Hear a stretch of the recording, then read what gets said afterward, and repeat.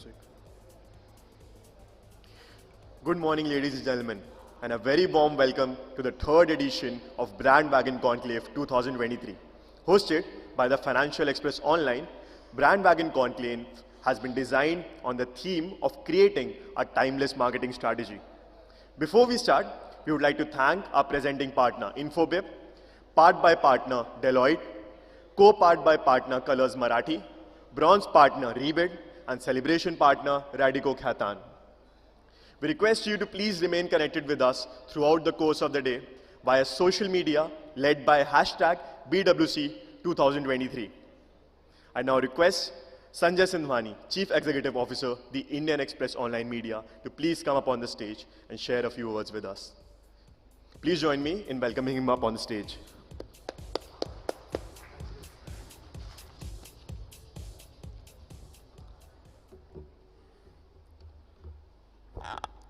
A very good morning to all of you, and welcome to BrandWagon Conclave 2023. Today's topic, how to create timeless brands, is something very close to my heart.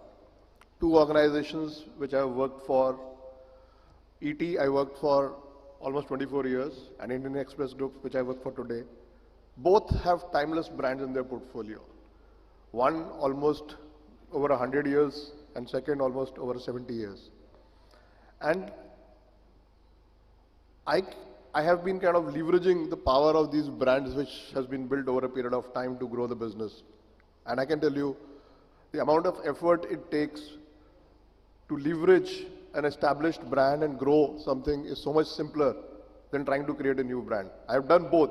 I've created new brands, and I know what kind of effort it takes to kind of, create something from scratch and make it meaningful versus to leverage something that has already been created and taking it there. So I don't know if anybody has any doubts about the power of brands, so I'll not talk about that. But creating meaningful and long-lasting brands is very challenging, and especially in today's age and world, where you can schedule a campaign right now, it can appear on millions of screens, generate clicks by the thousands, and convert into hundreds of transactions instantaneously. So in an era where performance-led marketing can deliver results immediately, the question always comes, why should I invest in the brand? And I think most CMOs tackle this problem every day when they go to their management and ask for budget for a brand campaign. Because they know that's the right thing to do, but to justify that becomes a big challenge. And yesterday we had a closed door meeting with a lot of CMOs in this hotel, and the topic was, okay, what are the challenges CMOs are facing and how do they address it? And this was exactly the point that came out from that meeting, that we know this is the right thing to do, we know it creates value over the long term, but how do we convince in light of something that gives instantaneous result? It's like, telling somebody, oh, let's go and get some wheat flour and let's, make dough and then let's make Maggi out of it. Or you get a 2-minute packet, put it in water and get ready-made Maggi. The value proposition of health with something that's made at home is very different against the convenience factor of something that is ready-made and easily available and shows results instantaneously.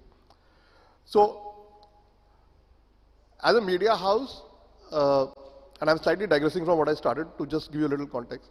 As a media house, especially in the digital space, we don't sell. Most of our content is available for free.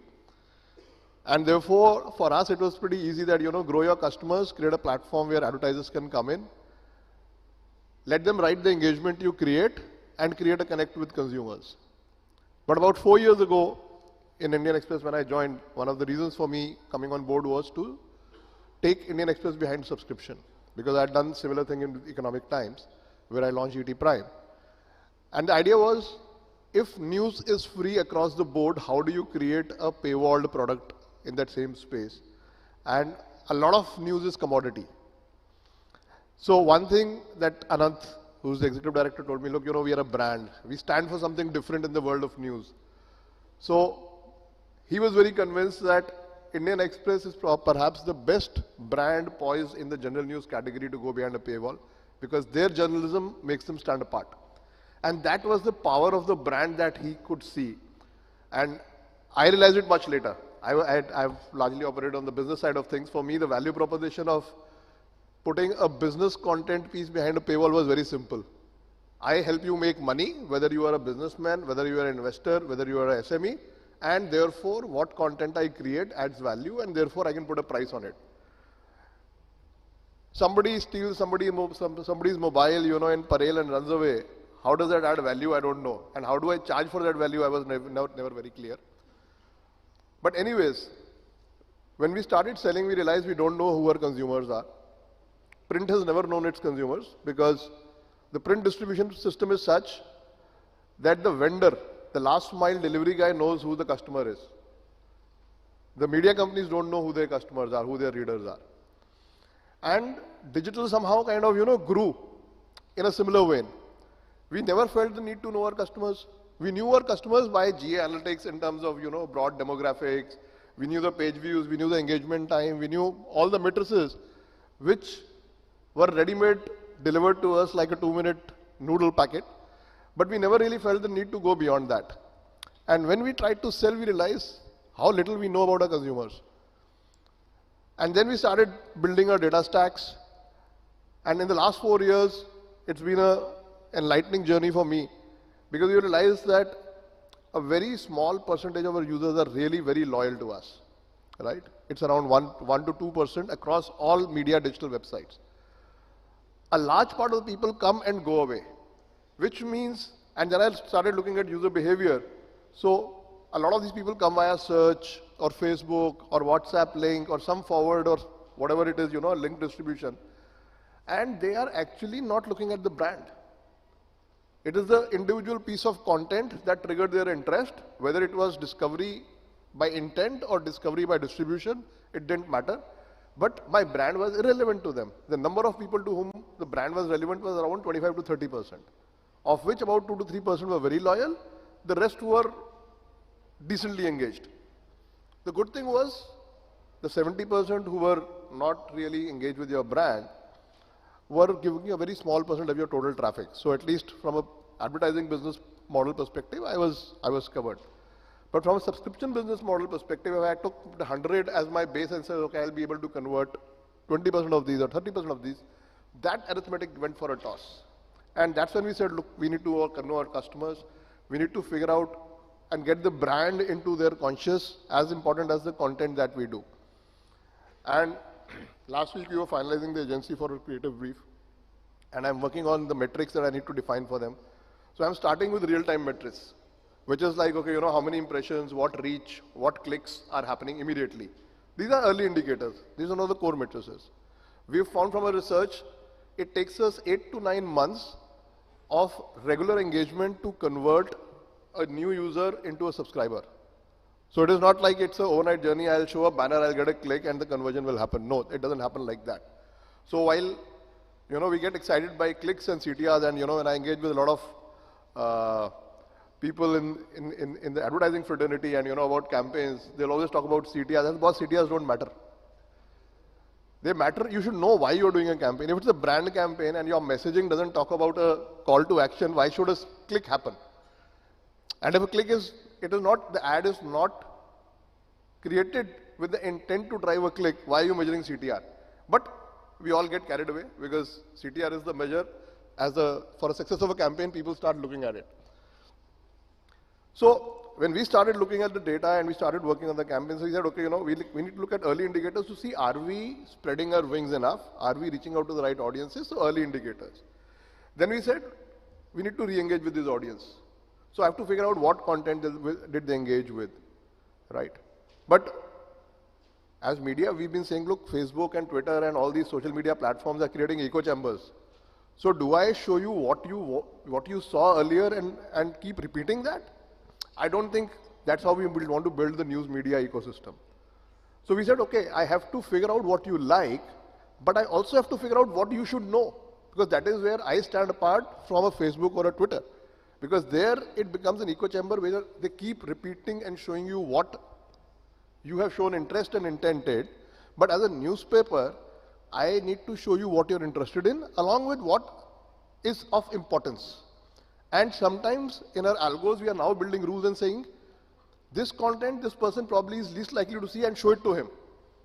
And show him 10 different pieces of content that he's least likely to show, because unless he's exposed, he'll never realize what he's missing. So sometimes, the natural thought process, you have to invert it on its head and try out different things. And we found, actually, with people where we were showing these, the alternate content, the conversion ratios were better by 50%. Because suddenly they realized they were getting perspectives which they were not exposed to in other areas, and that's where they saw the value. So the point I'm trying to make is, while performance, etc. is important, you need to invest in the brands and people. So coming back to the campaign that I was talking about, so early matrices, mid matrices are essentially about re-engagement and how those engagement scores and visits are growing. And lastly, we come to the subscription funnel. So that is something we have said at least 3 quarters, 4 quarters down the line. We have not put any pressure on the agency saying, you need to give me conversions today. But I have defined all the matrices that matter, from early indicators to mid indicators to the end indicators, which will happen over a period of time. Because this is a journey. I cannot get conversions overnight. I need a 1-year period to get a user, understand him, engage with him, get him exposed to my brand, and then convert. I can convert him without the brand, but again, we have done some experiments and we've seen the cost of conversion when a user believes in your brand is almost 40% lower than when you take the brand out of the equation. So conversions still happen. It happens sometimes even faster than getting the brand, but the retention rates of people who believe in the brand, who engage with the brand and are buying because of the brand, are much better than those where the brand is probably missing from the picture. So this is from my industry, where we have thrived and lived because of the brand. I think this is one industry which is FMCG and not FMCG. A relationship built with a customer has a LTV of 30 years, 40 years. At least that's what used to happen in the newspaper era. We hope we'll be able to replicate it in the digital era as well. Though trends are very different, Gen Z preferences are very different. And those are challenges that we live with. And there again, we believe with people's attention span being very short, how do you really go about, getting the brand in the center of things? With interaction happening on a mobile device, the size of this device is smaller than the size, at least 1/3 of the size of the masthead that a print paper carries. So how do you really get the brand in the center of his mind when you're dealing with a device such a small space and you're trying to squeeze in an ad, the masthead, a couple of headlines, because Google says if you don't show a couple of headlines, I'll not put you in search. So those are the challenges that we are working with, trying to get the brand in the center of the things. But I think we'll overcome it because we believe that the brand has enabled us to last 70 years, and it will be the brand which will enable us to last another 70 years. With that, I'll not take any more time and keep you away from the interesting sessions that we have lined up for today. We have a lot of speakers from the industry, from the ad tech, marketing tech world, which I learned is a new term, is the mad tech. Ad tech and marketing tech is now mad tech, and it is truly a mad world when you're coming to dealing with digital. So I think we have a lot of interesting sessions lined up, and I'll take your leave. I'll not keep you away from the specialists in the domain, and thank you once again for coming here. And before I leave, a note of thanks to our sponsors, Infobip, Deloitte, Colors Marathi, Rebid, and Radico for supporting us on this event. Thank you.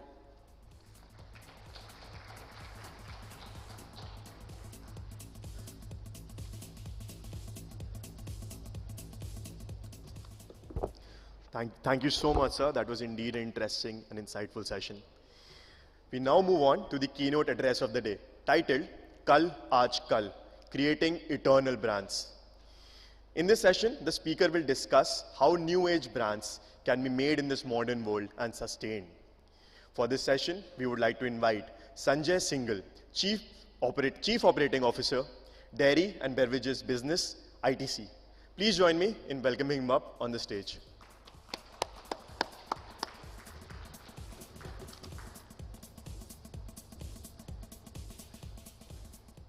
So very good morning, everybody. I just had a few slides, so it's very nice to be here. Thanks to the Financial Express Group to sort of invite us. And the way I would like to say it is that ultimately I believe we are all students of marketing. and learning should never stop. So I hope that is the spirit with which all of us have come to this event today. And I don't think I have any gyan to give, because I think all of us students of marketing, and we all sort of learn. But I think this is just some thought starters. And I hope that if you guys want to make it interactive, I think it will be useful if we can actually also have some discussions around it. Because there's no right or wrong answer in marketing is the first thing that I guess we will all agree with as practicing marketeers. So, okay, this is the next one. So, obviously this has been spoken ad nauseum. You will agree that, we all want to create, as a speaker before me spoke about, that we want to create eternal brands. And these are great examples. We all know them. I had the pleasure to work on one of them. But I think the great thing is that these brands have transcended their category. Apple is not a mobile. There are mobiles available at 1/4 the cost probably. Or let's say a Nike, you can buy a shoe today in India also at 1/8 the cost. So the thing is that how do you transcend the category functionality into a functional emotional linkage is what I think these brands have proven. And of course, I think all of you also must be working on brands which sort of have done that. And the critical thing is that the brief I was given is that how do you work on new age brands to do that? So to my mind, the critical thing is that when you're designing a new age brand, I don't know what new age means, a brand is a brand, how do you start making the DNA from day one so that you achieve that in a few years' time? To me, that is the important thing. And in ITC, our experience, which I will share very briefly with your indulgence, has been that we have in FMCG, as you might know, created a number of new brands and categories in the last 20-25 years. And the experience has been that if you go very functional and not to look at the big picture from a consumer perspective and a branding perspective and try to create a meaning for the brand, you will flounder. So that has been the one learning which I will spend a few minutes to talk about. Moving on. So some things which I thought may be relevant is that it's very important whether it's an old brand or it's a new brand to have a clear clarity of purpose. Clarity of purpose in the sense that what am I trying to deliver functional to the consumer? How am I making a difference to the life of the consumer? From the product perspective, you don't need to change the consumer's life overall, but definitely the interaction purposes or the usage perspective.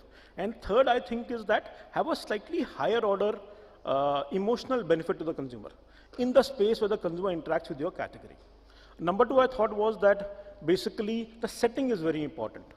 What are you all about? What is your reason to exist is what great brands which are eternal always communicate.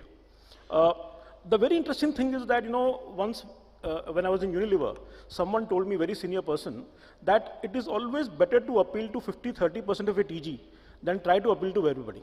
So it is better to have some detractors, because that will mean that you have a positioning which is very fine. So it's better to have, you can't be loved by everybody and you should sort of live with that. I think that is true. I mean, I put Apple in the first slide, but I'm an Android customer. And my family is Apple, so I know all of you are smiling. I know all of us have their families and loved ones. So it's fine to not have appeal to everybody, but we should not appeal to everybody, is what great brands show. Secrets and mysteries. Brands over time like Starbucks, for example, or some of the P&G brands, they have built a certain, let's say, mystery around them. Look at KFC, look at other brands. So I think that's another thing that seems to work for brands. The other thing is agents of change. And when I mean change, I don't mean a superior product formulation or a feature that anybody can do. But I'm saying that are you, especially when you're creating new brands, again, I'll step back to ITC's new businesses. As you know, we are a tobacco company at heart, 107 years old. But in the last 25 years, this organization has built a number of FMCG brands in foods or personal care. I think the thing is that unless you bring in some change in the category, in the way consumer look at the category, a new way to look at the category, you are not able to create a new brand. It is one thing to say Lux is a 100-year-old brand, okay, and let's say Dove is a 60-year-old brand or something like that, or 50-year-old brand. But when you create a new brand, you have to today look at this change management very importantly. And it's important from an earlier speaker's perspective also, because there was a time when we started out as brand managers, we could run a TV campaign for 2 years and hope to create a brand. But today, when there is so much clutter in consumer choice in the retail environment, thanks to not only general trade, but modern trade and e-commerce and D2C. And also, I would say in terms of media clutter, it is super important to have some change, some movement in your market consumer offering mix, you know. And the last one is transformation. Obviously, I mean, we have seen brands which have worked and who have prospered over last 50, 70, 100 years. I had the pleasure to work in Dabur for many years, and that company has Hajmola, which is a brand which is 70 years old, and that brand still continues to be relevant. So the challenge, I think, for brands is that while keeping your core consumer proposition, truth, brand truth alive, product truth alive, how do you appeal to the newest set of consumers and the new sensibilities and the new competition set? So, of course, there can be many more, and I'm sure you will have many more examples or points, but this is, I thought, what would be the critical factors for internal brands. So, with your indulgence, I will take a few minutes to basically talk about our experience in one of our larger brands in ITC Foods, which is Ashirwad. I mean, obviously, you have to appreciate that when ITC started diversifying from 25 years back into non-tobacco, we did not have a global playbook.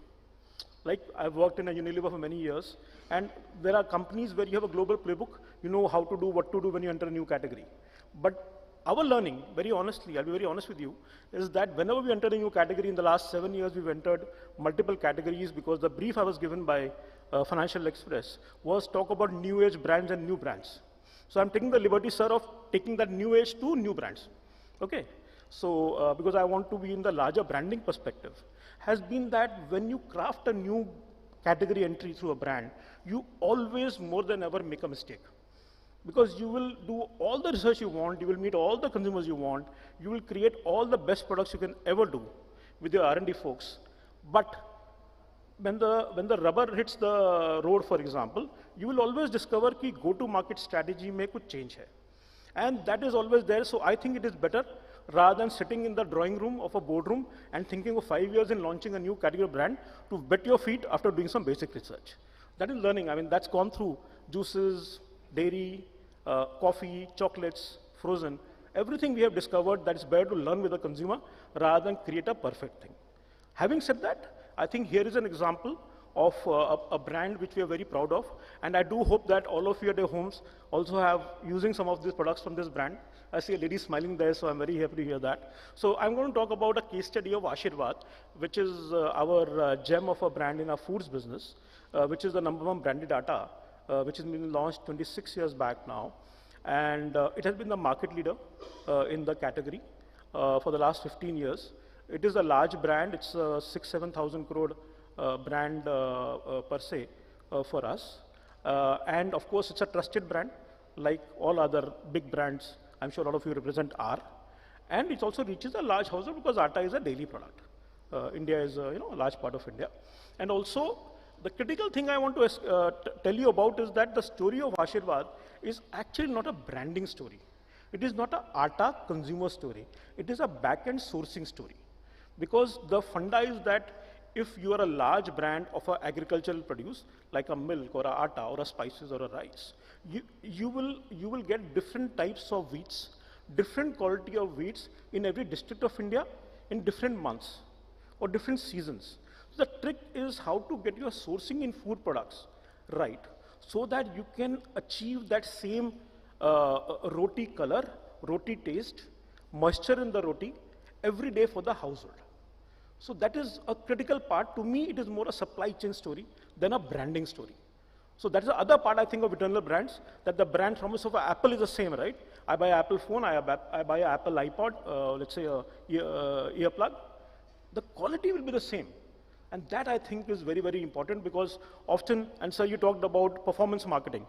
And often we get very, very excited, all of us as marketers, about performance marketing, about conversions. But the reality is that we have seen that unless your product is top class, from the design to everyday manufacturing, everyday delivery, right to the consumer's heart.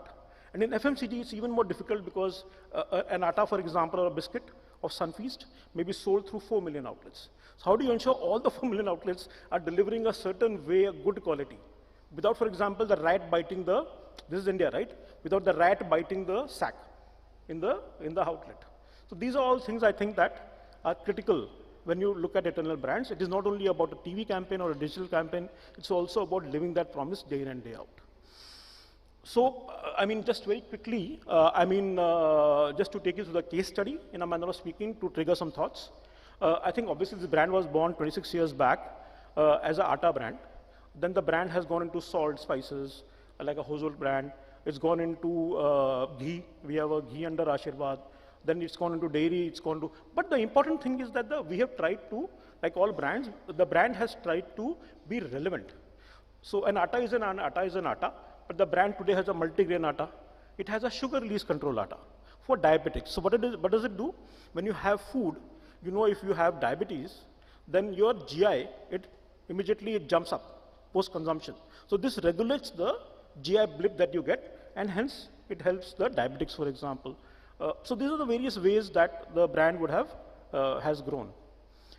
This is the vision for the brand, and of course, I mean, I think we are all seen. I talked about Dove, or I talked about Apple. I think they have visions that we all live and breathe.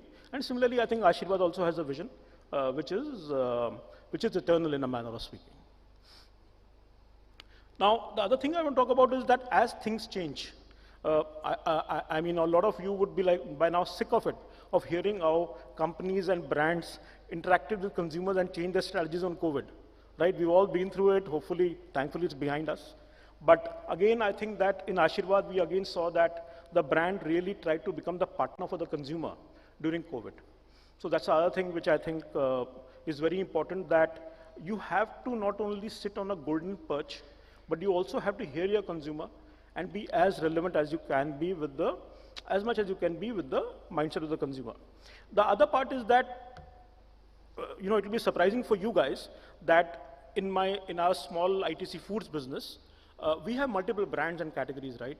We operate in, let's say, atta, biscuits, noodles, snacks, frozen, dairy, juices, chocolates, coffee, whatever.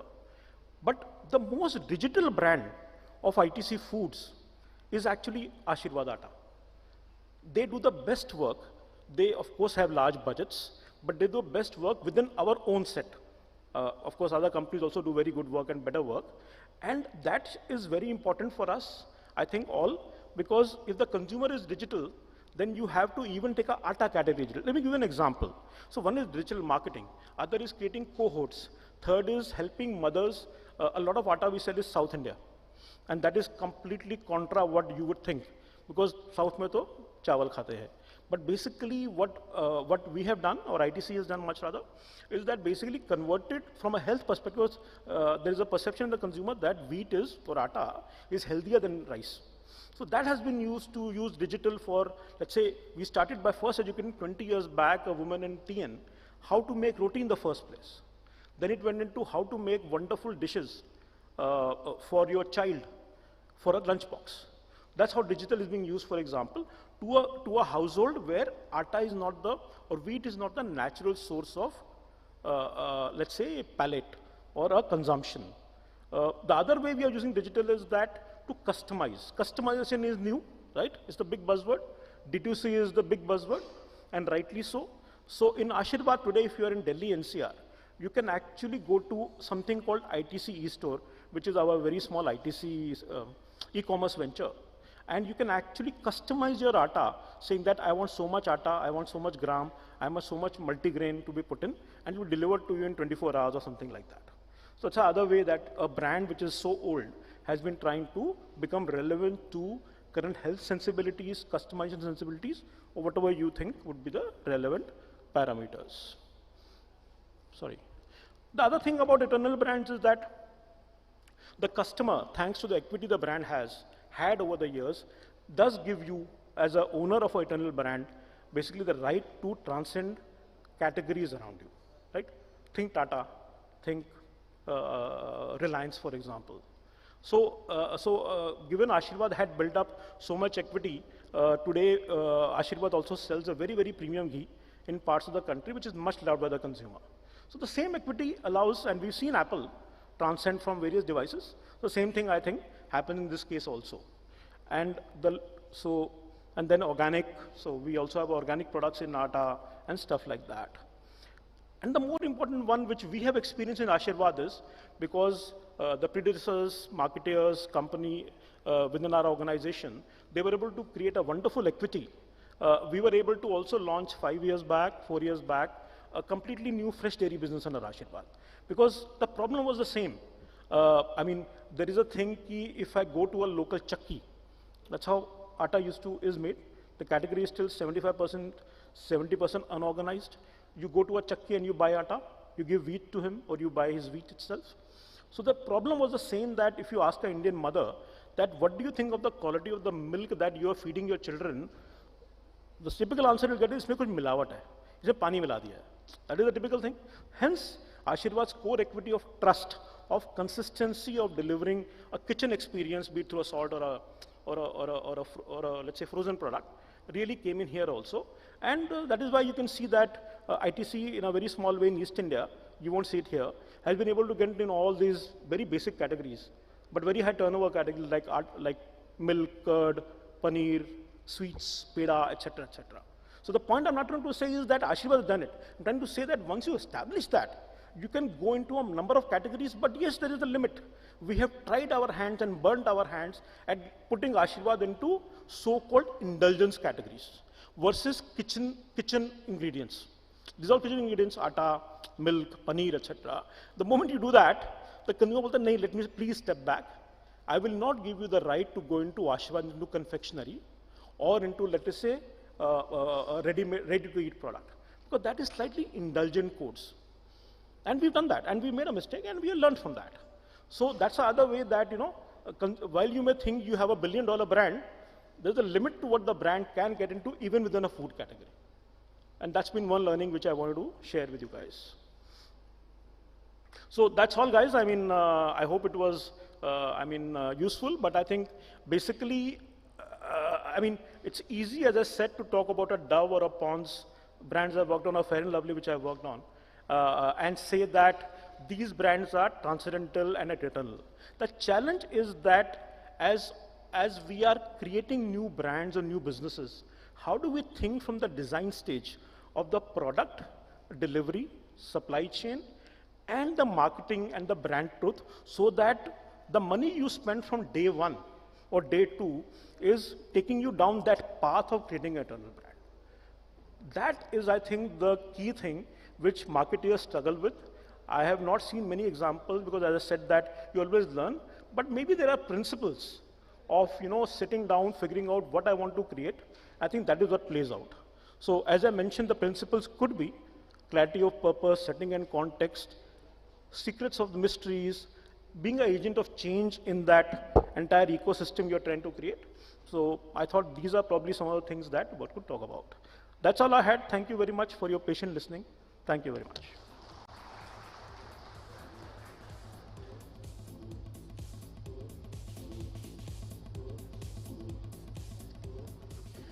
Thank you, Sanjay, for that wonderful address.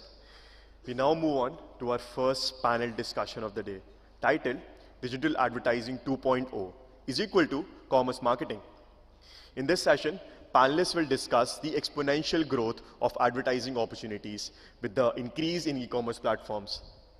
For this session, we would like to invite Shubhranshu Singh, Vice President Marketing, Domestic and IFB, CVBU, Tata Motors; Tanushri Jain, Head, Digital and Marketing Automation, Polycab India; Karan Goyal, CEO, Creative Digitals; Alisha Gupta, Vice President, Digital Media, Super Bottoms. And to moderate this session, we have M.A. Parthasarthi, Chief Strategy Officer, Group M, South Asia. A very warm welcome to all our panelists.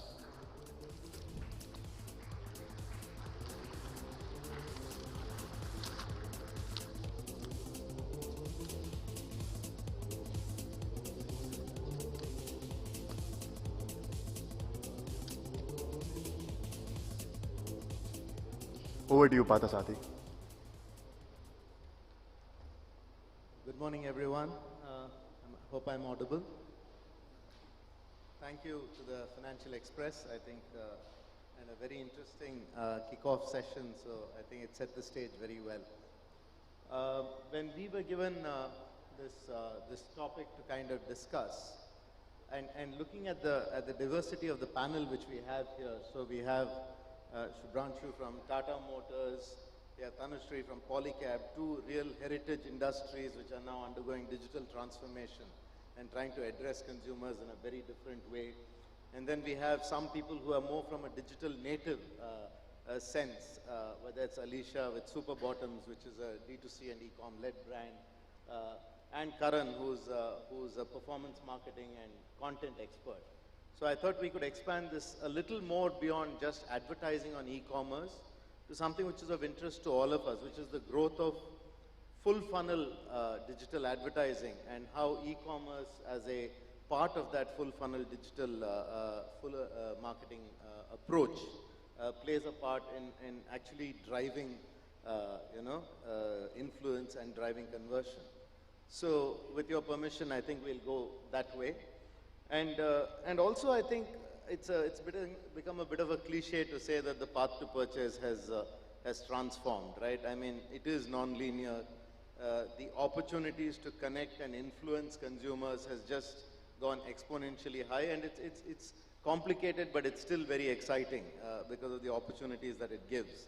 And all marketers are, I think, trying to probably crunch that entire path to purchase, as well as trying to make it as frictionless as possible for consumers. So with that in mind, I thought I'll start with the first question to you, Tanushree. And Polycab as a company is a historic legacy company, starting off with electrical products and now diversifying strongly into consumer durables and so on. And historically, it's also been a place where there are multiple people who are involved in the channel, right? Whether it's the electrical shops, the salesmen at multi-brand outlets, interior decorators, architects, and all of that, who all play a part in the purchase process. But now you're going direct to consumers, and you're using digital and e-commerce as a mechanism for that. So how has that journey been, and what are some of the things which you would like to share about that? Thank you. Thank you, Partha. So Polycab traditionally has been a B2B company, and like you said, we have started our journey in the last couple of years to become a D2C brand. And typically for any brand which becomes a D2C brand, the first thing that needs to be done is creating your space in the minds of consumers. Because consumers, unless and until they know the brand, they're aware of the brand, they have some amount of consideration and intent created, the full funnel marketing will never get completed. You just can't do performance marketing and just drive your ROAS on the bottom of the funnel. So we've started our journey largely from building the funnel from the top funnel, moving to the middle of the funnel, and then the bottom of the funnel. So while we've started our journey on the marketplaces, but for the last couple of years, we are really investing very high in building the top and the middle funnel, because that's where the brand lies, that's where the journey of the brand needs to be built. And that's where we are right now. It'll take a little while, but for the first initial few years, the investment needs to be done building that brand in the consumer's mind. The bottom of the funnel, once the brand is built, anyways, the performance matrix will be much harder and ROI driven. Yeah. Thanks. I think it is a journey, like you said. It's something which takes time, especially when you're turning a ship around almost in that sense. And that kind of leads to Tata Motors, Shubhranshu. I mean, I've also worked on automotive, from the agency side for a fairly long time. And, historically very involved kind of purchasing process, right? And again, a lot of role of different influencers, word of mouth, collectives, and maybe even so when it comes to the commercial vehicle side. So I just wanted to hear from you on how you see digital kind of transforming that journey when it comes to, purchasing, when it comes to automotive, and also whether you see any role of commerce in that journey. Thank you, Partha. I think it's quite self-evident that there is no part of the economy or consumer journeys in any vertical that is untouched by digital. And I think both in the commercial vehicle as well as the passenger vehicles, businesses, there is a deep involvement of consumers, primarily in the stages of due diligence and pre-purchase research, but increasingly in continuing that relationship as well. And I don't think anybody buys a vehicle, whether a commercial vehicle or a passenger vehicle, without consulting everybody who they think has a valid input to give. And increasingly, advertising is, in a sense, unless it's super engaging and really rich with novelty, it's a bit of a self-serving attempt. People tend to credit influencers with much deeper insights and also more relevant and contextually rich information, which they are consuming, and that whole creator economy is booming as well, as you mentioned. But let me come back to, as Tanushri was mentioning, the funnel. You see, if you were a FMCG brand marketer, which I have also been, like Sandeep, for a long time, if you're selling shampoo or soap or soup, and I go as a consumer and buy one, it's an instance. It is an incident where I've added to the repertoire. It's a task. In automotive, particularly in commercial vehicles, when a fleet owner goes and buys, if he has 100 trucks and he goes and buys 10 trucks of brand Y as against brand X, which he had till now, that is a relationship. So share gain or share loss in many consumer intensive categories is a task. In automotive, it's a skill or a strategy. Then when the trucks come in, they are going to be those 10 trucks for the next 5, 7, 10 years. Annual maintenance contracts are going to be drawn up. Spare parts have to be purchased. Whole generations of drivers will be trained on those vehicles. They will have an in-house mechanic or a setup for servicing which will be trained on those vehicles. So share loss or share gain is not a matter of this good month and I start a good advertising campaign and pump some GRPs and guess what, next month we have recovered. It does not happen like that. This is much more grounded, much more fundamental in terms of its approach. And therefore, there are vastly other superior areas of digital intervention like telematics, where vehicles are now increasingly from BS6 onwards, and we have invested a great deal, where the digital twin of the vehicle gives you deep and penetrating insight into its performance, into its runtime efficiency, driver behavior, a host of things which are also adding value. So it's not only about looking at content in advertising terms, it's about digital at the heart of it. And then of course there is a paraphernalia of options around things like e-dukan or service availability, which is also digitally mediated. I would count them as a part of the larger e-commerce opportunities surrounding automotive. And last but not the least, there is a very large contingent and a growing ecosystem of affiliates or aggregators who provide, at least in consumer eyes, they provide a dispassionate analysis as against more OEM-oriented speak as consumers see it. So the whole ecosystem is abuzz, and I have no hesitation in saying that I think automotive is the most deeply digital category in India today if you look at the whole stack and not only advertising, because the vehicles are turning digital, the ecosystem is turning digital, the interactions are turning digital as well. I think very interesting, and I will come back with another related question on digital as a mechanism to create exit barriers and loyalty. So we'll come back to that perhaps at a later point. So Alicia, I think I'll move to you next, and your brand was born in the digital age. It is, I guess, online at heart, with online commerce being at the very core of the brand. So now, in a story like this, do you see that the entire consumer journey could potentially play out, maybe in a single session or maybe within the e-commerce space itself, or do you see a role of multiple kind of touch points within the digital ecosystem, with commerce being a very critical touch point? Because you have D2C and marketplace, right? Interesting question. I would say it depends on the product. So first core is the product. If we were a cream or say a shampoo, which I understand what it does, it is quite possible that the consumer journey can start on, say, Amazon and end on an Amazon in the same session as well. Because if I am planning to buy it today, I will go there, I will find maybe an interesting brand, I will read the reviews, maybe I'll see or ask one or two questions, maybe I go out and ask one or two questions on WhatsApp, and I'll come back and buy there. But for my category, which is a cloth diaper, which is a very intrinsic, very close category to the mother, because diapers per se, you don't change. Like, you don't change as in you don't change the brand of diapers. When you buy a particular brand of diapers, you stick to it unless there's a problem like a rash or something else.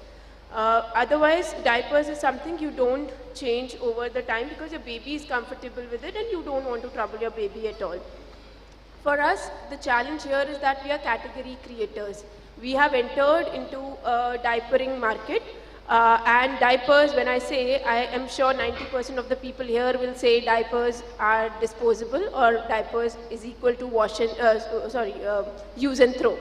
But we are creating a category of diapers which are reusable, washable diapers. So it's a new category. There's education that is involved. So hence for me, because education is involved and it is a new category, maybe this journey will not end in one session. I will need more sessions. I will need to educate the customer at different points. So when we started, obviously there was word of mouth. We started as a community, and we have a huge community of 76,000 parents on Facebook. Like, it's a closed group. It's a Facebook group. We also have obviously our Instagram and Facebook. We have around 214K followers on Instagram, which is huge. So for us, the community bit works. Because we need to talk to parents, we need to educate parents, so that is very important to us. We are also on various WhatsApp groups, various Facebook, other communities except for us. There are external communities which can be a Mom Presso, which can be a Whoop or anyone, a First Cry community. Because for me, there will be multiple interactions that will happen.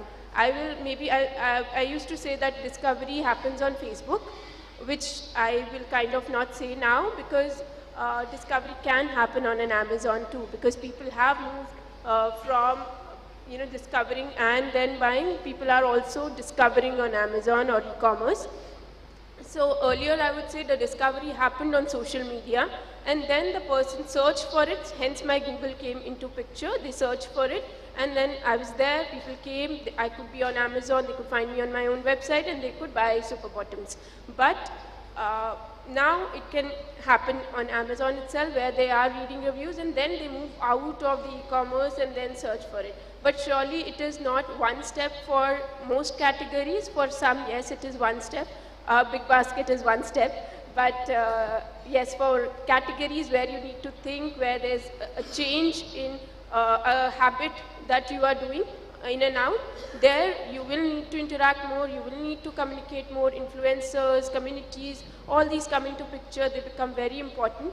Your own website also becomes important, because your own website allows you to educate, allows you to put content that you would want, a quiz or something that the customer can interact with, vis-a-vis an Amazon or a Flipkart, where they have very set processes. Even if we tell Amazon to create a category or to work with us as a category, they have very limited options. They will work for it, but they have the limited set of things that can be done. Same with First Cry, they have their limited activities, which we can indulge in, but our own website gives us the freedom to do whatever we want to do. Absolutely. Absolutely. And I think we will touch upon that a little later as well. So Karan, you're a performance marketing expert.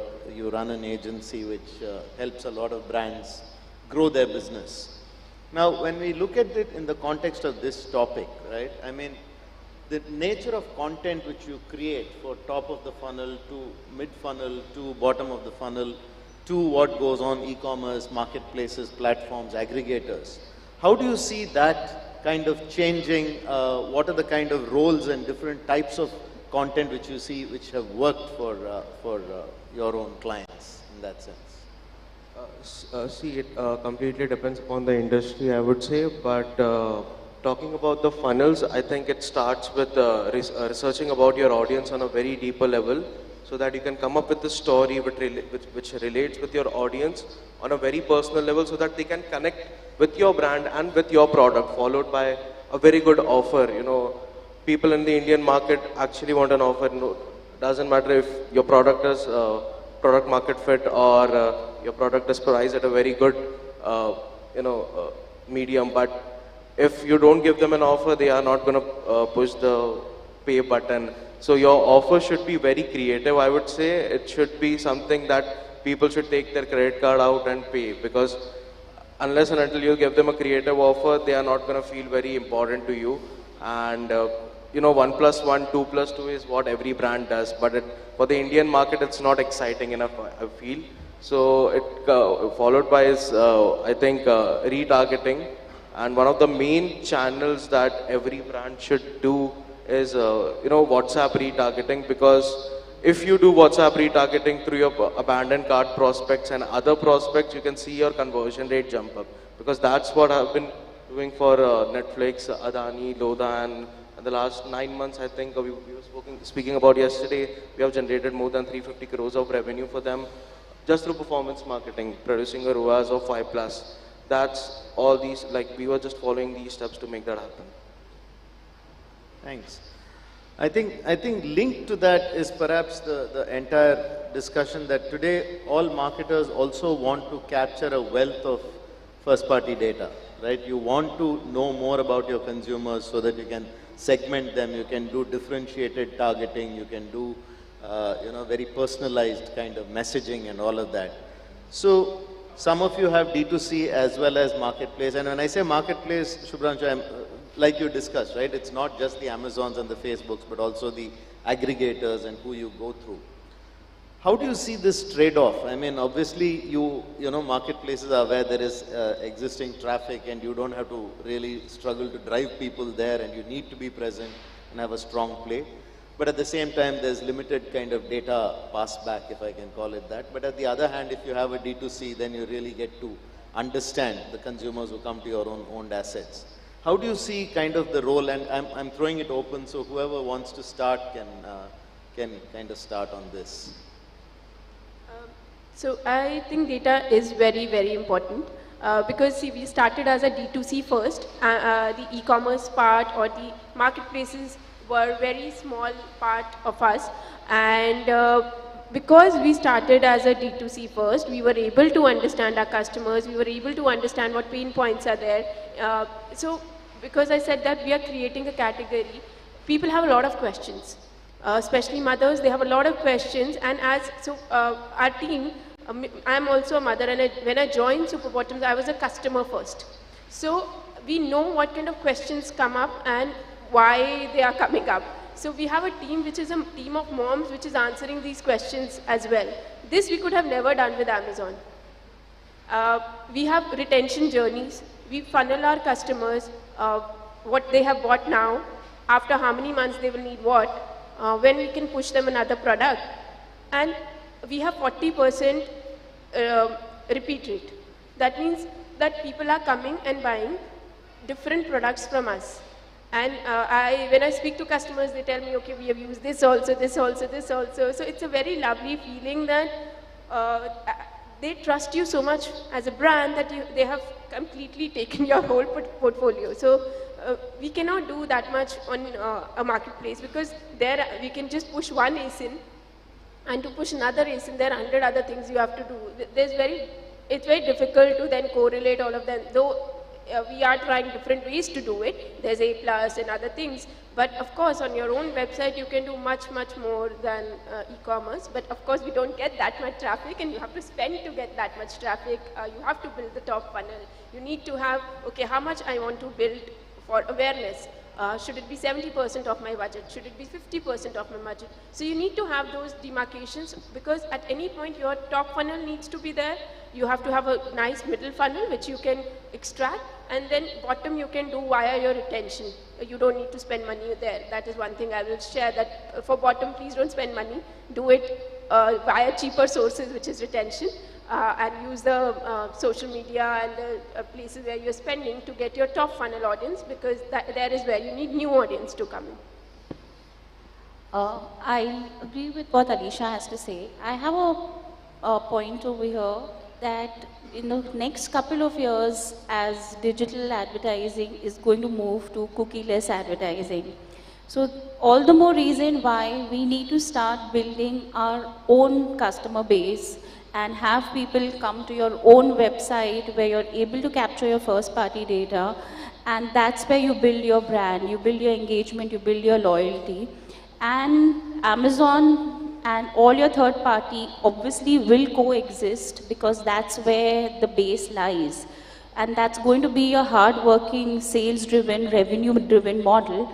But the importance of D2C on your own website is larger and bigger from a brand perspective because you can engage better, have loyalty created, you can have much more commitment from a brand and consumer point of view.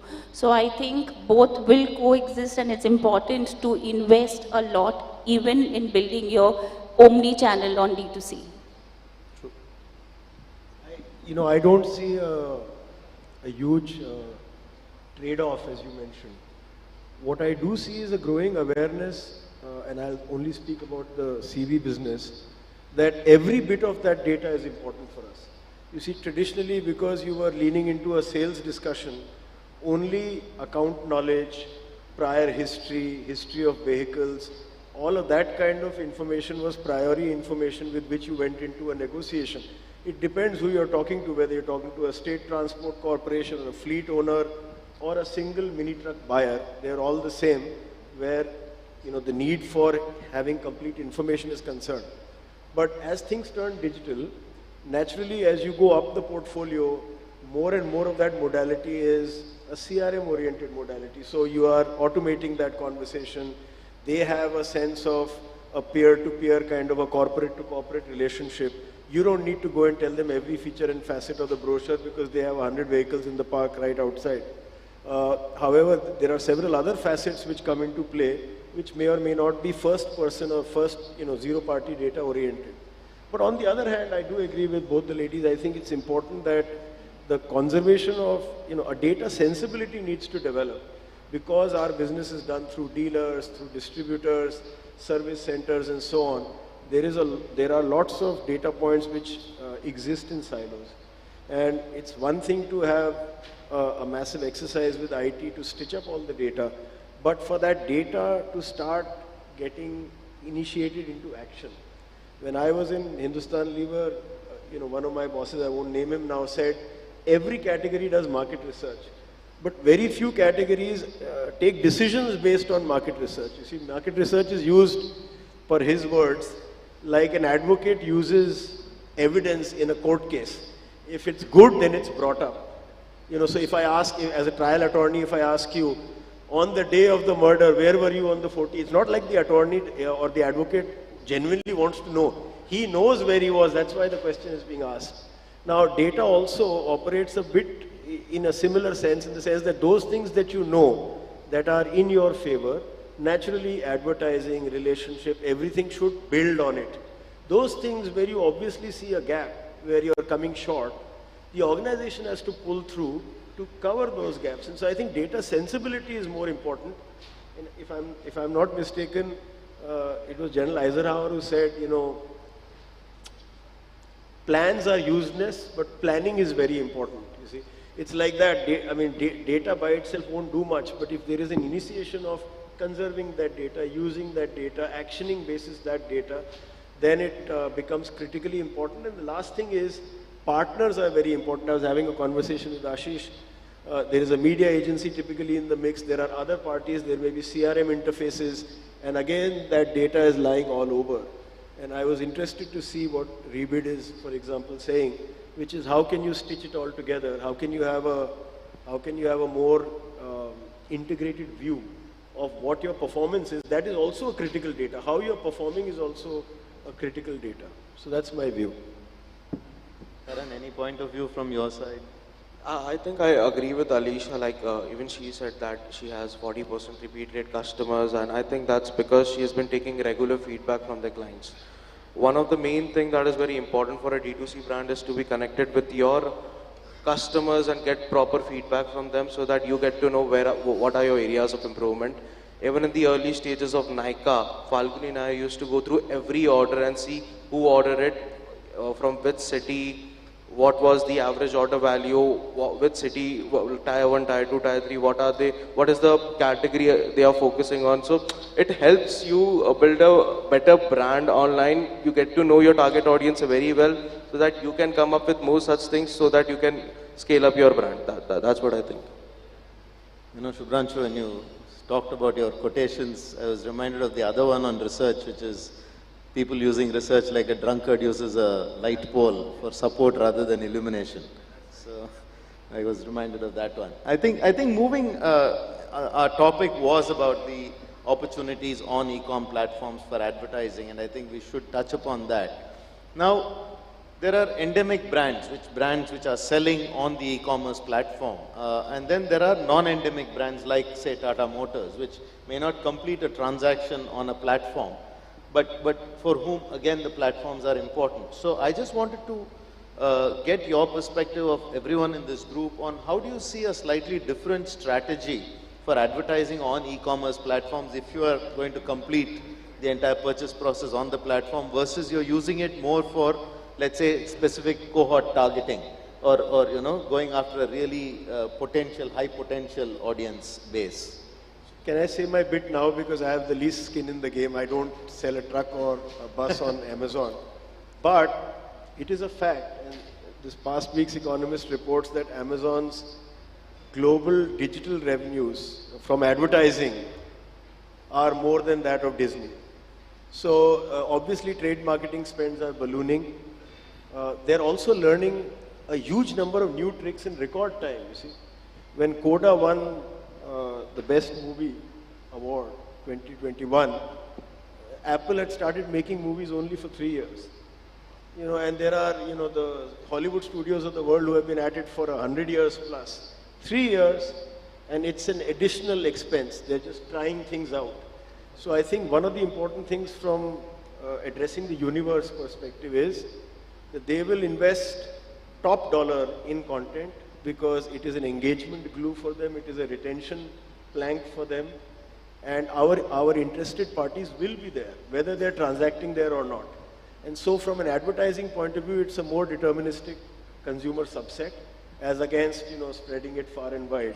So I think irrespective of whether you are an endemic brand or whether you just happen to be incidental to the mix, the era of platform advertising with e-com is upon us. And I think in our case, it translates to affiliates and aggregators. How about you? So for our brands, which is in Polycab, typically the behavior of consumers that you see, people are going offline, checking the brands out, and ultimately the purchase is happening online.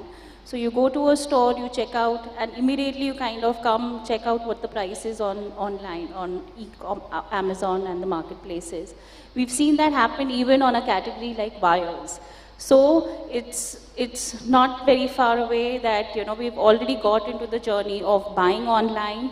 Even B2B brands are now going to be starting their journey of buying online. And we're seeing the transition happen. So whether it's a consumer-driven brand or it is a completely B2B brand, consumers are starting to take the decision because of the fact that marketplaces have made it so easily accessible. And price comparisons happen, quality is known, brands are known, and so the bottom of the funnel is going to really work hard, whether it's a B2B brand or a B2C brand. Thanks. So Alicia, just, I mean, you go next, but I also wanted to get your perspective on whether you look at the metrics of measurement also very different, you know, when you're doing advertising on e-commerce platforms and marketplaces versus how you would do it maybe on a Facebook or a Google. I'll take your question first. So yes, we do see the metrics differently when we see e-commerce platform or marketplace versus our own website. We understand because on our website we are trying to build that brand and we are trying to get a new customer and introducing them to our brand. We are okay with low ROAS. We can compromise with that. But when it comes to the marketplaces, then we expect higher ROAS. Because we know that the repeat rate is going to be high from my website, my LTV is going to be better. So for that reason, we give that discounting on our website that, okay, it is okay to have a lower ROAS than e-commerce. Thanks. Karan? See, with the CAC rising so much currently, as I said, like how well are you connected with your target audience and what story are you telling to them? Coming to the marketplaces as well, yeah, the ROAS should be higher because there is a broker fee involved in every marketplace. So I think that a brand should get down to the metrics and see if they can really spend on marketplaces or should do that, because we are basically focusing more on the website because it builds a better brand. Okay, marketplaces are more for volume. Yeah, of course, it builds a brand as well. But to speed up the process, if you go through a website to market your product, it builds very fast. So that's my opinion. They're allowing you now, by the way, I mean, from a slightly outside-in perspective, the Flipkarts of the world are allowing you to, like any other platform, to target their audiences anywhere else as well. So it's not as if they have to be transacting while on Flipkart. You can find them on Facebook. So it's a combination of identity plus reach. So that's a viable mix as well. I wanted to add on that. So like you mentioned, there's a report as well that says that now Amazon has surpassed Google in terms of searches. So going by that data, Amazon also becomes a branding platform. They have this DSP and all, which is available for homepage advertising. They are also advertising on Fire Stick, which is also amazing. They also provide advertising on homepage which can be targeted. Like you can do a cohort targeting, say someone who's interested in buying baby products and target them on homepage. So all of this is possible on Amazon as well. And along with that, there's something called live e-commerce, which has recently started. It seems to be very interesting because you can see the product live in action and choose from the products down after the video, which is something similar to Instagram and TikTok that they're trying. But it would be an interesting model to see what happens there. In fact, you preempted my last question to the group. Because I think two of the most talked about things which are still, while everyone's talking about it, everyone's also trying to gain experience on it. One is the entire area of social commerce. First of all, how do you define social commerce and what do you mean by it? And the second is this upcoming trend of live commerce. It's almost a throwback to our old days of on the TV, we used to have those channel shopping networks and things like that. So, but live commerce is really picking up a lot of talk and conversation. So again, I thought I'll just get some quick points of view. Have you tried it? Has it worked? Are there any things you feel are watch-outs or look-outs when it comes to social commerce or live commerce? I find it very interesting, honestly. Even on Instagram, I find it very interesting. So Instagram also, people have their video and then they will say the link is in the bio, but the link is also like a mini website. So they have a website and all the reels that they have posted, there'll be products of all those reels on their mini website. So that is so interesting. And I remember I spoke to someone from Instagram some time back and I asked this question, when are you going to start this? When, you can buy on the video. She said that will come, but I think people have found ways to do it on their own. This is not something that Instagram is doing, but this is something that influencers have found on their own because there was demand. So that is something really interesting. And even on Flipkart and Amazon, they see that people want to see videos because when they started with their video advertising, we saw a better ROAS on the video ads. So they know that videos are working, everywhere videos are working. So I think that's why they introduced this, and it is going to be, I think, something interesting and maybe the next big thing to look out for. We are doing a bunch of things with Meta, but although my constant complaint is that I think social networks have permanently morphed into social media. So they are, I don't see on first proposal level, at a rate card level, I don't see how they're selling themselves any differently. It's largely on reach and eyeballs and so on. What we have attempted, as I explained to you when we were chatting, is a very large ecosystem of influencers and advocacy where that person is relevant. He or she happens to be on a social platform, including a lot of innovations with Insta, etc. And then that organically directs traffic both to campaign sites as well as our websites. And that's working very well for us. The costs are also minimal as compared to conventional advertising. Other than that, I think the live commerce piece for us in any case happens if there's if there's a vehicle on the road and there is a scheduled pit stop or a scheduled service, they are not going to take a 800-kilometer journey without. So a lot of the telematic solutions, etc., including things like e-Dukaan and service gurus, they are readily available to them. So we don't need to rely on social media platforms to do that. But I do find a very thick ecosystem on things like WhatsApp. That I think the power of that is less explored. They're very intensively involved. There's a lot of commerce happening there as well. I would like to add something on that, sir. It's a very good thought what you had said. And majority of the D2C brands that are, currently launching, they have a target audience of 18 to 30 age group. So I think influencer marketing really works with that age group because majority of the people are following their influencers. And if you make video ads with an influencer, just like a live shopping thing, I think it will produce a better ROAS because I think, it's upon the brand if they want a less ROAS, if they are okay with it. Some brands want a higher ROAS, but even for branding perspective, influencer marketing is a very good thing because it gives you a personal touch, I think, because you have a face in front of you, you know them, and it really helps your target audience trust your brand better. So we in Polycam actually launched a fan range, which is the BLDC fan. Here we used influencer marketing. We looked at architects and interior designers, and we actually got them to talk about the technical aspects of why a BLDC fan makes more sense and what is all about energy saving. So just putting up an ad sometimes, yes, it's good, but when an influencer and somebody like an architect and interior designer comes and tells you the real reason of why the technology works better in energy saving and how it helps you to save money over a period of time, really works hard as social commerce. So it's working well if you get the right touch points with the right kind of people, yes. I think we're running out of time, so thanks a lot. It was quite interesting. I mean, we covered a fairly wide range of subjects, and it was lovely chatting up with you. Thank you so much once again to FE.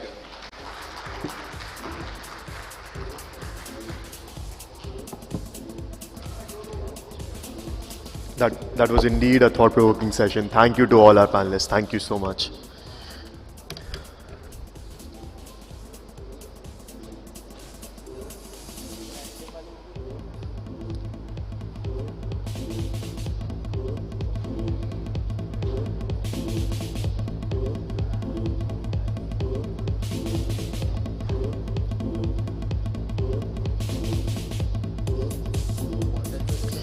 Okay, ladies and gentlemen, we now move on to our next session, which is a standalone session on conversational experiences that build connections. For this session, we would like to invite Shankar Iyer, Customer Services Director, India, Infobip. Can we have a huge round of applause as he joins us up on the stage? Over to you.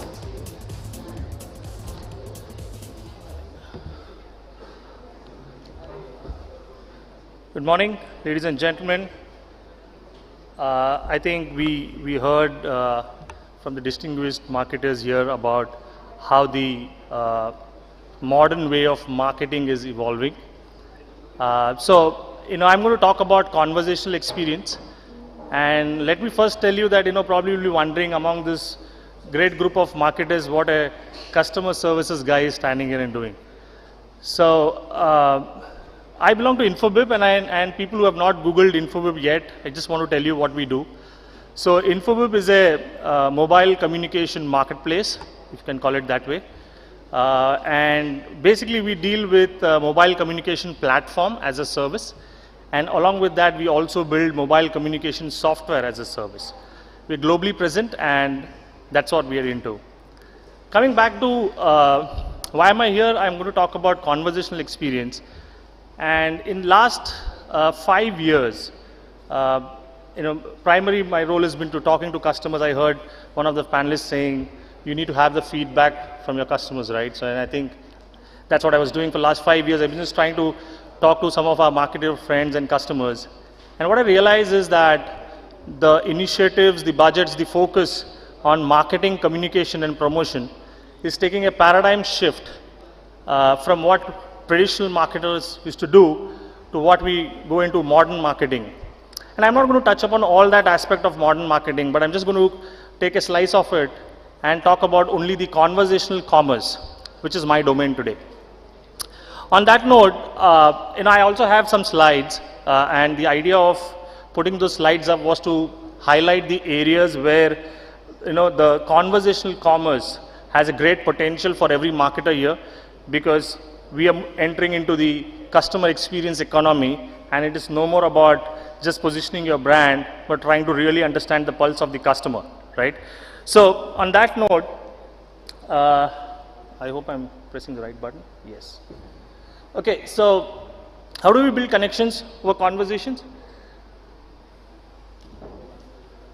Can someone help me?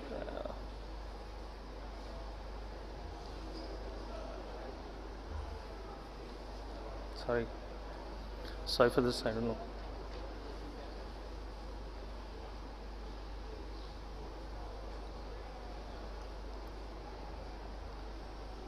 Which button?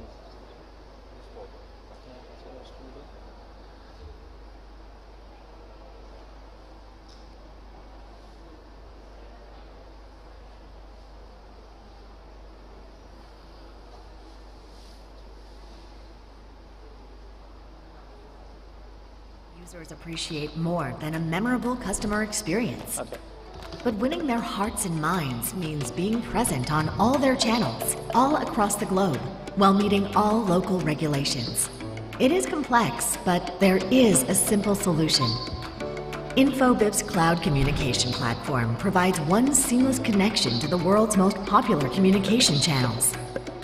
Through our worldwide network of connections, we reach more than 7 billion people and things. By offering powerful omni-channel communication solutions for each step of the customer journey, we help optimize the customer experience in a scalable and flexible way. Be it unbeatable account security straight from sign-up, critical alerts, special offers, notifications on carts abandoned and orders shipped, or secure, anonymous communication with your rideshare driver. By using text messages, mobile app messaging, chat apps, RCS, voice, email, or bots, our solutions make switching channels as easy for companies as it is for their customers. We help companies overcome the complexity of consumer communication, increase customer satisfaction, and grow their business. Our local presence, with more than 60 offices on 6 continents, enables us to react faster, support better, and engage more. Together with our clients, we create communication solutions of the future. Let us show you how.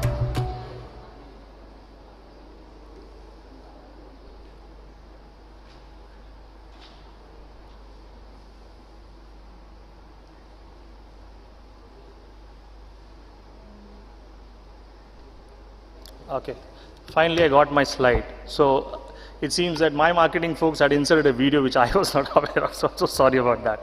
Okay, so coming back to the point, so where is the conversational market is, right? So we have 8 billion people, and I think a conversation is possible with all of them.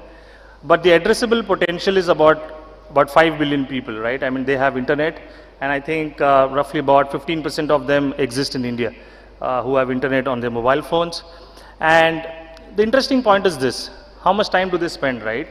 And it's an astonishing number. And if you look at, if you break it up further, the amount of time spent, out of the 6.5 hours, you will be amazed to know that most of the time it's spent on conversational apps which reside on your phone. So what do they do exactly, right? I mean, we are aware of all these things, but what I want to touch upon is connecting with friends and family is no more just a community chat, right? We heard about influence marketing. there is so much and we can do around that space, and I think that is a space where I think conversational commerce is going to take a leap as we go forward. And the other area is watching media. Of course, we heard about Instagram and how can we enable. I heard one of the panelists saying, how can we enable the entire process, right? Not only from knowing about the product, but can we also ensure that the customer goes through the entire journey till checkout. And we will probably touch upon that as well as we move forward. Moving ahead, just want to quickly recap on how the communication has evolved, right? And I don't want to get into everything, but I heard Mr. Singhal as well saying that it has become 1/3 of size right now, right? And you want to fit into that. And I think from internet to mobile apps is where the real transformation of conversational commerce has happened. So you have a lot of these communication apps sitting inside your mobile, and that's where the opportunity is to really connect with your customer in a personalized manner, in a contextual manner. And moving forward, I think messaging apps, messaging APIs will take over, but I believe the future is about AI and ML, which will also then further enhance this entire conversational journey. So, what is this building conversation experience is all about, right? So we've seen that if you just go back probably 3-4 years or 5 years before, the SMS and email were the only traditional channel of mobile communication which brands used to communicate with the end users. And I think we all can look up into our phones today how crowded that space is, right? And there is no differentiation which a brand can create out there today. Even though you are a great brand, but still you are amongst the crowd there. And I think that's where, those digital OTT apps like WhatsApp came in play and, really changed the way you can communicate. Because most importantly, you've moved from a passive to a more interactive way of communicating. And that is where personalization has started taking place in a real sense, right? And you're able to communicate with your customer at the right time, at the right place. I'm just running through my slides because I think I don't know how much time I have, because we'll have one more session where we'll deep dive into the conversation of, how brands communicate with customers. So, messaging has basically touched upon all the stages of customer journey today, right from awareness till post-sales service. You are able to create that personalization at every junction with your customers. And I mean, this is a slide which just talks about 3 phases, but there is much more in between where you can actually engage, re-engage with your customers. And probably there is an argument saying, are we getting too much into the privacy space of a customer? I think if we don't look at WhatsApp communication as SMS, then we will not. If we start looking at WhatsApp messages like an SMS or an email, then yes. And that's what I think as brands we need to own it. We as enablers, as platform players, try to continuously communicate that there is a great amount of opt-in where customers would love to see their brands in their communication trails in WhatsApp. But only thing is how sensitive you are in that space. And I think we can talk about it more as we go ahead over the day. So this is what, basically it's a continuous cycle, right? You keep moving this over this conversational commerce. You take the customer to a point where you've converted the customer from a conversation to conversion, as we say. And then from conversion, you bring it back again to a loyalty stage, and then again start building your upsells and promotions and things like that. And the customer keeps looping in the journey without finding any intrusion. Okay, I just wanted to give a quick example of Uber here, I think just to make the context more clear. I think one of the most easiest used app, at least the gentlemen and ladies sitting out here, I'm sure, it's a 3-click thing kind of, you find, here's your cab, you find the location, here's your cab, check out. I think that's where it is. But still, Uber said, we want to go into conversational commerce. We still want to be there. And I'll tell you why. So when we were trying to understand their customer journey and their customers and the profiles, they realized that Uber is an English app. And in India, there is still a great amount of population probably are not versed with the English language and the interface and things like that. And they found that a lot of their customers are ordering through someone else. which means you do not have a direct connect with your end user. And they thought that probably those end users were very comfortable using a WhatsApp on their smartphone compared to an Uber app, even though they could have invested and developed probably Uber app in multiple languages, right? And that's where the conversational commerce really took off. And now, I think in certain north cities, you can find that you go to a WhatsApp, slowly you'll also find that all brands can be looked up on WhatsApp. I think that's also under beta stage. So you'll just probably search for a brand, you have a window there, and then on exactly like 3 to 4 clicks, you put your destination, you get your cab, and you check out. And that's going to happen in different languages, which means your conversational app is going to take over the traffic from probably your principal app on the phone. And that's really great, isn't it? I mean, the most easiest app also believes that the conversational app can really help them. Okay, so this is my last slide, just a background. So it's an omni-channel thing. We do a lot of things across the platform. We don't restrict only WhatsApp, but what I'm trying to say is that obviously it's a two-way interaction. It's a conversational commerce which you build with your customers, and I think mobile phone space is exploding in that area. So on that note, thank you very much. Now I would like to invite Milind Kadam and Amit Bhandare to join us on the stage and take us through some of their experiences on the topic. Thank you.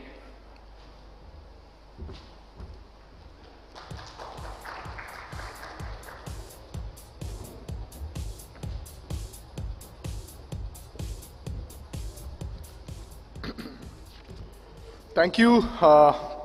Thank you so much, Shankar. Okay. Come on, guys. Are we all awake? There's something really interesting in terms of conversation with one of the industry leaders which is going to come up. We all know today, Shankar spoke about the experiences of digitization, what Infobip does today in the market, and how are we faring in the market and the way we are creating these communication experiences. I would love to talk about two of the major industries, but I'll choose one out of it, okay? Retail and finance, these are the two spaces where conversation is really evolving. People are getting into conversations to understand what best they can bring on table when it comes to their CX experience. Let's move into the financial domain of it and see what people are doing in the market. One of the studies are telling us that there are about 2.5 billion people by end of this year will get into the digitization mode of transacting anything on the financial piece. We have today Amit Bhandare from Yes Securities, who will share the experience of WhatsApp and how he's unleashed the potential for his organization, for his customers. So give it up for Amit. Come Amit.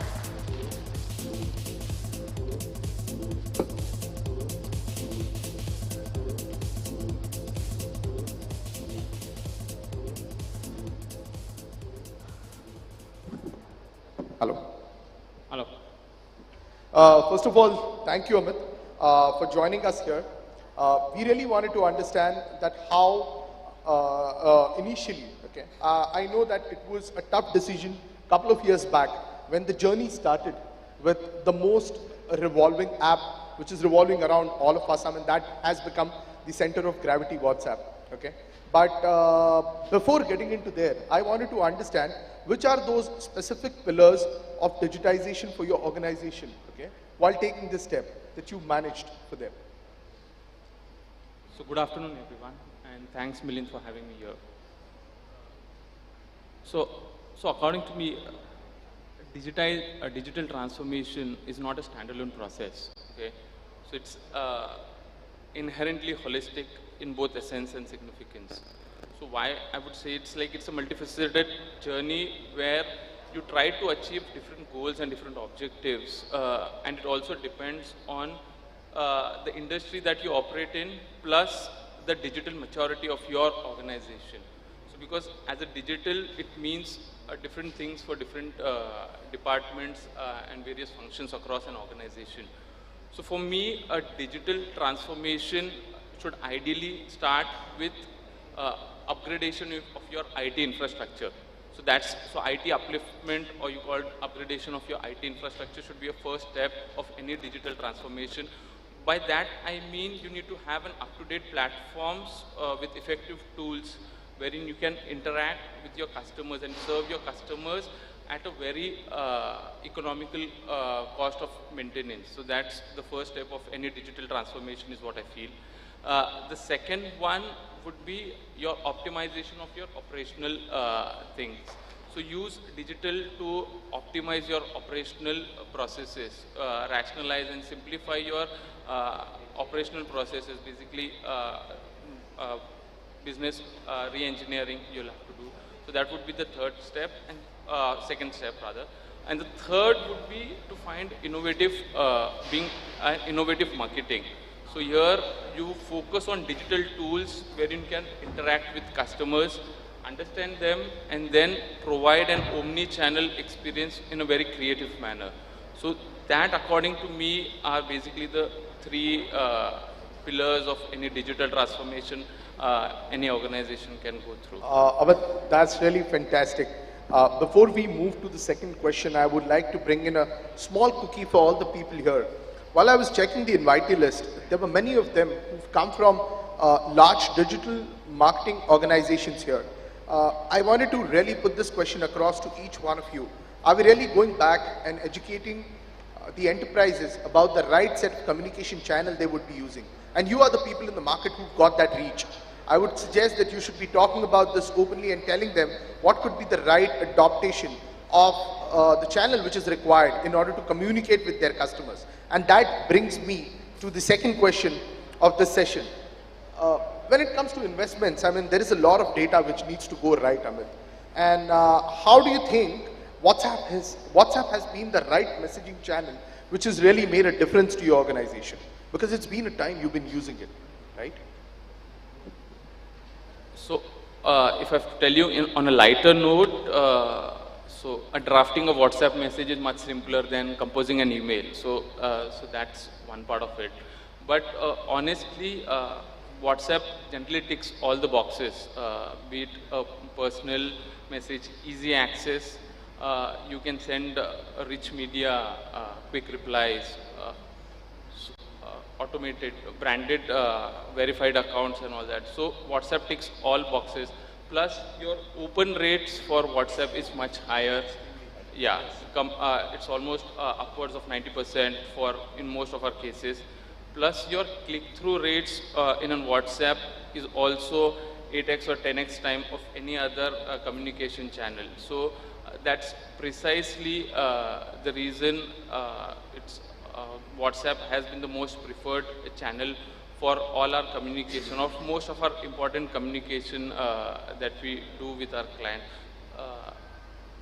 Absolutely. I mean, that brings me to the certain statistics that we've seen at the last. There were close to 5 billion people every day open WhatsApp.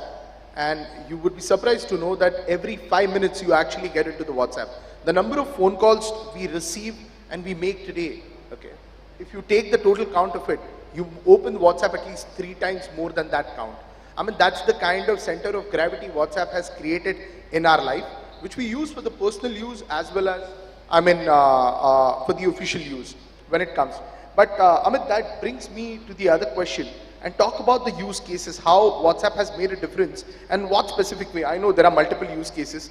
Considering this is a time-bound activity, we need to restrict it. But if you can talk about those couple of cases which has made real difference to the overall communication model that you have, I think promotional would be one of the best things, because a lot of people in the market today and the people who are present, all the dignitaries, we all relate to majorly the promotional stuff, how we brand that organization outside. Over to you, Amit. So I agree with you, Milind. So promotional messages is what started somewhere late in the 2021 rather. So since then we've been using them very extensively, be it for our product and services promotions or for activating our customers, sharing one-to-one offers with them. So promotional has been used very extensively. For example, we send out offers to our customers on their birthdays. So those are very personalized messages sent only via WhatsApp. Plus, we do a lot of dipstick research to understand. So in our industry, if you don't trade for a certain period, you've categorized as a dormant or an inactive client. So we also do a lot of dipstick research via WhatsApp, because the response rate via WhatsApp is much better than, as I said, any other channel. So we try and understand what are the reasons behind the customers who are trading with us have suddenly gone active or inactive. So that's another use case that we use WhatsApp for. Another thing that we've done recently is, rather than sending a standard welcome message, we have migrated our customer onboarding journey to WhatsApp. Okay, so, and to be honest, it has led to more enduring and fruitful conversations and conversions. So, so this is how we've been using WhatsApp of late. There are many more cases which are lined up in the next days to come, and you'll see we'll be using it further more extensively. Absolutely. Thank you so much for that piece of information, Amit. There is a lot lined up, I totally understand, and teams have been working together. There is a genuine and a clear message to every audience who's currently present here, that the market is all about collaborations, okay? None of the people will have to work in silos. The day you think you're talking to your enterprises or the customers that you deal with, and you really want to suggest a product to them, a channel to them, which could be useful in a way of promotions, in a way of transactional information to be flown across to their customer, okay? There is a collaboration which is available in the market. Platforms like Infobip are present where you can reach out to us. In the last event that I was a speaker, I spoke about the collaboration and the overall experience. The amount of response that we received, we were literally floored with that, because that's the way it reaches to every individual in the organization. There are many people who want to change and transform the way they communicate in the market today, but they don't understand where exactly they would be going, because they need to understand the use cases, or the competition would be doing something in the similar space. We are heading to a 5G technology, and that brings me to the last question of the session. Having the 5G around the corner, there is a lot of technological advancement which is going to come in. What's next on the radar when it comes to yes securities? So I believe with rapid digitization, the 3 V's are going to be a much desired combo for any marketeer, is what I feel. So the 3 V's here stands for voice, video, and vernacular. So with a lot of voice searches, integration of voice bots, using voice bots for calling. So basically, after a trade is done, there's some person who calls the customers to confirm the trade. So we are working with technology companies where, rather than a person calling and confirming the trade confirmation, we will use voice bots to confirm the trade. So we are also using voice bots. They're in development stage where a client acquisition and activation would be done via bots is the plan ahead. So voice is going to be, voice navigation on our websites is also planned and lined up. So voice to us seems quite big. There's nothing more I can talk about the way the video industry and the market is exploding. So video is obviously the third and the most important part is vernacular. Shankar also pointed out in Uber's case study, the people in India, the peculiarity is we have so many languages, so many dialects in this country. And so the top 30 towns or the metros and the tier 1s are almost saturated. So as a marketeer or as an organization, you'll have to look beyond 30, the B30 of the world. And how do you reach them? You have to go vernacular. That's precisely the reason right now with NLP and ML, a lot of customer support over the voice bots or the chat bots are also happening in multilingual languages. So that's the way forward, wherein you'll have to get into regionalization, hyper-localization. Regionalization plus, even in Maharashtra, for example, Nagpur and Pune would have a different dialect and a different tone. So not only regionalization, you'll have to get into hyper-localization and vernacular. So those are the 3, what you call the combo for us as an organization, the 3 V's that we look forward for the for the marketing in the days to come? Thank you so much, Amit, for that. We all understand when it comes to the urban markets, we pretty much cover, but when it comes to rural markets, since the time, the connectivity has become better. With 5G, it's going to be even more better. And the channels like WhatsApp are really going to make a difference. And as I said in my previous conversation, in case if you want to know any more information about it, that how we can collaborate together, because collaboration is the key going forward, okay? And how we can jointly educate the market about what channels they should be adopting, how they would be moving to an omni-channel platform which will create a suite of communication which will back up each other, okay? Do reach out to us. And thank you so much for being a wonderful audience. Pleasure meeting all of you.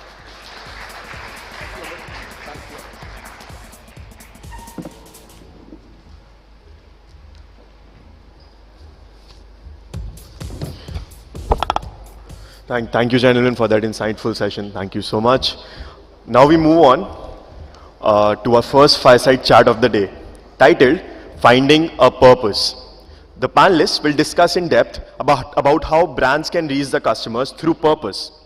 For this session, I would like to invite Sagnik Banik, Managing Director, Ajanta Shoes, and Founder, Impacto; Amit Wadhwa, Chief Executive Officer, Dentsu Creative India. And this session will be moderated by Anushri Bhattacharya, Editor, Education, Brand and Marketing, FE Digital. Please join me in welcoming our esteemed panelists up on the stage.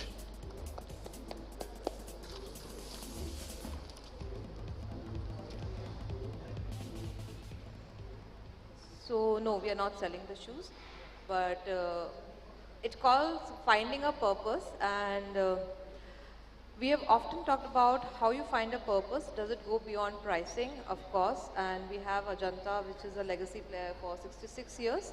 And then we have Amit, who has helped brands find a purpose. So first of all, can you define purpose for me?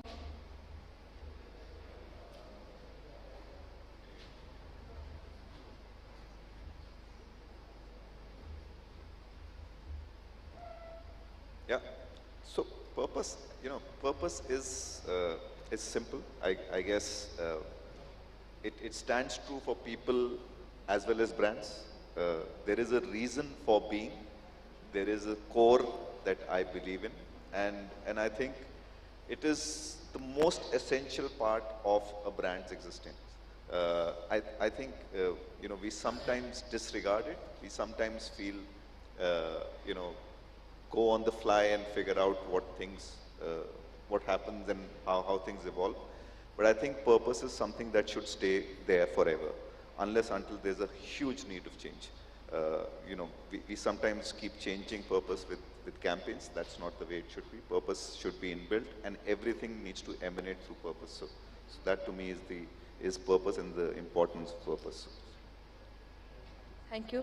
Sadik, when we were discussing, you said we also had shoes earlier, but they were made with acupuncture kept in mind. So how would you define Ajanta's purpose has been as a brand? Right. So Ajanta is a 66-year-old company, and we were the first company based out of India to come out with acupressure slippers. Okay. Now we've evolved and we've taken that one notch forward. Okay. I'll just stand up and show you. So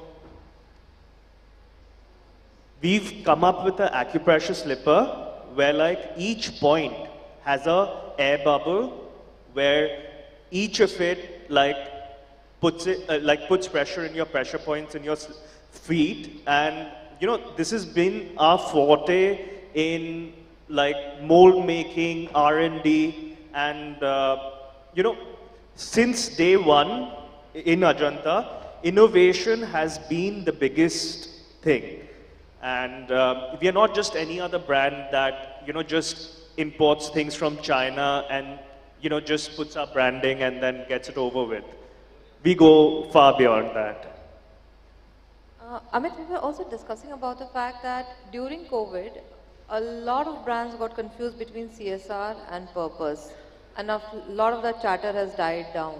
So how do you see now brands actually talking to consumers, and how many brands do you think have maintained that balance of talking?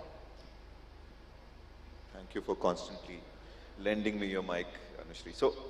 So you know, the thing is, purpose and CSR are often, you know, intermingled for brands. Doing good is something which is the responsibility of a brand. That is not the purpose of existence. And the purpose of existence should not change because there was a period of pandemic. So, you know, I'll give you examples. So there is goodness in purpose of a few brands. If you look at a brand like, for example, Tesla, right? They want to make sure that we move to sustainable energy faster, this planet moves to. That is the purpose of existence. You look at Dove for that matter. Dove is all about making sure women or girls explore their inner beauty and express themselves. There is a goodness in the purpose itself. It did not come into being because pandemic happened. Similarly, there might be nothing which is all about goodness. For example, you know, Uber. Uber, the whole purpose is to make transportation as easy as available drinking water. Or Nike for that matter.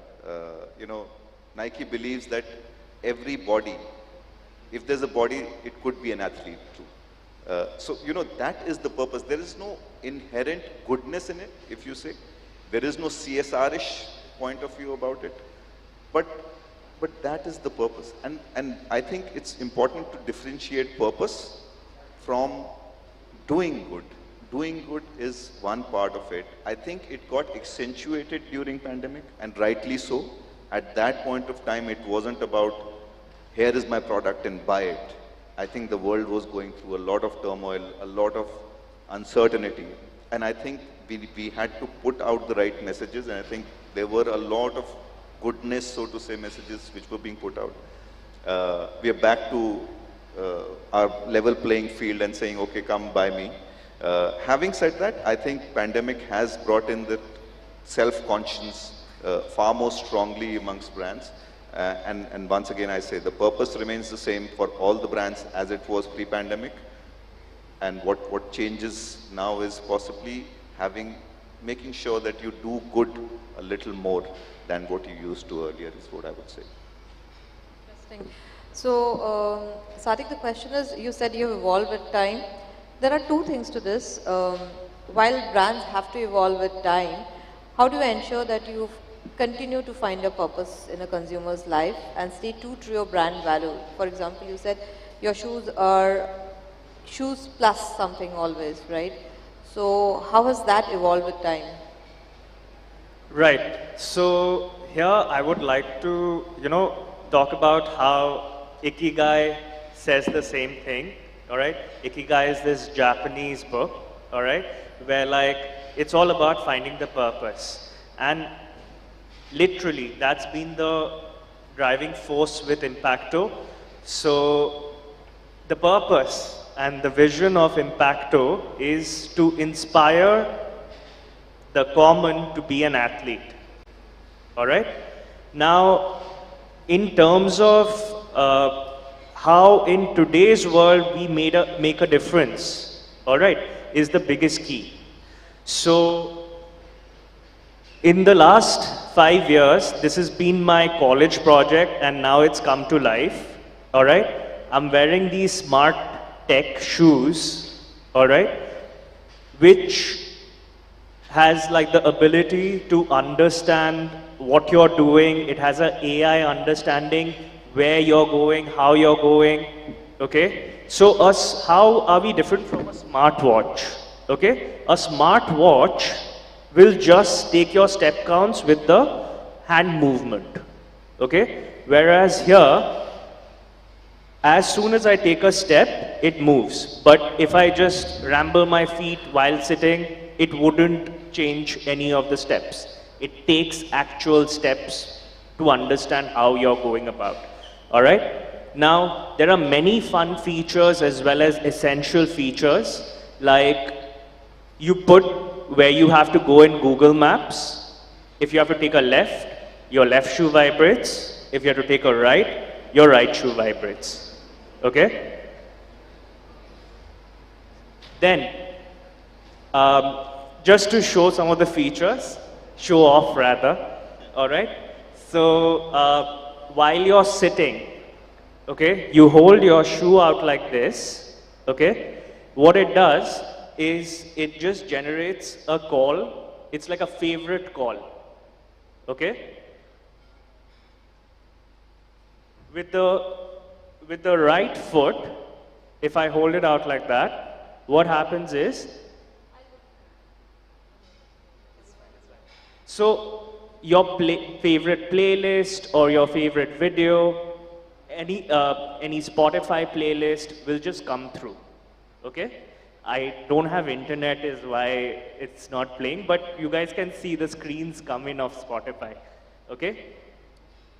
Now, other fun features like, you know, if your hands are tied up, okay, you tap twice and the flash comes on, okay?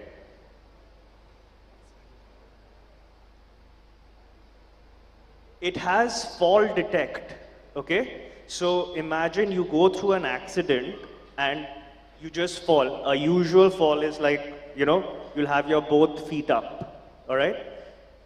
Now there, we have the SOS, okay? If you don't reply within maybe 20 seconds, the SOS actually gets activated, okay?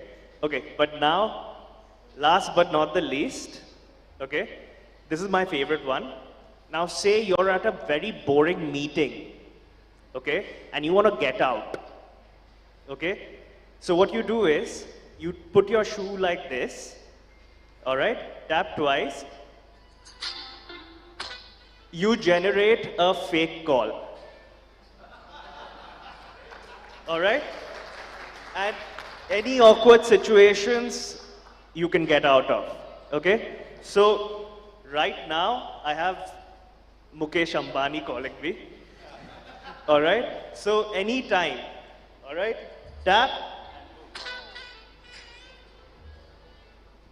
and you know, the way we differentiate us from the rest of the shoemakers is that the whole R&D is with us. Okay, and that's been our main forte. And you know, a lot of Indian brands these days are making that change. So I request everyone to research a little more about Indian brands. And if it really catches your eyes, please do support them. All right, so this is one of our running sneakers. All right, as you can see, they are all hollow. Like a lot of leading companies talk about air technology, all right? Whereas this has the hexagon air technology. As soon as you land on them, these hexagons actually, like, you know, compress and explode. So, you know, like, a lot of people have this perception, okay, Western shoes, Western things, Western brands, they are like the best things out there. But seriously, for those guys, research about Indian brands also. We're out there. Thank you. I'll ask a question to you here. Can I first say, this is super fascinating, sir. You know, we were talking about this, but when you're showing me this, it's super fascinating. And that whole Chak De moment, where an Indian company is saying, okay, this is what we're doing, and you compare it to anyone out there in the world, any of these global brands, it's super fantastic. I had to just say this on stage, plus. So now the task is how you promote a brand like this, because yesterday we were discussing when Tata's launched Nano, though it was homegrown, homemade, and the idea was to make it affordable, there was also a fear of being cheap attached to it. So how do you promote a brand which is legacy and while it's evolving and does not lose its sheen at the same time and adopts to the test of time? Yeah, so you know, by a legacy brand, I don't think anyone really means that it is going to be stuck in time. By legacy, what it means is it's been there, it's tried and tested, and it's legacy because it's changed over time. It has stayed relevant over time. And I think there is a huge amount of respect when it comes to that, right? You look at, we just spoke, right? The whole purpose was the first slipper which had aqua pressure, right? So the first slipper which had aqua pressure. It is not just a footwear. There is something beyond that. The shoe he's wearing, it is a shoe, of course, finally at the end of the day, but there is so much more to the shoe. They've evolved with times. But the core and the purpose still remains same, that, you know, it has to be something beyond footwear, and that's the core. Similarly, if you look at any of the legacy brands, you know, you look at, for example, Maruti Suzuki, you know, they have been all about, you know, for everyone. But as you move along, the trust is something that they've kept always. But now they're bringing in the whole modernization. They brought in Nexa, for example. And the whole transformation is to a premium world, whether it is to features, whether to experience. You look at the showrooms now that Maruti Suzuki has, it's all changed and evolved, but the trust still remains. So I think the whole beauty of a legacy brand is that the purpose and the core and the basics stay, but they do change with times. And again, for the sake of repeating myself, I don't think legacy means stuck in time. Legacy means huge amount of respect because they've tried and they've moved with times.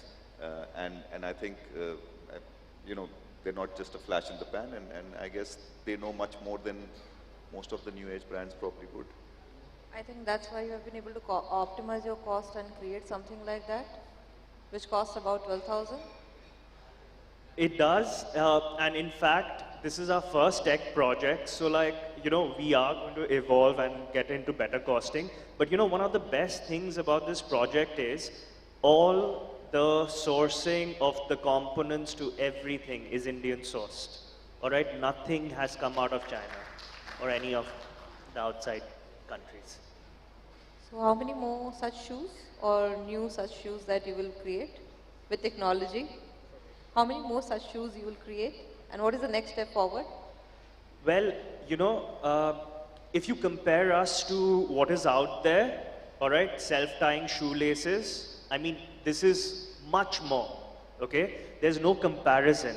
I would like to play the third AV just to show the... Can we play the video, please?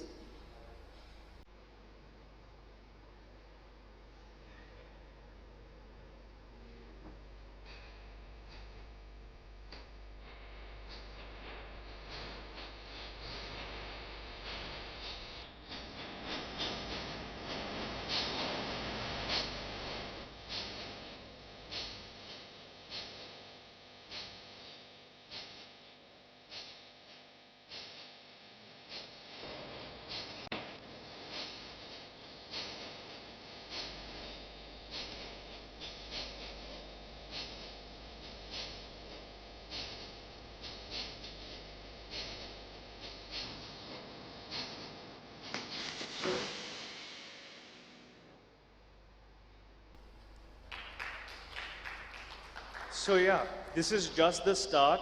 We have a lot of future projects ahead of us. We are planning to get into the entertainment industry, all right, especially gaming, all right, and slowly, hopefully, we make a change in how the Westerners looks at India. And you know, I hope this project actually brings a lot of you know, export opportunity for us. We've already started this in Dubai and Australia, and hopefully we will like go in other places also. How many cities in India you'll make this product available? So right now we are only, so Ajanta has 150 stores out of Calcutta. So the product is only launched in Calcutta. We've sold about close to 50 pairs, and a good, you know, customer review is going on. Hopefully, we will be ready with our go-to market by next month and go national. And here's a story to tell. Your last thoughts on... I think I've said enough and more. I think purpose is the core of what we are, and you know, I think that needs to stay forever. I think the brand is built on a purpose, and while we're talking about Ajanta and we're talking about you know, one, and pardon me for this, my favorite brand always has been Nike, because the bit about their, if you just look at what they stand for, right? They stand for, if you have a body, you could be an athlete. And that's stood true forever. And not just that, even defining that when you say just do it. I think there's a beauty in consistency. But can you say that that brand has been stuck in time? No. Has that brand kept chopping and changing? No. It has stood true. You know, it has. If you look at how they take on, say, international tournaments, football, they do have a take on it with the same purpose, with the same tagline. When you talk about them taking on regular people, women wanting to be athletes, they still stick to the same purpose and have the same definition. And of course, this product is far better. But I'm just talking purely on the brand piece. You know, there is this beauty of being consistent. There's a beauty of staying true to what your purpose is. What is a human being that keeps changing with the environment, right? So I guess you respect that person who stands true for what he or she is, and similarly it's true for brands. And I think I'm a huge believer in having a very strong purpose. Again, let's not confuse purpose with just goodness. So yeah, those are my thoughts, and yeah, fantastic and good to see all this. We just have time for one or two questions if anybody wants to ask. Yeah, please go ahead. I know, like, you know, it's hard to imagine us with the big players around the world. But, you know, one small achievement I'll talk about is, you know, our first shoe that we came up with was a dancing shoe. And, you know, this year we actually had the Indian team represent India with wearing those shoes in Japan for the whole, it's a b-boy event. All right, I'll just show a clip on that. And, you know, it took Nike 30 years to get into Olympics. All right, it took us 2 years for Olympics page to share one of our dancers' videos. So small achievements, but like it means a lot. Can we show the first AV, please?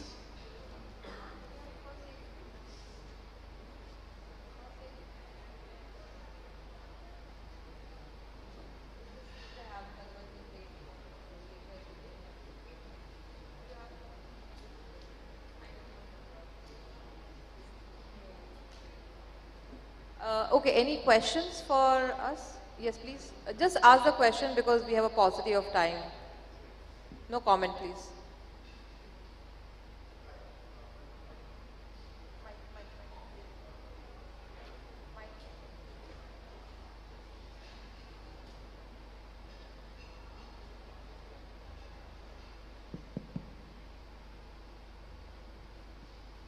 Hi, my question to Sagnik, I mean, really appreciate for your love towards India, definitely. The question is, dependency on the shoe and the technology, do you think it harms your health and the environment as well?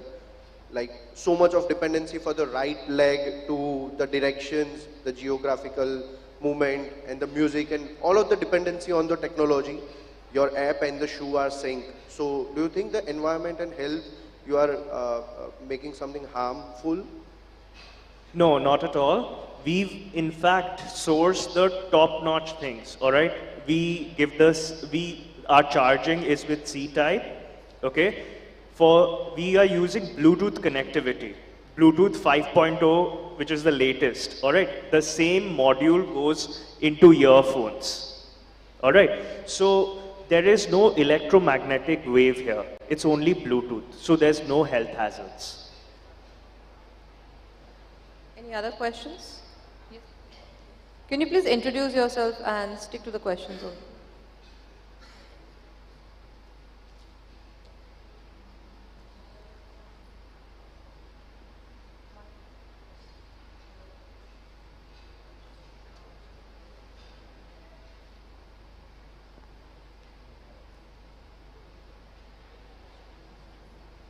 Hello.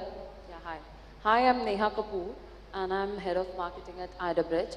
And I see that there are a lot of competition in the world, and everybody is talking about the same thing, that is innovation. So now I want to understand, when we are saying that the purpose has to be different to stand out of the competition, when everybody is talking about the same thing, that now the world is moving towards innovation, now everybody has to move towards, doing the digital transformation. Now, how do we define that purpose, and how do we make ourselves different from others?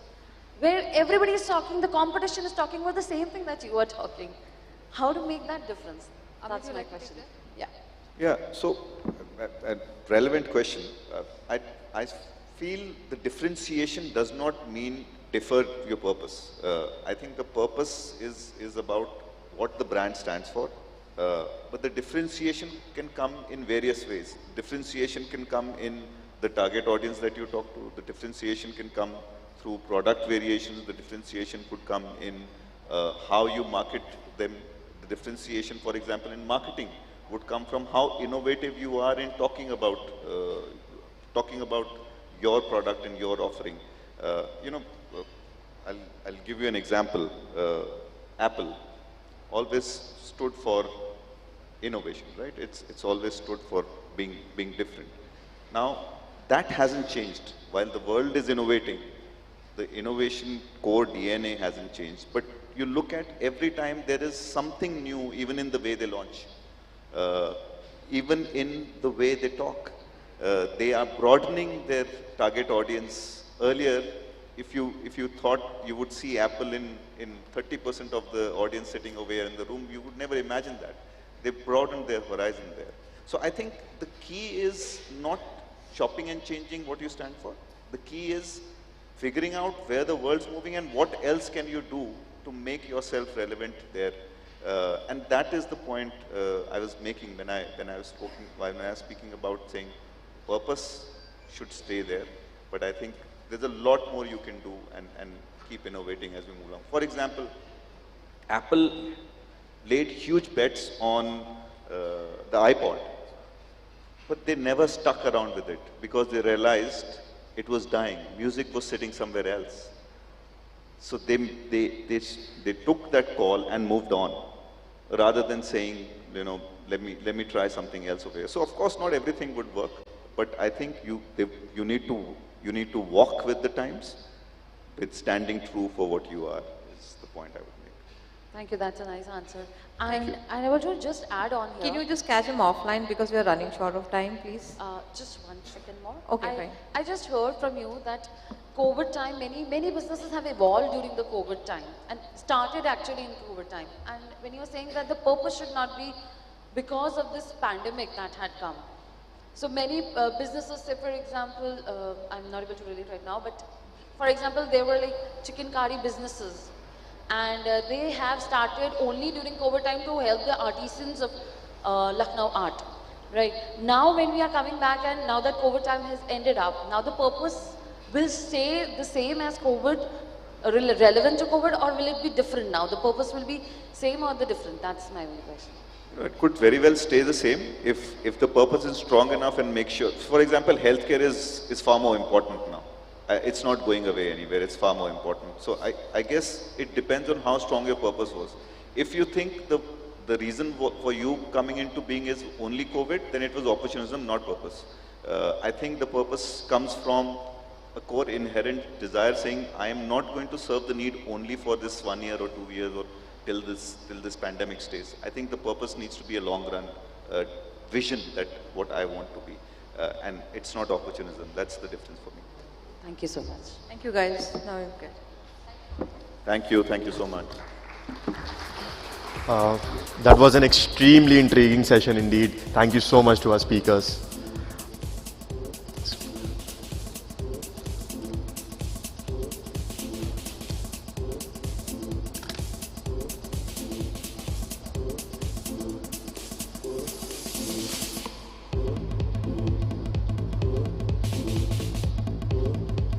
Thank you.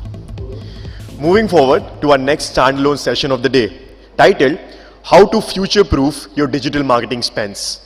For this session, we would like to invite Ashish Bhasin, Chairman and Co-Founder, Rebid. Can we please welcome him up on the stage?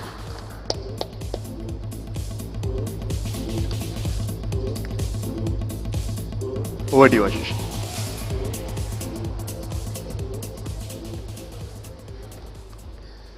Thank you. I'll dive straight into my session because I don't have any issues that link with anything else, and nor do I have, so sorry, this is going to be a little flat session. All the intelligent things that Amit shared with us a few moments ago. What I will do is I will focus on how, and this is very relevant to every marketer today, how to future-proof your digital marketing spends. And why it's relevant is that if you haven't thought about it, I believe you will not be in business in a few years from now. If you look at the bigger picture of where the world is going, I think digital advertising is going to be $1 trillion business globally. It's already about $650 billion. It's going to be $1 trillion business in 2027, which is less than 4 years away. It's growing at 17%. And what's even more interesting, and this figure may vary according to what statistics you look at, almost anywhere between 14 to 25% of it is expected to be programmatic. So you're talking about $1 trillion of business, a quarter of which is going to be programmatic, basically means controlled by programs in that sense. So there's a rapid change happening. Now you might think that, okay, this is global, and incidentally this is also the first year in the history that 65% of global advertising is going to be digital. So it's already digital is almost two-thirds of the advertising market worldwide. Not that India is not keeping up with this trend. Obviously our mix is different, but some interesting things that strike us is that 2023 will also be the first year where digital will perhaps become the largest medium in India, overtaking TV and of course print, which was there. Also, what is quite pertinent to note in all of this is that while globally we said digital business is growing at about 17%, the same is expected here in India as well. Now, advertising overall is not growing at 17%. As you know, it's in a good year, it's about 9 or 10%. So that only means that the share of digital will keep increasing. By 2030, it is expected that we will hit the global standards, if not earlier. And this could be much earlier as well for two reasons. One is 5G, which is coming in.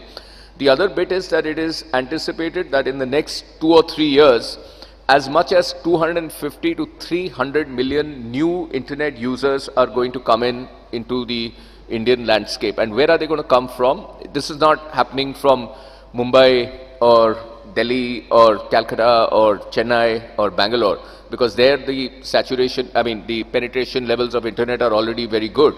These next 250, 300 million people are going to come from tier 3, tier 4 towns as well as from rural areas. So there is a revolution, another revolution waiting to happen in the next 3 or 4 years by, let's say, 2027.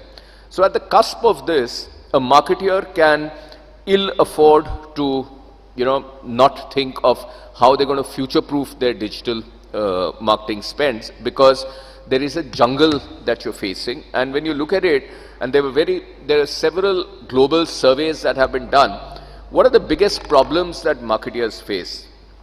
The first one, and many marketeers don't confess it, but it's a fact. 9 out of 10 marketeers said that they are facing the complexity problem in digital.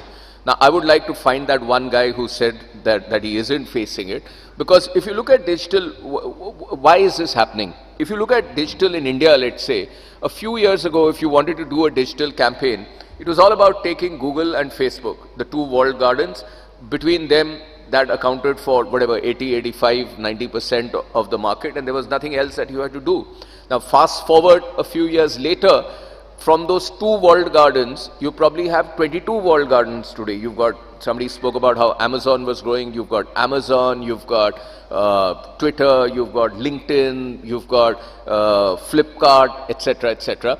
And in a few years from now, you'll have 2,222. Anybody who owns data today, I read somewhere that Uber is, because they have so much of data, is becoming a walled garden, a platform which they want to hold their data. Marriott Hotels is contemplating becoming a walled garden by itself. So we are heading into a world where there are going to be increasing number of walled gardens who will only want to share data about their walled garden and nothing else about it. And this is making a digital marketer's life extremely complex. I think the other bit, particularly as we head into a cookie-less era, is the addressability problem. Now, one of the things digital was supposed to solve, if I wanted to, if I was Mercedes 20 years ago and I wanted to give an ad in Bombay to attract customers, I have only 10,000 customers, let's say, in the Bombay city, but I will give an ad in Times of India, maybe reaching 1 million people in the hope that my 10,000 will also see it. Now, digital was supposed to solve this problem. You were supposed to know who are you going to address. But now with the cookie deprecating and with all the other complexities that are coming around it, first-party data suddenly becomes hugely important, and all of a sudden, marketeers are no longer sure that is my ad even reaching who it's supposed to reach. So first of all, huge complexity. Secondly, I'm not even sure it's addressing who it's supposed to address. And third, and very important, is the whole transparency issue. Now, things have come to such a level of, such an unfortunate level, I would say, that, you know, the 4As in the US, I was the president of the Advertising Agency Association of India, which is the 3 As of I. There is a 4As in the US. They, along with the client's body there, have appointed PwC and Kroll to check into this whole area of transparency in digital marketing. Now, Kroll is a forensic, it's kind of people you hire if you want to do a forensic study and put someone in jail on that. So that's the level of distrust or opacity that has been created. So a marketeer who's got limited budgets, even if you have a 100 crore budget or a 2,000 crore budget, it is still a limited budget. That marketeer is now in a very complex situation, is having an addressability issue and is worried about transparency. And all surveys, if you do of marketeers anywhere in the world, a little bit the numbers may vary, it is showing that this is the single biggest problem that they face. And I think the biggest reason for this is that all the current solutions, everything that we have, are siloed and disconnected. The walled gardens are, you know, we are planning and buying media in a walled garden, which is, so if you're in the Google walled garden, they'll tell you everything about Google. If you're in the Facebook walled garden, they'll tell you everything about Facebook, but nothing else around it. But the consumer is not living like that. The consumer, you and I, we may be going on Google, going on Facebook, but we'll also go on Amazon, we'll go to Times of India, we'll go to Economist, we'll go to everything. So the consumer has gone completely across, but our whole media planning, buying, thinking, marketing is totally siloed. And I think, to my mind, therein lies the disconnect. As a result of this, I think what's happening is that the entire advertising stack today, you know, whether it be your DSPs or your DMPs, etc., are not talking to your marketing stack. So your ad tech and martech is completely disconnected. So whether you have your CDPs or you have your marketing cloud, etc., there is no connect between that. How is that possible? How is that feasible? And even if there is a connect, it's a very tenuous kind of a connect. It's not feeding enough from each. And It's quite, and this is getting worse, particularly when you get into your campaign management, that's not connected to anything else. So you may have huge amounts of data. I mean, some of the big companies that the problem is today there is a surfeit of data because you're leaving a digital footprint on, as a consumer on everything that you do. Everybody is talking big data. Nobody knows how to analyze it or use it, particularly from an advertising and marketing point of view.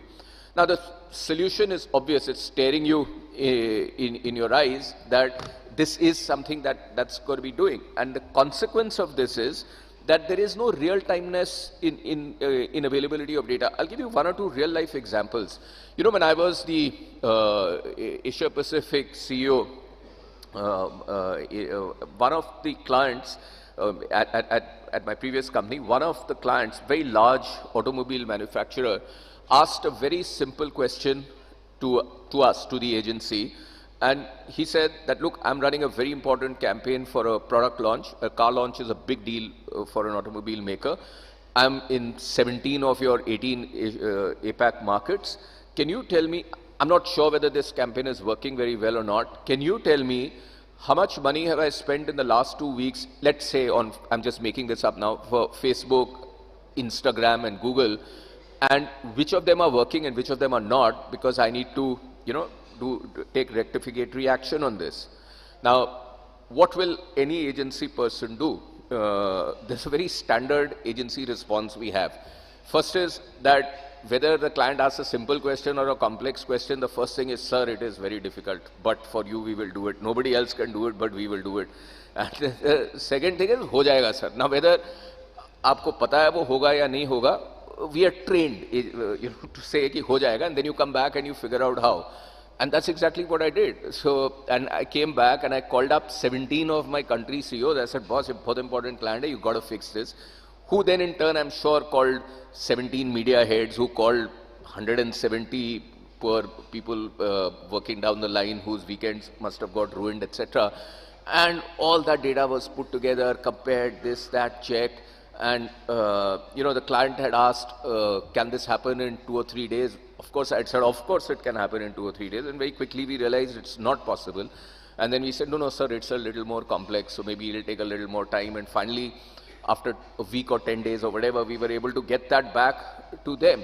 And you know what? By the time that campaign was over, or a bulk of its spends were over. And this is when we were most geared up, had the best systems in place.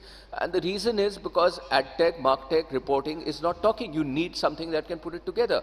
And this has led to disasters in marketing. You know, everybody in this room, as I see the age around, even those who are much younger, I'm probably the oldest, but even those who are much younger than me, everybody in this room has grown up in an era, in a broadcast era. We as advertisers or marketeers or agencies crafted a message.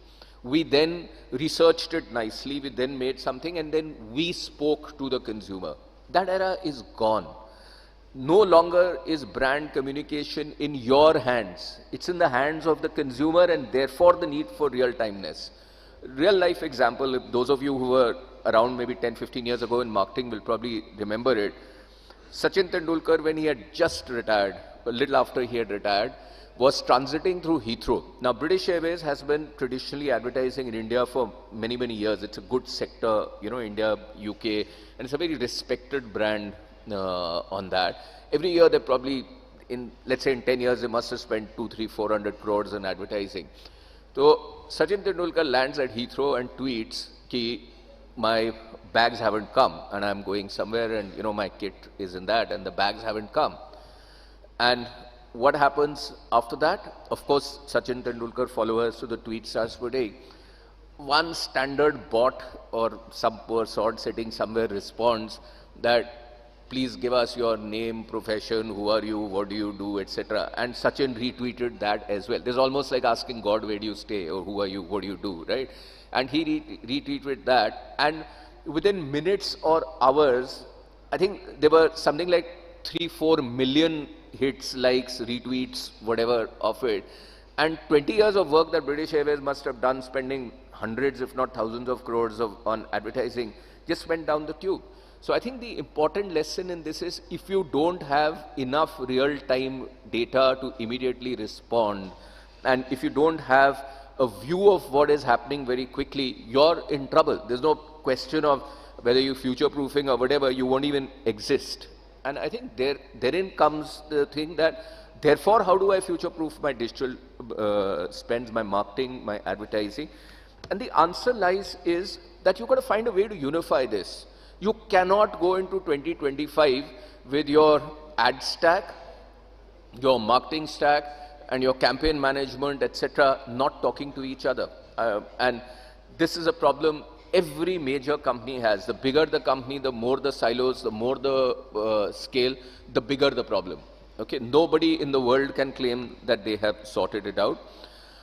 Obviously, there have to be solutions onto this. And here's a bit of a plug that I do know that at Rebid, that's really what we're working to try and see, and Rajiv Dingra, who's in the room, the founder of this, who got this, acquired this software and has been working on it with his team of engineers. There are very few solutions like these happening in the world. I am aware there's one in Switzerland and there's possibly one in Korea. But really what you need to do is to link this up, and that is much easier than what it sounds. What you need is somewhat like a platform of platforms. So think of it like a make my trip for advertising, right? And what Rebid has managed to do because of the availability of APIs, it covers roughly 90-95% of digital. It doesn't yet cover 100%.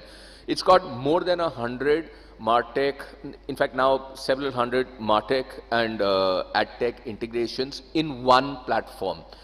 All I am saying is that if you want to future-proof your advertising, your marketing, just first do the simple thing. The complex, the other thing we at agencies do very well is we learn how to make the simple thing complex, because 2.5%, 15% जो हमें मिलना है हमें वो justify करना पड़ता है, right? And brand managers also love that, because then when they go to their CMOs, they look more intelligent. I'm doing a complex job and so on and so forth.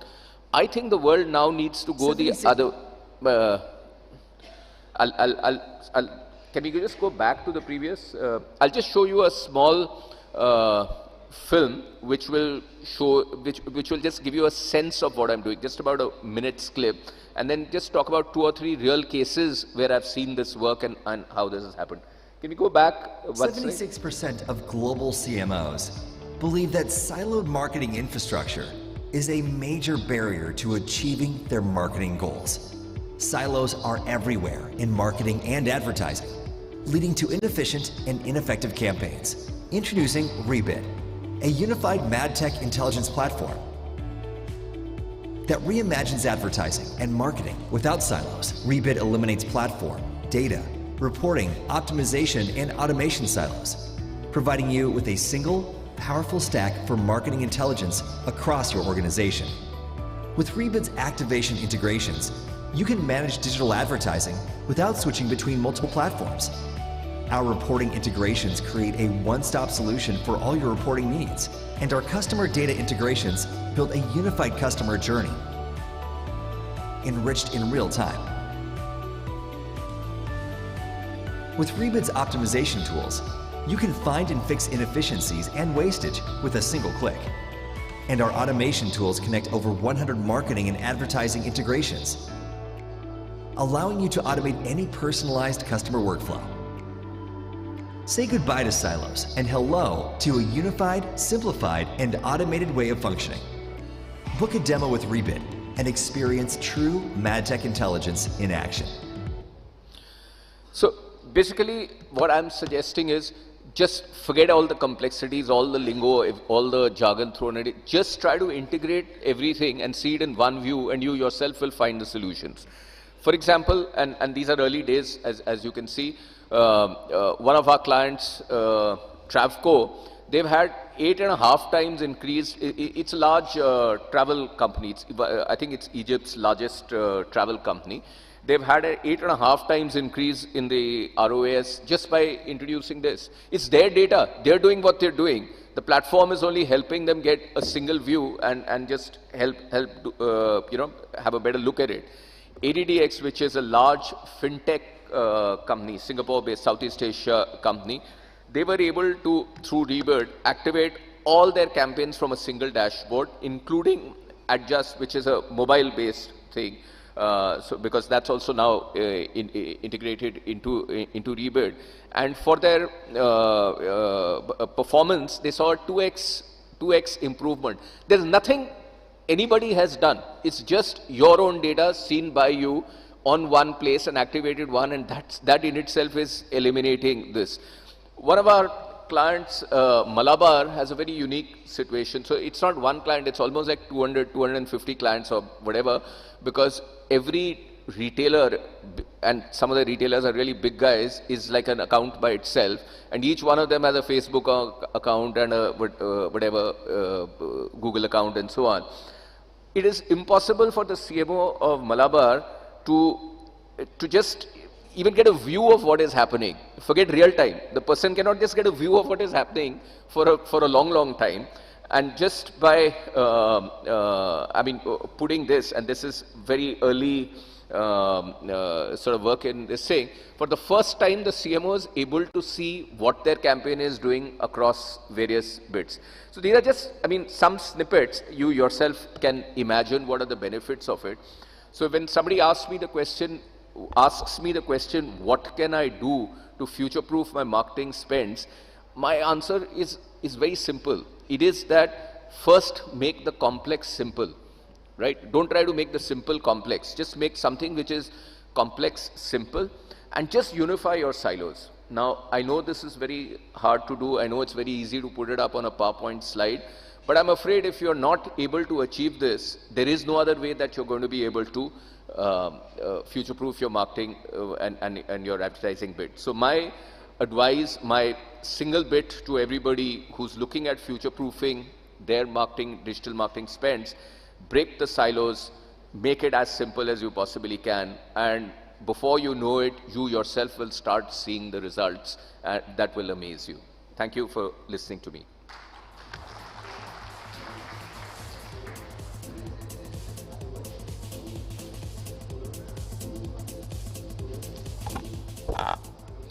Thank you, Ashish, for your inputs on the topic. Thank you. Now we move on to our next panel discussion titled Leveraging First-Party Data to Drive Personalization and Consumer Engagement. In this session, the speakers will explore how moving to a cookie-less world can change the marketing landscape. For this session, we have Deepak Sharma, Chief Product Officer, Pepperfry; Ritu Mittal, Head, Marketing and Digital, Bayer; Vijay Pampana, Director, Head, Marketing, P&G Health; and Abhimanyu Rishi, Co-founder, Bhukahati. The session will be moderated by Irvinder Ray, Executive Director, Deloitte India. Let's have our speakers up on the stage, and can we please welcome them.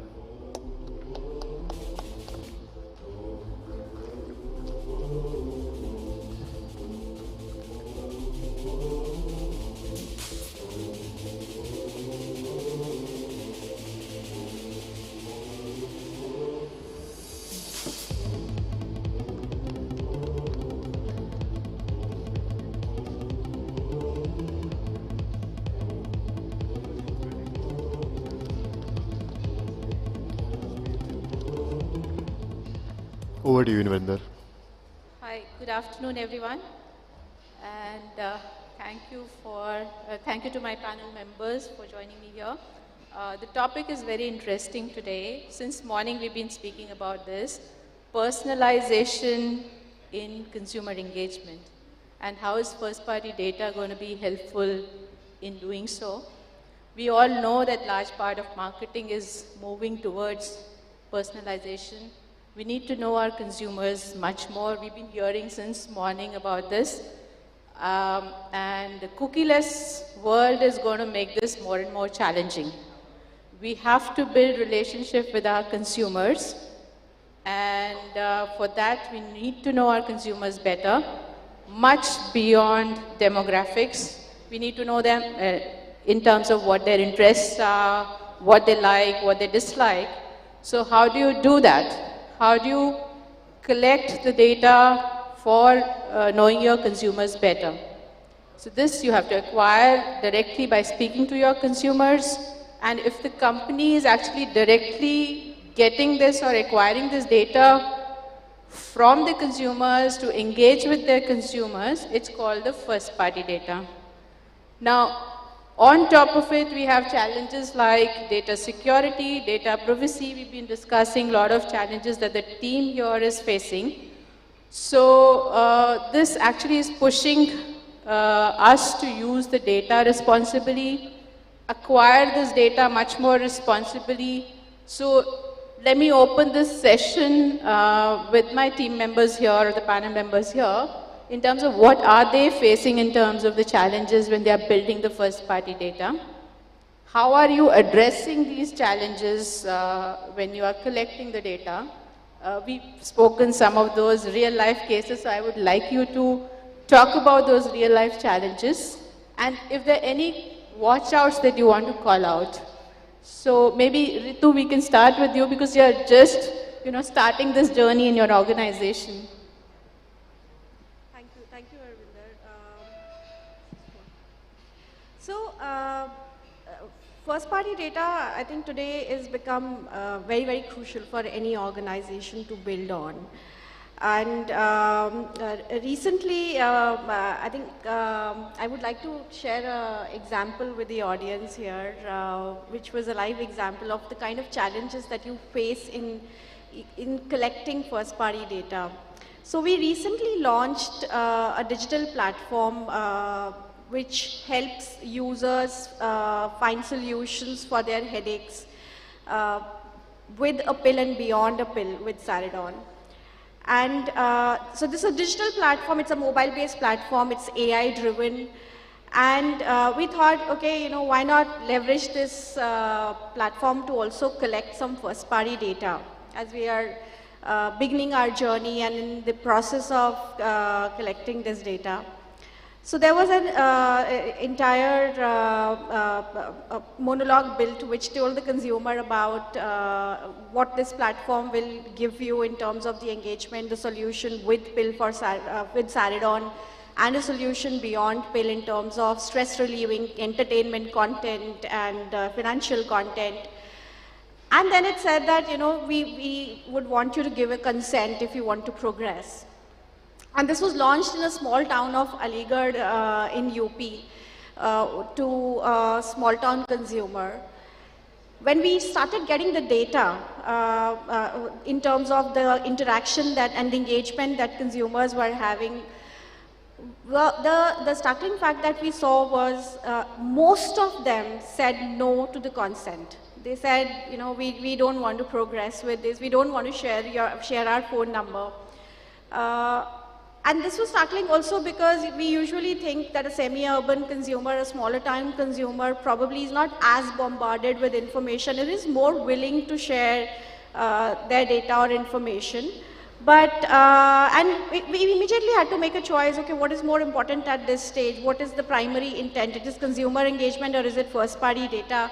And we said, okay, we have to prioritize the consumer engagement, and it's okay if they want to share the data with us, but we will not deny the content and the engagement to them if they're not willing to share the data with us. It's not a condition to getting the data.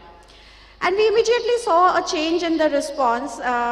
So many more of them engaged, and we almost got an average 2 minutes plus spent on that content by the consumers the moment we made the consent optional and not a mandatory to engage with the content. So this was an interesting learning that they don't want to give data as a forced condition, and they should also see the value in sharing the data. So I think that was an interesting learning and the kind of challenges that we face today in terms of collection of data. Yeah, no, that's very interesting. Consumers are getting more and more aware of not sharing their personal data, even in tier 2, 3 towns, and that's posing again a big challenge. I'm moving to Deepak, because you are in a business where the data flows in at a very high frequency. You may not be facing the challenge that probably Ritu faced. Absolutely. So I think we are on the other end of the spectrum where I think there's too much data and we need to figure out from all this data what information is relevant. I think collecting it is not so much a challenge because obviously the intent is very clear, but obviously we kind of make every endeavor to kind of collect as much information from the top of the funnel because ultimately that translates into, say, long-term retention. So from a collection perspective, not so much a challenge, but I'll kind of talk about the practical aspects around first-party data is how do you activate it, right? So, which is in our kind of specific space, I'll talk about, while there is the demand side of things, how first-party data really doesn't kind of do a lot in terms of the supply side of the business, right? So we've given a business like ours where we've got, let's say, for example, 100,000 catalog, 100,000 product catalog, right? How do you kind of marry the demand side how do you marry the demand side analytics or the insights that you get from the first party data from user behavior, and then kind of also make sure that that translates in terms of how the supply side kind of matches with that. I think more so a practical kind of problem for us because obviously, there's a paradox of choice. You give too much choice to the customers and they take longer to kind of decide. So what is the right mix in terms of how we use this data? I think that I would say is like the biggest problem that we kind of think about. It's not there's no silver bullet to it. I mean, it's a matter of kind of experimenting and then trying and reiterating how the right kind of solution that works for us, and then what might work today might not work some years down the line. So just an experimentative mindset, and then kind of figuring out how to kind of figure out how to focus on very specific buckets of information where we go. Otherwise, we'll end up boiling the ocean. So I think that would be a big problem. We'll come to the use of first-party data a little later, but this challenge of acquiring the data itself is becoming a big one to handle. And Vijay, I'm coming to you because P&G with such trustworthy brands, do you also face a similar challenge, what Ritu mentioned? Yeah, hi everyone. So my challenge actually is a far more heightened, I would say, because while we talk about regulations that exist when it comes to data privacy and protection externally, I would say internally we are far more stringent. If we clear the internal barriers, we don't really need to worry about the external because that's the kind of regulations that we have internal. Now, where it gets even more heightened is at P&G Health, our core consumer is not exactly the end consumer. The marketing that we do is more towards the healthcare professionals, or so to speak, the doctors. So if you think of consumers are evolving day by day, in terms of, and becoming far more stricter in terms of what information, what consent they provide. We are talking about healthcare professionals who are highly qualified and educated, and collecting data from them is a bit more heightened challenge. But as we say in marketing, like first party data is definitely the holy grail of marketing, because the insights that you get with are the most accurate. Because you are directly hearing it from the horse's mouth, right? So we do take consent. We do request the healthcare professionals upfront in terms of, we are looking at so-and-so sort of study. So we will be very clear upfront with what is the objective or the purpose internally on why such data collection is required, what is that we are trying to or seeking to learn. And we will be transparent with the healthcare professionals upfront. And once they consent, and that's when to participate in the study or to give us the insights that we are looking for, that's when you start collecting this data. And we tend to, again, we'll talk about the use of this data in different places, but the reality is they need to be convinced and think that the objective is fair and it's the data privacy or protection is completely secure. That's when they tend to share this data.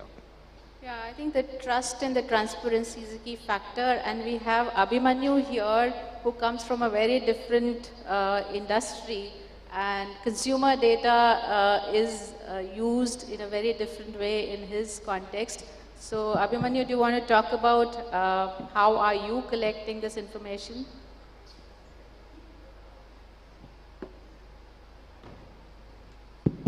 Yeah, thank you, Arvinder. So as Arvinder said, I come from a typical retail industry. Most of the business comes to us from the streets itself. It comes from vendors. It could be a retailer. It could be a panwala. It could be somebody, you know, who's rooted deep down into a very hyper-local market. So for us, I would first come to the challenges, right? When you are running a e-commerce portal, you have a marketing team where the people come to your website, you have visitors. Because they have the first interaction, whatever your marketing campaign would be, they still have maybe a 10%, 20% urge to give you a minimal amount of data. Here for us, it's we go to the customers, being a retailer, being a consumer, we try to introduce them that yes, we are a brand, and especially if you're a new brand, it's, you know, a hell lot of a different story to even get a mobile number or a name from them. So for us, you know, the larger challenge is even getting a simplest data point like an email ID, mobile number from an end consumer is something, you know, which is something that we call it as a long shot, that this would be something over a period of time, when the brand name build up, when we do a lot of marketing activations, whether it is television ads, radio ads, and whatever. However, we do have a soft segment in between, which is the entire network of the distributor, retailers, the community level. And that's where the focus of our first data comes in. They know who comes to their shops to buy what kind of products.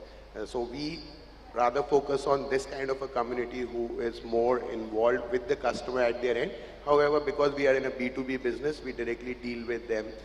We try to figure out what are their requirements, and because it's a repeat business now. So for us, though the first approach is a little bit expensive, because it's something that we have to manually initiate, the materializing period is longer. Like we might have to do it 2 times, 3 times, go to the same distributor and get ourselves introduced till he gets the confidence. But once it has been done successfully, we have seen, you know, then it's a repeat business from that day itself. It's just the product quality and the demand that is being created about the brand over there. So yes, for us, the first level of penetration is a bit difficult, but once we are there, this first party data is, you know, something which we are able to use it to a larger extent. There's another part of the entire section over here where I'll, you know, get into how do we use it at the B2B level and what do we try to figure out from there. Over to you, Indrajit. Any watch-outs that you want to call out when you are doing this entire process of, or setting up a process of collecting the first-party data, Vijay, from your experience? Yeah, sure. Thanks for the question. So, I think while we think that data is something that will help us to, you know, unlock new insights and really step change the marketing, you need to tread that journey with a lot of caution, because again, too much of data is not good, but you need to be like super structured and organized in the way how this data is going to be first collected, stored, and then you know, what is the purpose of it, and when are you going to, you know, destroy it. Because unless you're clear within your systems with this, you know, the data can just you know, there could be people who might interpret it differently, because a data which is not having the right context is as good as, you know, giving you direction to which probably is not in the way that you would want to move forward, right? So to me, having that organizing or setting up, you know, the standards upfront is one of the bigger challenges in having the data. And the second one is why this is important is, I think we see data scientists as the buzzword now. Like we see a lot of firms investing in data scientists and helping them mine tons and tons of data to, you know, unlock new insights, right? But if you think about it, a lot of time, all these data scientists end up spending, you know, 50% of their time in prepping the data than really analyzing the data to unlock new insights. And I think we heard one of the speakers talking about how this data exists in silos in different platforms, you know, maybe a sales CRM platform, then there is a different platform for the social media, etc. So when data is existing in such different silos and it's not in one common place, and your data scientist or data engineer is spending so much time in collecting and accumulating this data rather than unlocking the insights, that's not the best use of the time. That's where we, you know, processes, procedures, or becomes really important in terms of what systems you have to simplify this.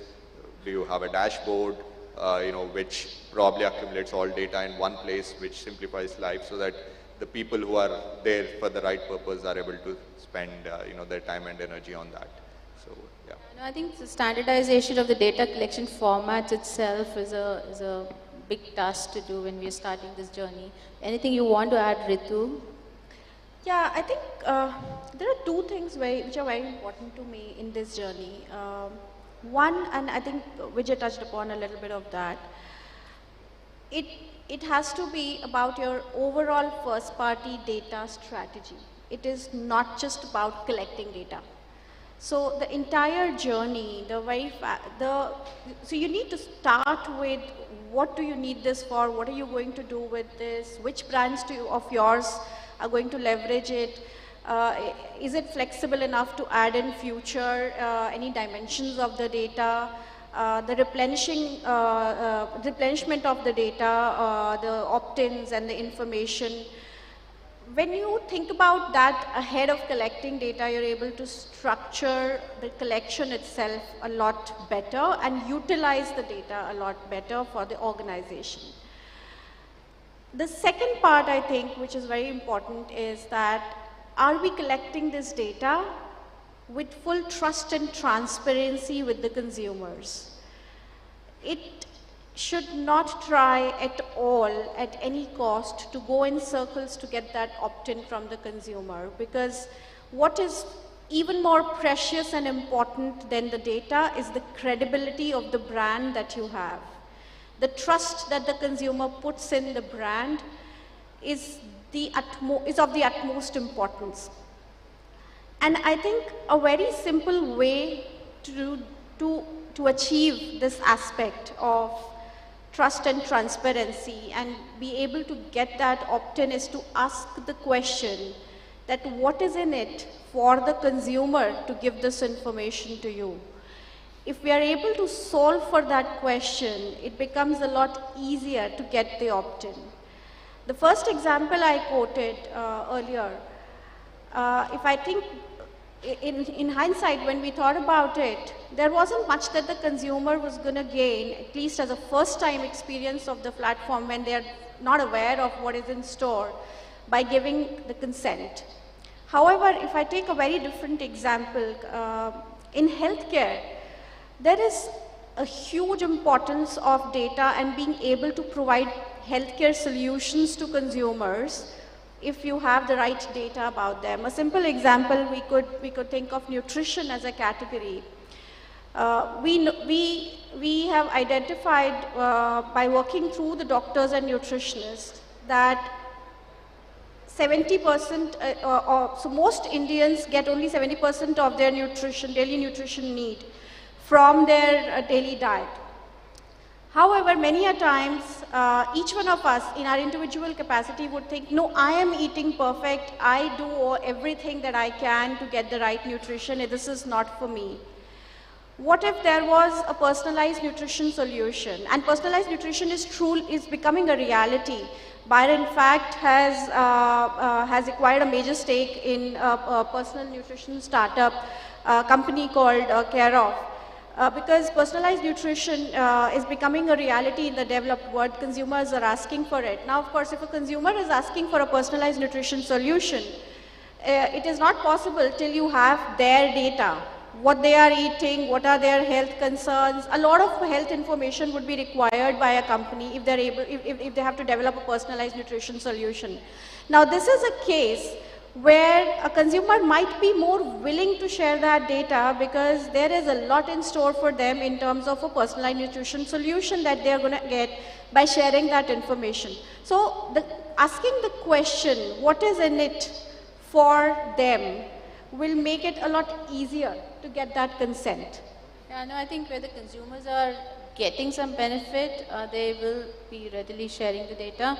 But what are the other ways to capture, what are the different opportunities across the touch points that you have with the consumers where the data can be collected, and it's not one-time collection obviously, You have to refresh it, keep enriching it. So what are the different cross-pollination techniques that you're using from different data sources to enrich the profiles that you've stored? Deepak, do you want to talk about Sure. that? So I think, so actually very relevant question. I think all businesses by design, or not by design, by necessity are omni-channel. I don't think there is a single business out there that isn't omni-channel. As I talk about it, people will research online, then maybe go to a retail store offline and buy, right? Or they'll call, or they'll interact with you via social media, or they'll call up your customer support line. So by design or by necessity, all businesses are omni-channel. So I think all these present opportunities to kind of enrich a customer profile. I think just the social media interactions,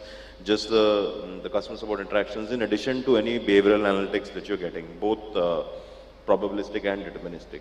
I think kind of stitching all these three things together itself gives you like this huge amount of information that gives you a jump start in terms of understanding where the customer psyche is, right? So, I mean, given, especially in our context, because, or let's say any online business, you know, the more somebody interacts with you, the more kind of they're telling you about, indirectly they're telling you about what their needs are, what their demands are. So it doesn't have to necessarily be just asking them upfront, which is in a way, like I say, zero party data, right? Where you ask somebody what you want, and I think Ritu kind of touched upon that, right? When there is an intent behind it, there is a solid value proposition behind it, people are happy to give it. I don't think people tend to get freaked out when they don't know why data is being collected and what you're going to do with it.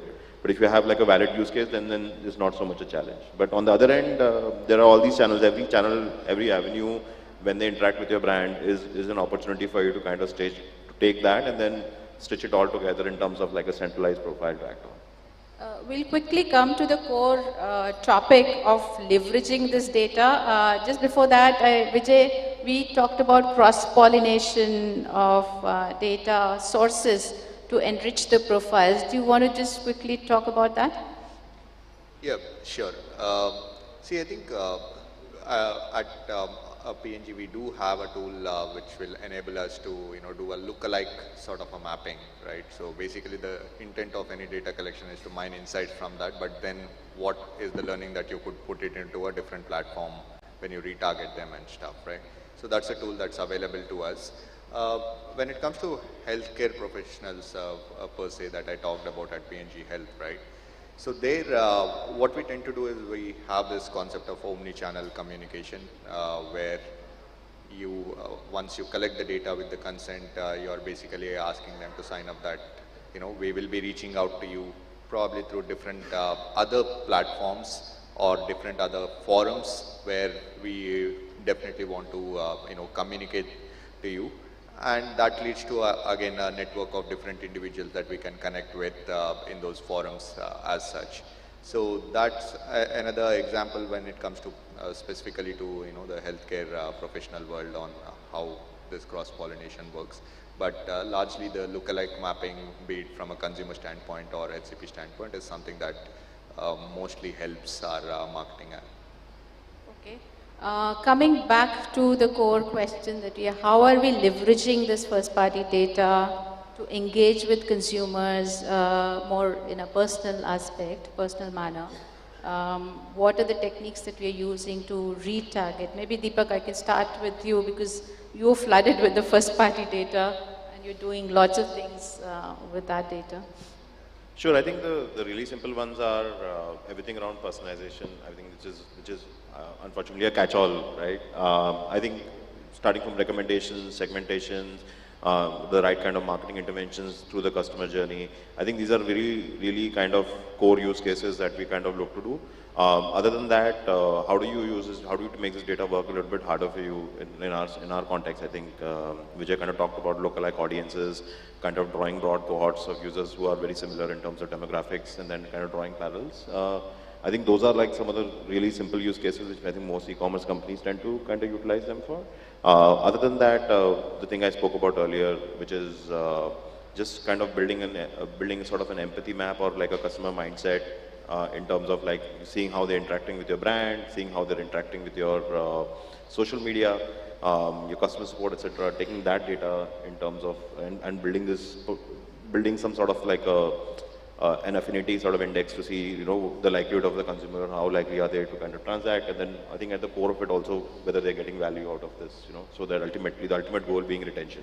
I think some really obvious use cases which I think most digital companies tend to utilize. I think we're kind of up there in that space as well.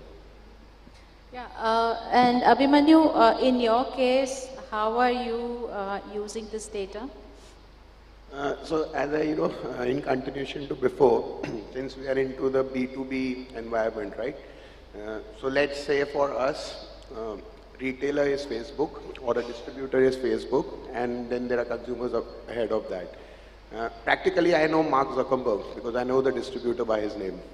So for us, the usage of this data is more on a personal equation. We know the moods, we know the swings, we know the business ups and downs all together. And so each conversation is a data point for us. Even to the previous question, there's a huge amount of data in these conversations one-on-one that happens with these people, which are further again filtered and taken back into a software where we are able to identify the patterns. It does give us a huge amount of opportunity at one given point of time to even get rid of competition from that territory. So we largely use these data for two major reasons. One is to increase the presence of the brand throughout the entire journey. Second is how fast can we go ahead of the competition, and at the same time, how is it that we will be able to remove it out of the market. So in B2B, we do have a different leverage when it comes across to D2C or a B2C kind of a segment. So one is to reach out to the consumers, retarget, segment, create nano segments or custom audiences. The other one is to go beyond consumers, especially Vijay in your case, reaching out to the professionals or distributors, dealers. Are you using first party data to engage with them on a more personalized manner? I wouldn't say as much with, let's say, the trade side of it, be it the distributors or dealers, but definitely the healthcare professionals, we leverage this. I think apart from, the retargeting part that we've talked, which is something that we do mostly via an omni-channel setup using the data that we collect with consent from the healthcare professionals. What we also gather is a lot of insights that will help us evolve our communication strategies and communication plans with the evolving needs that these healthcare professionals see from the consumers, because ours is not directly marketed to the consumers per se, right? So that's another aspect that we definitely find help in on how we'll evolve our communication, messaging or the benefit spaces that we would want to play in. And I think as one of us talked about on the innovations that we need to bring in the healthcare space, what is the need of the hour sort of. So these are the kind of insights that we definitely gather apart from the retargeting piece. Yeah, that's a very interesting point, because first party data is also being used to test concepts, test new variants which are being launched in the market, and also do consumer insights. So Deepak, in your case, what different techniques do you use for consumer insights from first party data?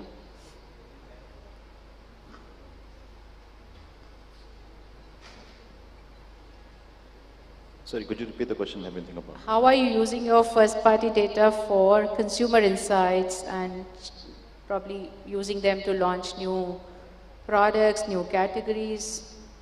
So as we talk about first party data, and as a point I was talking about earlier, I think there are two aspects to it. One is the technical side of the data itself, like how you collect data, what you do, how you kind of merge that information. Second is how you use the data in terms of how you do it ethically and all of those things. So putting these two topics, these two kind of dimensions as a baseline, how I kind of see this is again coming back to the original point I made, which is around the demand and supply, right? So when we look at first party data, there are two aspects to it. One is I think, and when you spoke about it, right? So there is a large amount of qualitative research also that we kind of bank on, and then there is a quantitative side.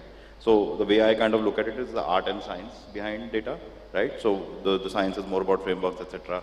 I think the idea is that you leverage both of these to kind of further your further, let's say, for example, the ultimate goal, which is retention, right? And I don't have like a great answer to this one, so I apologize. But it's more like a structured, step-by-step process in terms of how we would approach launching any new products, etc. So I think the key word here is experimentation, right? So I think as you collect this data in this form and manner we spoke about, and then you have these pockets of focus, which is, let's say, for example, we want to do something on the demand side where we increase, where we source a lot more customers, so there will be some experimentation around that, and then at the same time around supply, where we look at demand clustering to figure out what kind of supply do we source, and then kind of marrying both together.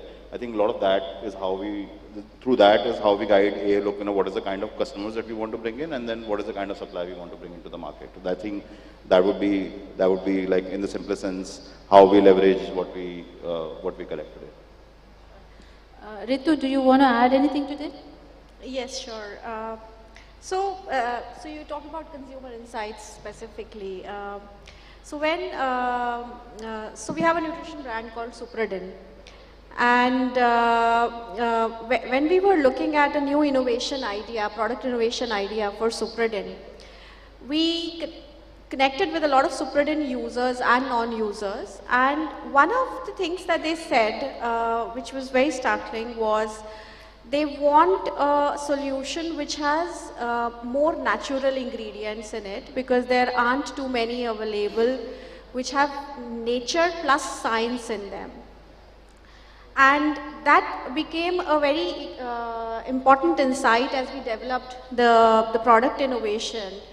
And within almost a year, we launched product innovation on Supradin called Supradin Immuno Plus, which has ingredients like tulsi and haldi, along with the core ingredients for immunity, like vitamin C, D, zinc, which have become a common household knowledge as a result of the last 2 to 3 years of pandemic now. And in fact, not just the product, but even the concept, when we were working on the communication idea for them, it was so much easier and simpler for us to put it together as what the consumers were really asking for, which is essentially the nature plus science. And even the ingredients that we picked up to design the product were worked in tandem with a lot of consumer researches.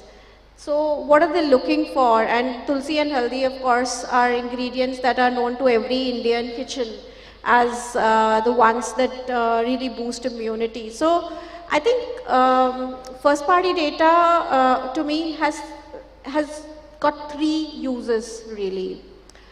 The first one is it can be a huge enabler in terms of building insights and claims for the brands, so that they are truly in sync with what their consumers need and want. The second is development of product innovation itself. It can be such a huge enabler in terms of solving for the challenges that the consumers have, leveraging the data from them. And while we are talking about a lot of proprietary first-party data, there is ample and enough information that is available on social media today in terms of the conversations that our consumers are having. So there is so much merit in actually leveraging that information, that first-party data. While it is not proprietary to you, it is out there. It is conversations on your categories and brands that is available, and it can be leveraged. And the third, of course, is how it can be used for marketing, remarketing, and personalization of in the digital marketing space. Sure. Abhimanyu, you had a very interesting case about understanding the variance which will work in a specific market using the first-party data. Do you want to just quickly talk about that? Sure. So for us, largely, because there are emotions while collecting this data, there is more of a face value kind of a conversation, which is then being converted into the data real time. Our learning curve has been, or our use cases has been, it's more deep dwelling or a larger relationship with each of these partners, whether they are at distributor level, whether they are retailers level. It largely helps us to gain 2 major perspectives when we look towards the forward journey with these set of partners or people who are giving us the data. The first part is product relaunches, new launches. The same space, can it be used to relaunch a different variant or maybe a different flavor, or all set a new product altogether? It gives us that scope to get into it and do.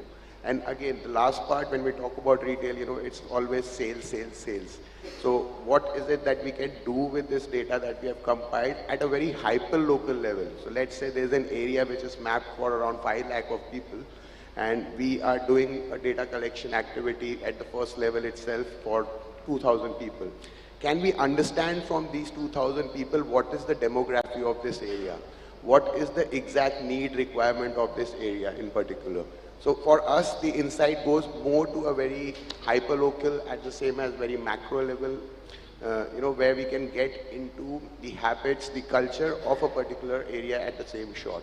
So for us, the learning curve, or let's say the real-time implementation for this data, is a total new strategy that is required to be launched a product, at the same time scale up a product, and relaunch another set of products into the same market.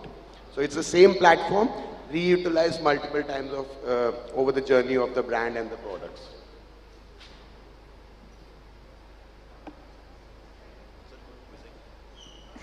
Sorry, I just had like a because I think when you spoke about like a practical example in terms of how you leverage first party data. I think the digital space is considered the perfect business because you typically have more visibility into it than anything else, right? I think the practical example would be like in terms of how we drive, for example, any new product launches. I think the key thing is, put a placeholder there and without the actual product backing it up, and then just see how many people are interested in it, right? Based on the number of clicks that they're doing or the information they're sharing. It's a very quick and dirty proof of concept in terms of when you're about to launch something. So while there is the large amounts of kind of looking at trends and behaviors over time, over year on year kind of seasonality and all that, all those facets in terms of how we look at data, but there's also the quick and dirty practical applications around how you can do small experiments, have the experimentative mindset in terms of activating these quick wins to figure out whether there is any interest in something that you're putting out there. Very interesting. I think the turnaround times are much faster with your own proprietary data when you want to test anything out. I'm coming to a very difficult question to you, Deepak. In terms of the solutions that are available in the market, there are many solutions which are facilitating us to help build the first party data. How do we select the right tech stack for our business? What are the criteria that one should be looking out for when you're selecting a tech stack for your business to build the first party data? So I think Vijay and Ritu kind of touched upon this as part of this thing. Is all the purpose of all businesses to grow, make money and all that. Keeping that in mind, I think it's very important to kind of have a view. The starting point needs to be like, where is it going to kind of add value to the business? I think the two core things I would say is scalability and reliability are the two core aspects, is how I would kind of think about it. Like, in terms of like how scalable is system, let's say for example, you kind of launch a platform and then, you start seeing success, then eventually start streaming more events into it, more data points into it, you bring in multiple data sources, the platform has to be very, very scalable in order to kind of satiate your kind of growth aspirations, keep up with your growth aspirations, because you really don't want to be in a situation where you start seeing some success and then realize, oh look, this is the ceiling, you can't put in any more data, right? I think that puts a huge dampener in terms of your growth plans. I think scalability over there.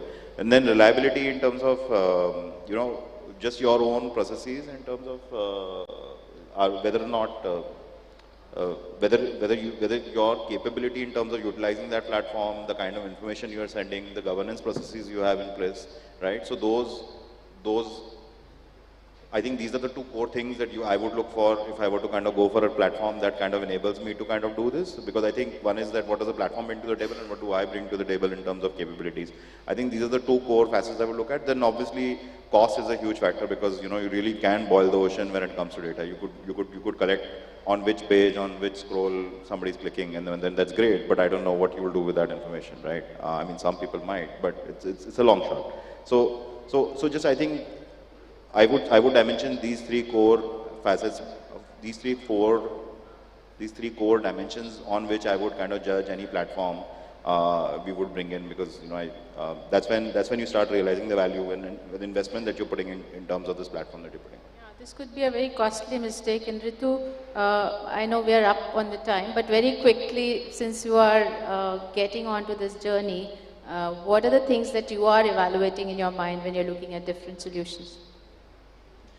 I think the most important thing for me right now is to find the right partners with whom I can develop the first party data strategy instead of jumping onto the data collection itself.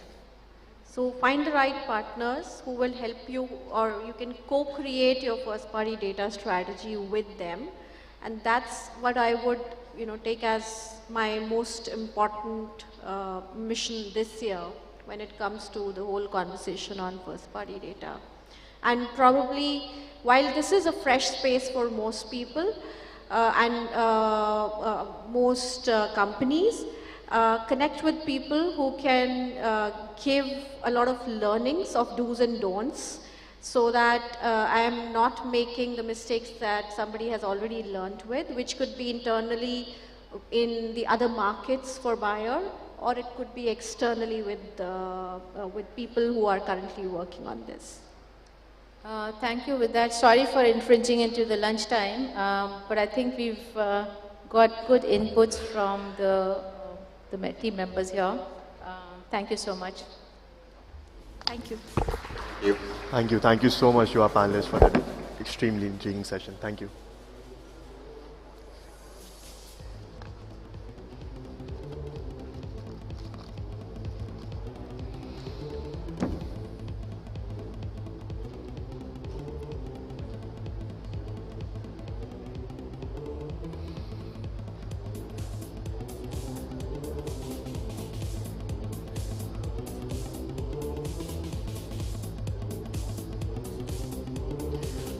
Ladies and gentlemen, with this we now break for lunch, and we would again like to thank our presenting partner Infobip, part by partner Deloitte, co-part by partner Colors Marathi, bronze partner Rebid, and celebration partner Radico Khaitan. Let me inform you that we'll be resuming at 2:10 p.m. sharp, so requesting you all to kindly be seated once the time is over. Thank you.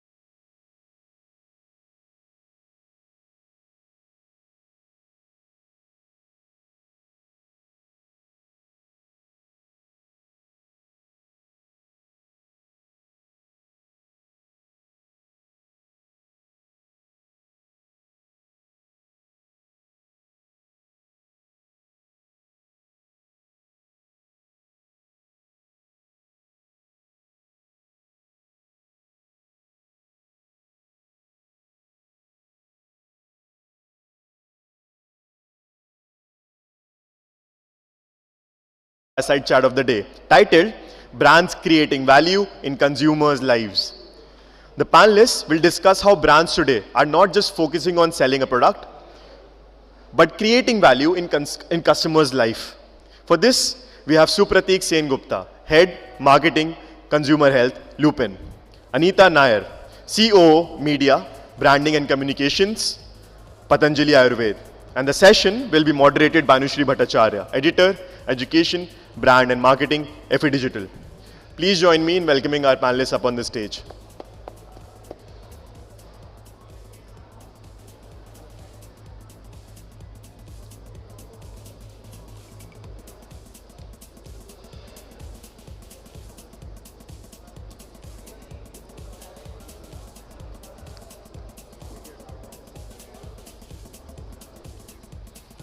Over to you, Anushri.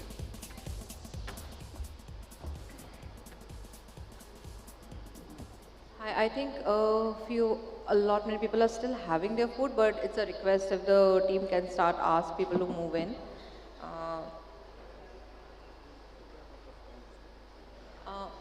And also, could you please check the echo? The voice is echoing.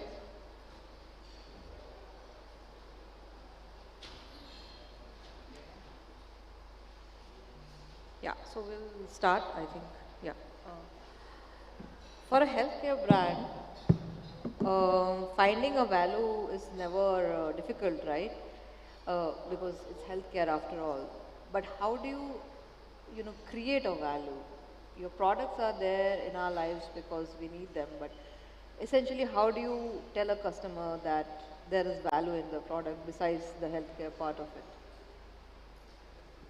it? There's a lot of echo.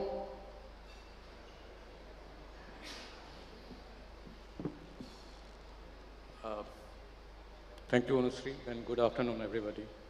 And thanks to Infobeep and FE Digital and Deloitte and Kalas Marathi for inviting us here to talk about this. The topic is actually, as I see, the overarching topic is creating a timeless marketing strategy. I don't know whether anyone can create a timeless marketing strategy, but a time-relevant marketing strategy probably one can still try to create. And the point is also that three of us been chosen to do the most difficult session after lunch, which is basically the graveyard session, we call it. For any workshop or seminar, this is the kind of, and don't blame the speakers because because I have worked quite a long in healthcare. By virtue of that, I would say that by the time you take your last bite or last morsel, the body gives you a window of 20 minutes to understand whether you are going to take another bite or not. And then after 20 minutes, when the body understands that, okay, you are not going to take any further food, it shuts down and puts all the resources to digest the food which already been taken in. And by that time, you start feeling sleepy. So it's a physiological thing. It's nothing to blame or nothing to do with the content of the speaker. Okay, so don't blame us. Coming back to Anusri's question that what do you do in a healthcare brand to create a value? I'll just take 2 minutes before landing there that how a healthcare has been bucketed. In a very layman's term, I would say that there are broadly two parts of healthcare or any medicine or pharma space. One is a chronic and another is acute. And what is chronic?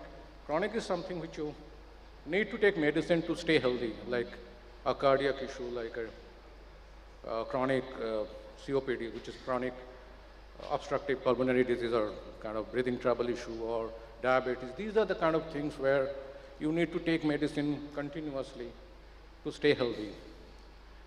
I look after the consumer healthcare of Lupin. The OTC or consumer healthcare usually doesn't operate that side. So there is another side which is called acute in terms of medicine or pharma. And acute is basically when something happens to you at that moment and you take a medicine and come out of that, like an injury which happens, suppose you were exercising or something like that, or somebody shaving and in the morning gets a nick. So even if you don't do anything, the body would heal. But still, sometimes you need to take a medicine to take care of that. And consumer healthcare primarily operates in that space. So, in spite of knowing that probably if you get a cut or a headache or something like that, the body will heal it automatically, why we take a medicine? Because it creates whatever happens, like physiological disturbance, which is like a cut or a wound or a pain or a headache. It creates a routine disruption for your daily life. Today somebody wants to come here, speak here, or you want to go to office, you have a meeting to attend, you have a daughter's sports day to attend or something like that, and you get something which is physiologically disturbing. So it creates a routine disruption. And to come out of that, you take a medicine, which is basically a OTC medicine. It could be a pill, it could be a balm, it could be a spray or something like that. What we understood over the period of, like over my career and over across working in an organization like Dabur, Piramal and Lupin, that when consumer gets a physiological problem, he has three options. He can do nothing, knowing that it will take care of or it will heal by itself. Second, he can go to a doctor. And third, he can self-diagnose and find a medicine on his own. A brand or a consumer healthcare brand create a value or can create a value when that brand can handhold the consumer to reach to that self-diagnosis. That, okay, I have this problem and for this problem, this particular product can work. So if I get a headache, I know I got a headache, not a back pain. So if you see, most of the OTC brands would narrow down the problem and it will operate in Sar Dard ki goli, Kamar Dard ki balm. So that's the way you segmentize and help the consumer to diagnose it. Because if you get a pain, if I say just I am for pain, consumer doesn't understand. But if you say that I am for a Kamar Dard, consumer would understand. So that's basically the journey consumer needs to do with your brand.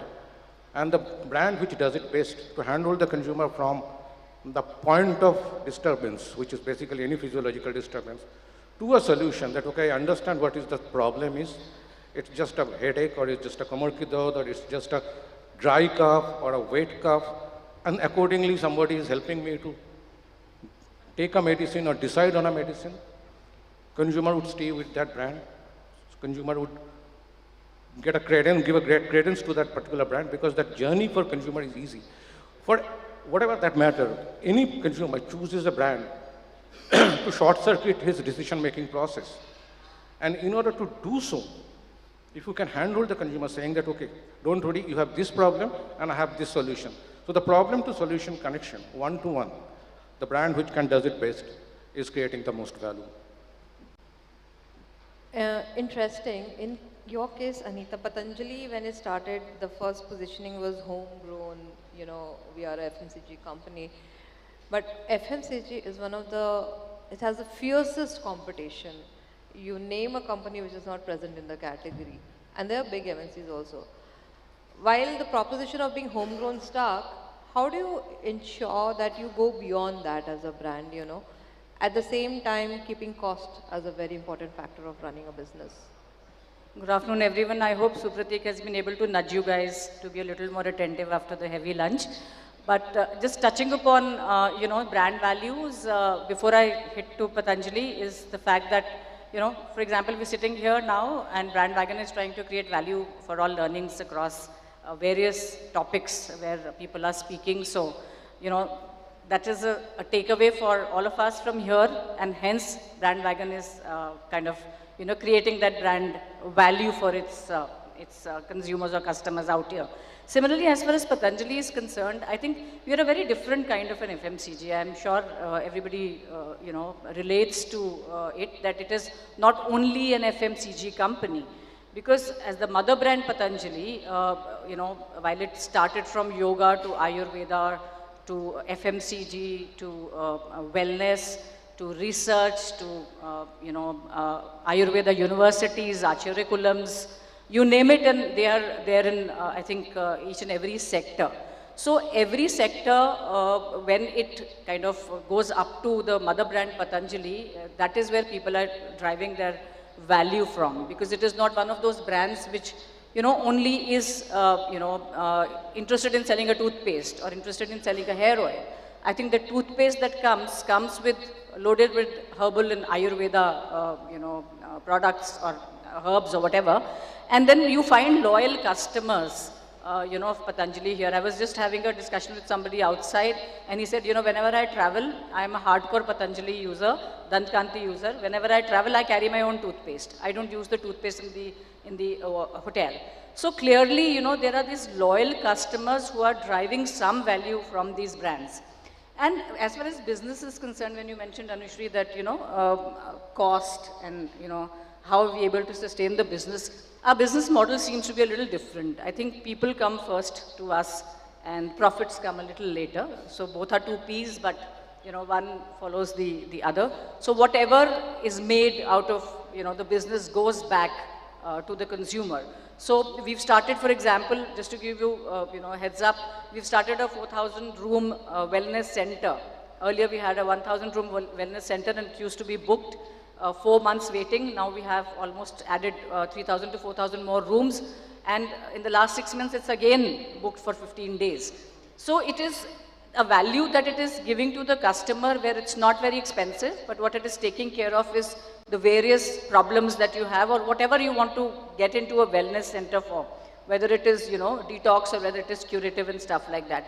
So the value gets driven from 2 points. One is obviously pricing, the other is the benefits. If you're not there in pricing, if you're not there in benefits, you're not even in the consideration set.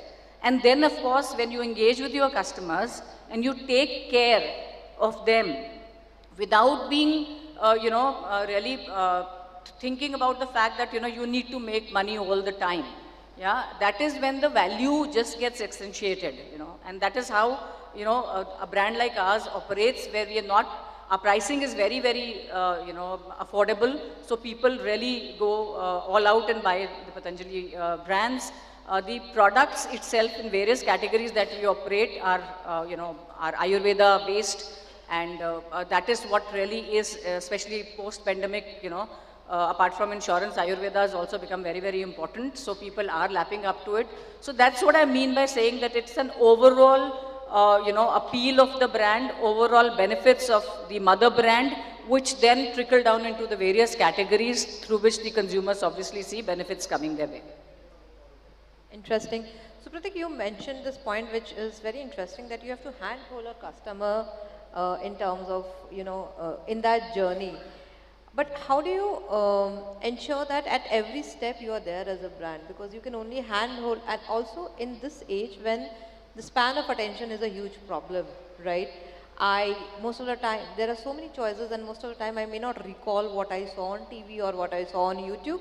So how do you ensure that you are able to hold that customer through that journey and getting that attention?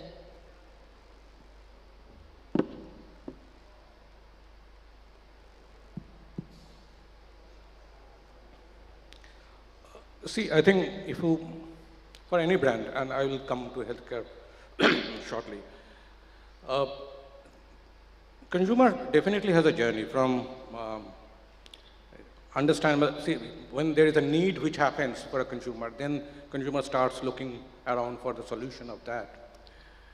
Now, in the healthcare, the need is pretty sharp in terms of if you have a problem, like if you have a stomach problem, okay, I just had lunch and then not a right problem to bring in, but let's stay with that.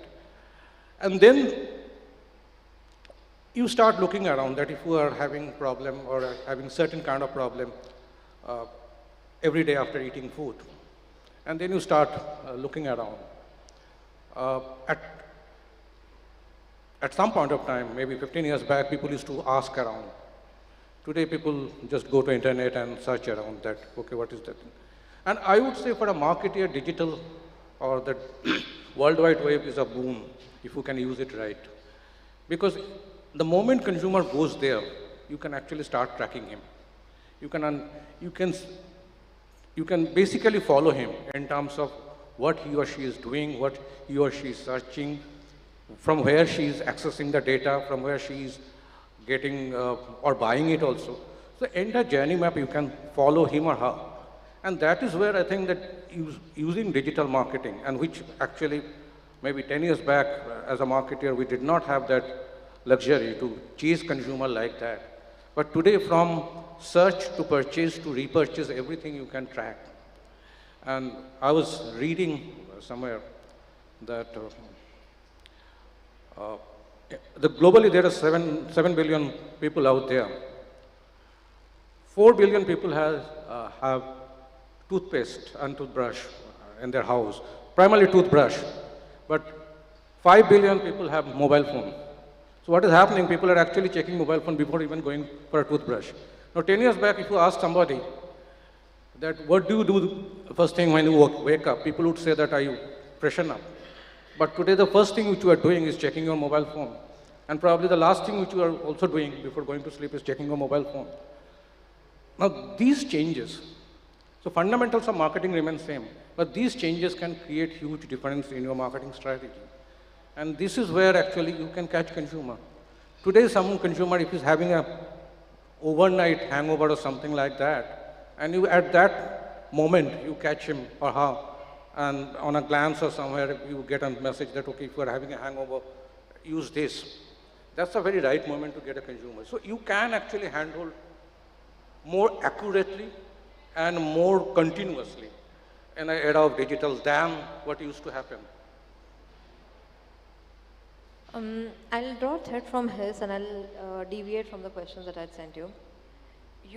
I've seen you in agencies leading, and you know data, you know performance marketing, and you've seen all of that. And I was once told by somebody, the day FMCG company starts keeping data of its consumer, many data-centric businesses will go down because you have the biggest data bank. We consume your product on a day-to-day basis. Have you started now moving in that direction as Patanjali, because you have the wellness center, there are so many touch points for you to create data, and like Supratik said, being able to touch the consumer? Yeah, I think any organization without data seems a little nude, right? Because if you're not collecting your data, you don't know what to do next. It is very, very important. We've had the discussion on first-party data in the earlier panel, and much has been talked about it. But so I will not go back to that in terms of importance of data. But I think even at Patanjali, we do collect first-party data. And, given the fact that we almost have 5,000 Patanjali mega stores across the country, and we have loyal customers who do repeat purchases at that mega stores, so there's millions of, consumer data which is sitting with us internally and is now being used to, retarget, upsell, maybe increase our cart size, and obviously, go back to the consumer to say these are various other product categories that the brand offers to you. For example, we've recently launched nutraceuticals, which I think Ritu was talking earlier as well, and she was talking about, a brand from Bayer where they realized that they should be putting tulsi and turmeric in it, so that from consumer insights, that became important, and, they were able to kind of customize that product as per consumer insights, because people are looking at some Ayurvedic or herbal elements in it so that, they get better immunity. Now, something like that already exists with us, because we almost wrote the chapter of Ayurveda in the country today. So I think data is something that will enable you in many ways, consumer insights, new product developments, upsell, cross-sell, reaching out to them. Understanding your consumer, I think, is far more important today. So in terms of communication, engagement, conversations with your consumer one-on-one, where personalization becomes very, very important, I think the data helps you to know your consumer best. Interesting. This also brings me to your piece where you said, how do you use the data to retarget? And again, we don't have a session, but I just have to touch upon how you as a marketer look at the fact that you can create content through AI like ChatGPT, and how do you utilize that in the coming time? And one last question to the two of you, how do you create a loyal consumer or a customer? How do you create a loyal customer A lot has been spoken also about ChatGPT. So I just wanted to understand how do you see its role in both of your brands? Okay. I'll take the ChatGPT part first. How many of you have used ChatGPT in actuality? And you have used it for just to test it, how it happens, or you have used it for a practical task? None of you, almost. I think that tells you that ChatGPT, and I think it's roughly 5 weeks old now in the system, OpenAI. So all of us are fascinated by that. I have also played with it and abused it. Like you can abuse it, or you can abuse it in the sense that asking all irrelevant questions and then asking that, how do you know Supratik Sengupta, who is Supratik Sengupta, kind of question also, it will try to answer and then probably say that, I'm sorry, I don't have enough information about that. I think AI is in a transition phase. Now, where it will go, I don't know. I can't, if I would have known, God wish. But it is evolving, and I am not too worried about it. I am not too critical about it. I am just watching it, that where it lands up. It is becoming more like a play tool than a business tool. At some point of time, it has to make a business sense to all of us. All of us in the sense that everybody, and so the provider also has to make a business sense. The user also has to make a business sense. Today, we are seeing a kind of massacre across all tech platforms, like the biggies are bleeding, the startups are bleeding, unicorns are bleeding, because the both-way business sense has to happen. In a lot of cases, both-way business sense did not happen. So ChatGPT or Dell 2, which is basically the image version of the ChatGPT, has to get a business sense. So that is where it is. I think the forum itself answered it. What was your first question? You said you have abused it. I'll change my question. Have you abused it to do any marketing campaign? No, I have not done. So that's why I was trying to understand that, okay. So if I say that, okay, give me a digital campaign idea on such and such thing, it gives you. It is not that it will not give you. But I still think that at a human level, probably the thinking could be better, okay. I would also take Anita's point of view that, okay, data is basically the staircase for the next action, which is very true. What is happening that there are a lot of data around us, okay? But how do you make sense of that data? So you'll have to humanize the data. I think those are the things which probably next 5 to 10 years we would see. That, okay, how the data shapes our thinking and all these things. No, what was your first question? Sorry. How do you build loyalty in this age? Okay. Loyal customer. Yeah. So I was, a month back, I was in another similar session. And I said that, and I think it became headline of that particular article also, that today the best product doesn't win.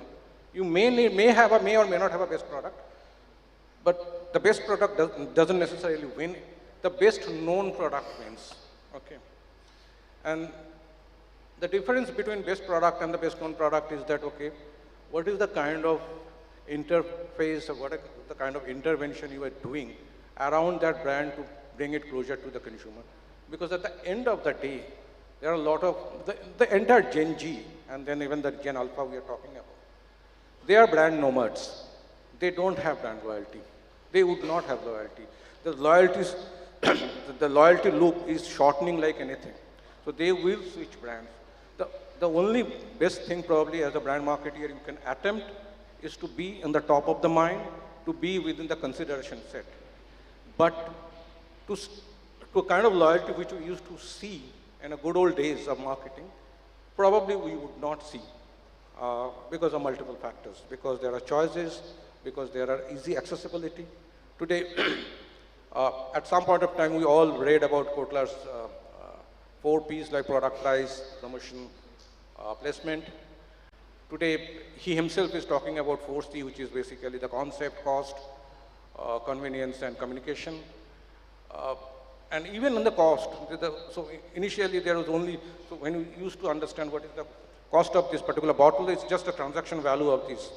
But today, it has come to what is the ownership cost of this bottle. Tomorrow it's going towards what is the social cost of this bottle, like is it recyclable and all these things.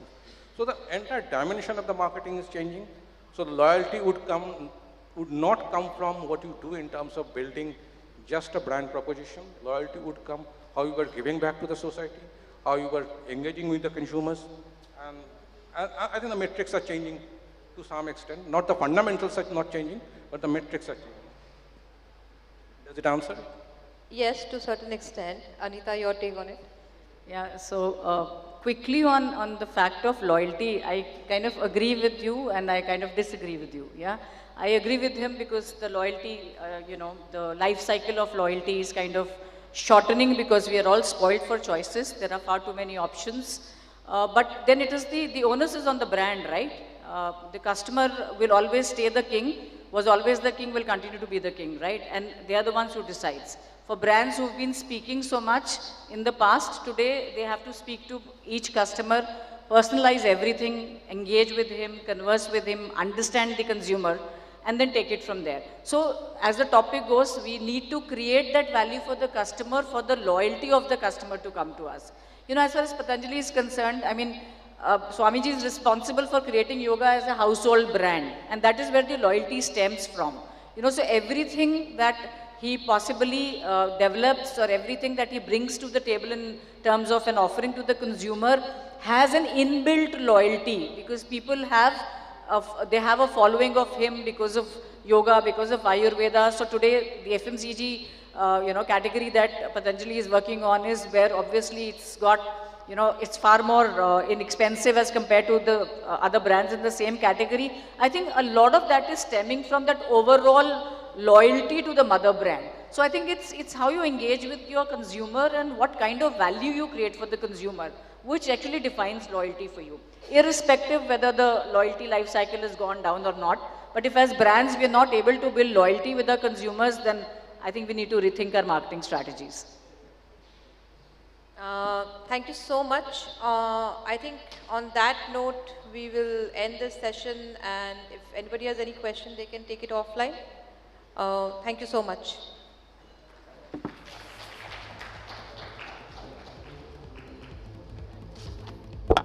Thank you so much to our panelists for that thought-provoking session. Thank you.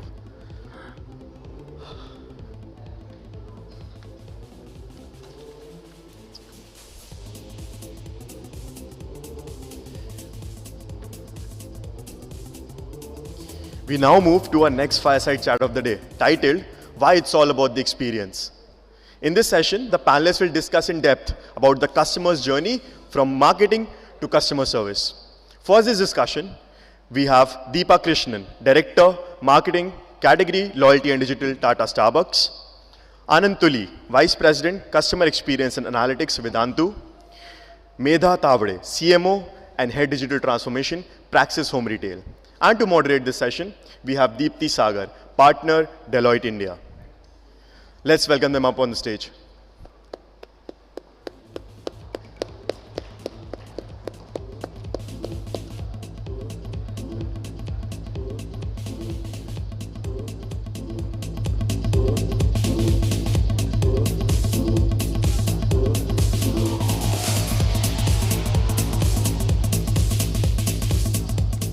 Over to you, Deepti.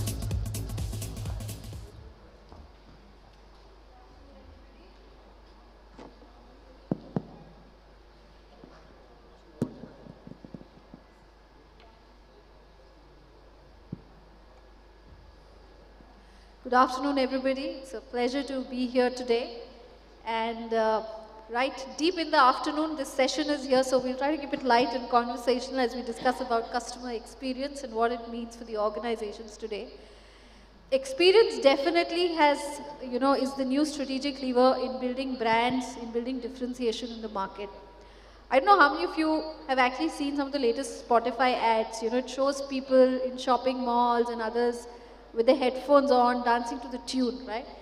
The whole focus of the ad is how you feel as a persona, when you're listening to a song. The focus is not on how good the app is and the number of songs it has, right? So the whole dimension is about what is the experience that the user gets, and that's really what is defining companies. there is enough and lot of empirical evidence and various studies which suggest that organizations that actually publish customer experience metrics, right, they have close to 300 times better IPOs and multiple times better balance sheets than the ones who only publish financial and operational metrics. But while companies have been aware of this for a while, there is also an element where consumer and technology is evolving really fast and therefore experience is changing. Today in India, we have close to 600 to 700 million millennials and Gen Z who are there. More purchasing power, they spend 6 to 7 hours on mobile and social media a day and they're aware of what's happening. They're really running ahead of technology and companies and institutes are catching up. So in this context, what does experience mean and how are companies embracing this, right? I'm very excited with this context to open the panel, which has 3 panelists who come from 3 different categories, right? And hear their varied perspectives on what it would mean. So, I would like to start this, Deepa, with you, the first question, right? And as we were discussing in the speakers lounge, and many of us in our MBA days, when we've studied about customer and marketing, one of the case studies all of us have studied is about Starbucks, right? So, starting with you in terms of the experience philosophy, Starbucks has always been based on experience philosophy. It's an organization that has converted coffee into an experience, right? What is the philosophy today? How is it evolving? And how are you balancing it with the commercial outcomes and the value creation that the company would want for itself? Thanks, Dipti, for those kind words, first of all, and good afternoon, everyone. I know we don't have coffee physically, but I'll at least give you some learnings of coffee at this time in the afternoon. So let me start with the brand mission. So at Starbucks, the brand mission is to inspire and nurture the human spirit. One person, one cup, one neighborhood at a time. And that's what all of us who work in Starbucks, get up to do every single day. And we, this really translates to us for a very simple straight line which says uplift the everyday. That's what we want to do. We want to make sure that every time a customer walks into our store, we provide him or her an experience which is hopefully the best part of his or her day. I'll quote from Maya Angelou, a famous African-American poet who once said, "People may forget what you say to them or did for them, but people will never forget how you make them feel," right?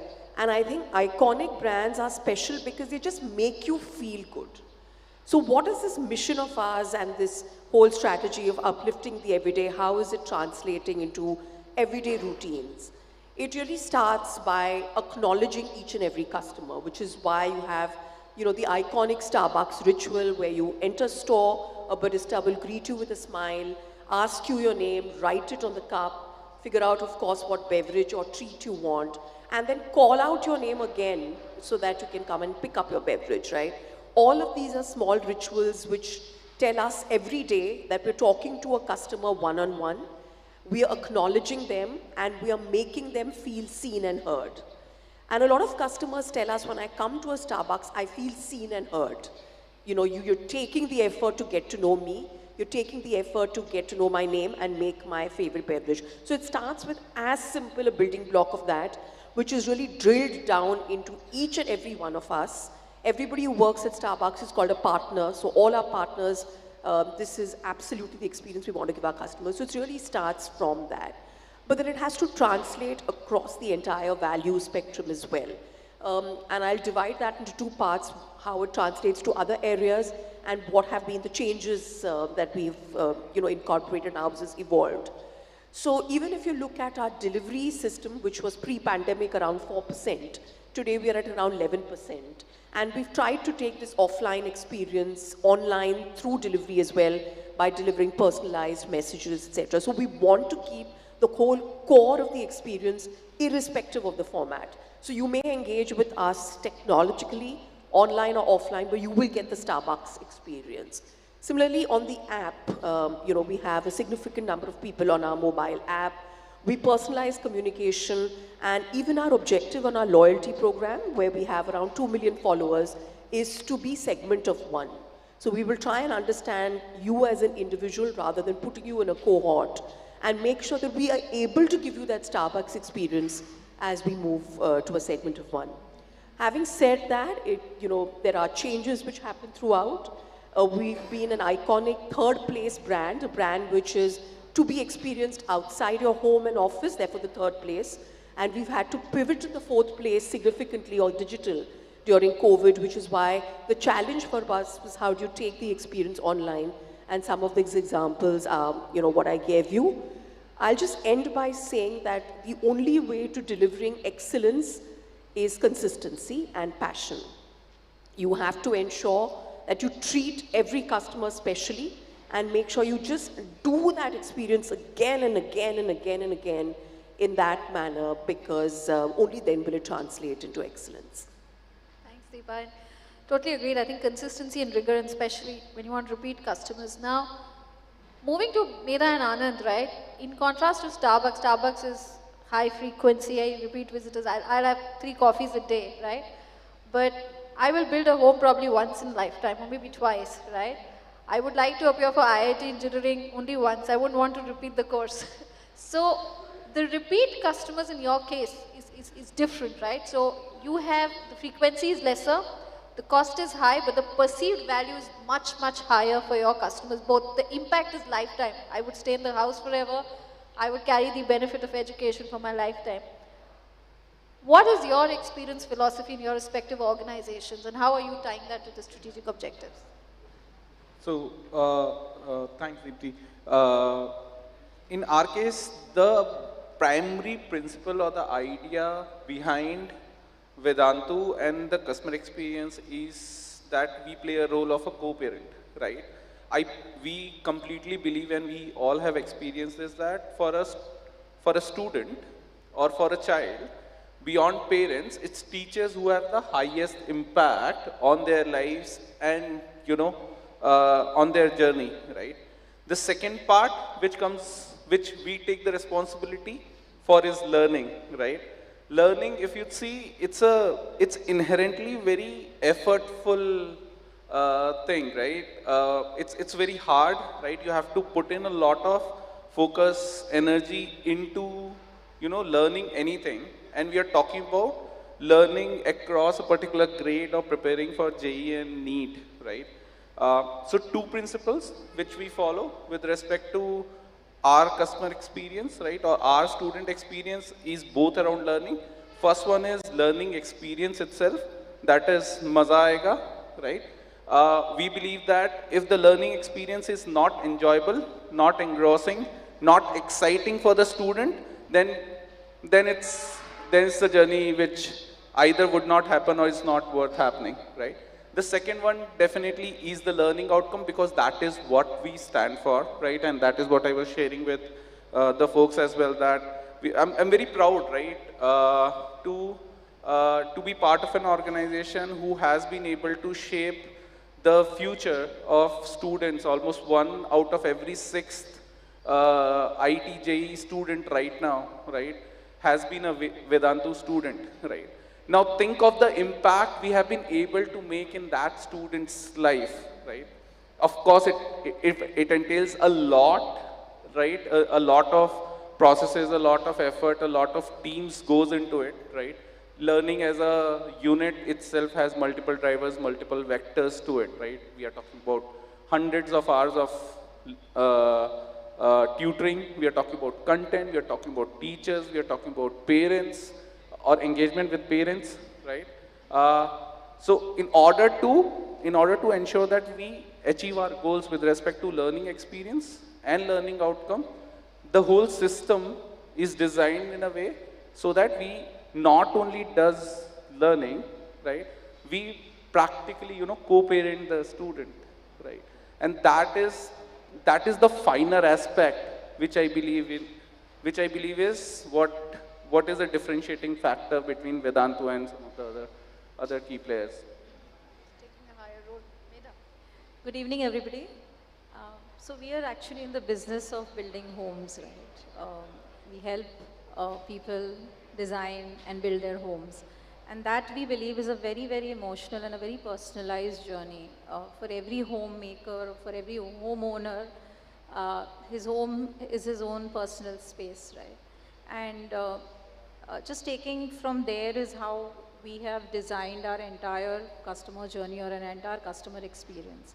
Now, typical to our industry and something that we were discussing earlier on as well, the customer experience or the customer behavior or the customer journey, as I would like to call it, has taken a dramatic shift in the last few years in the home retail category, right? 5 years back, if we were to build our home or if we were to buy a piece of furniture for our house, the journey was very simple. We know we're going to move into a new house, or we know we are in need of a new sofa.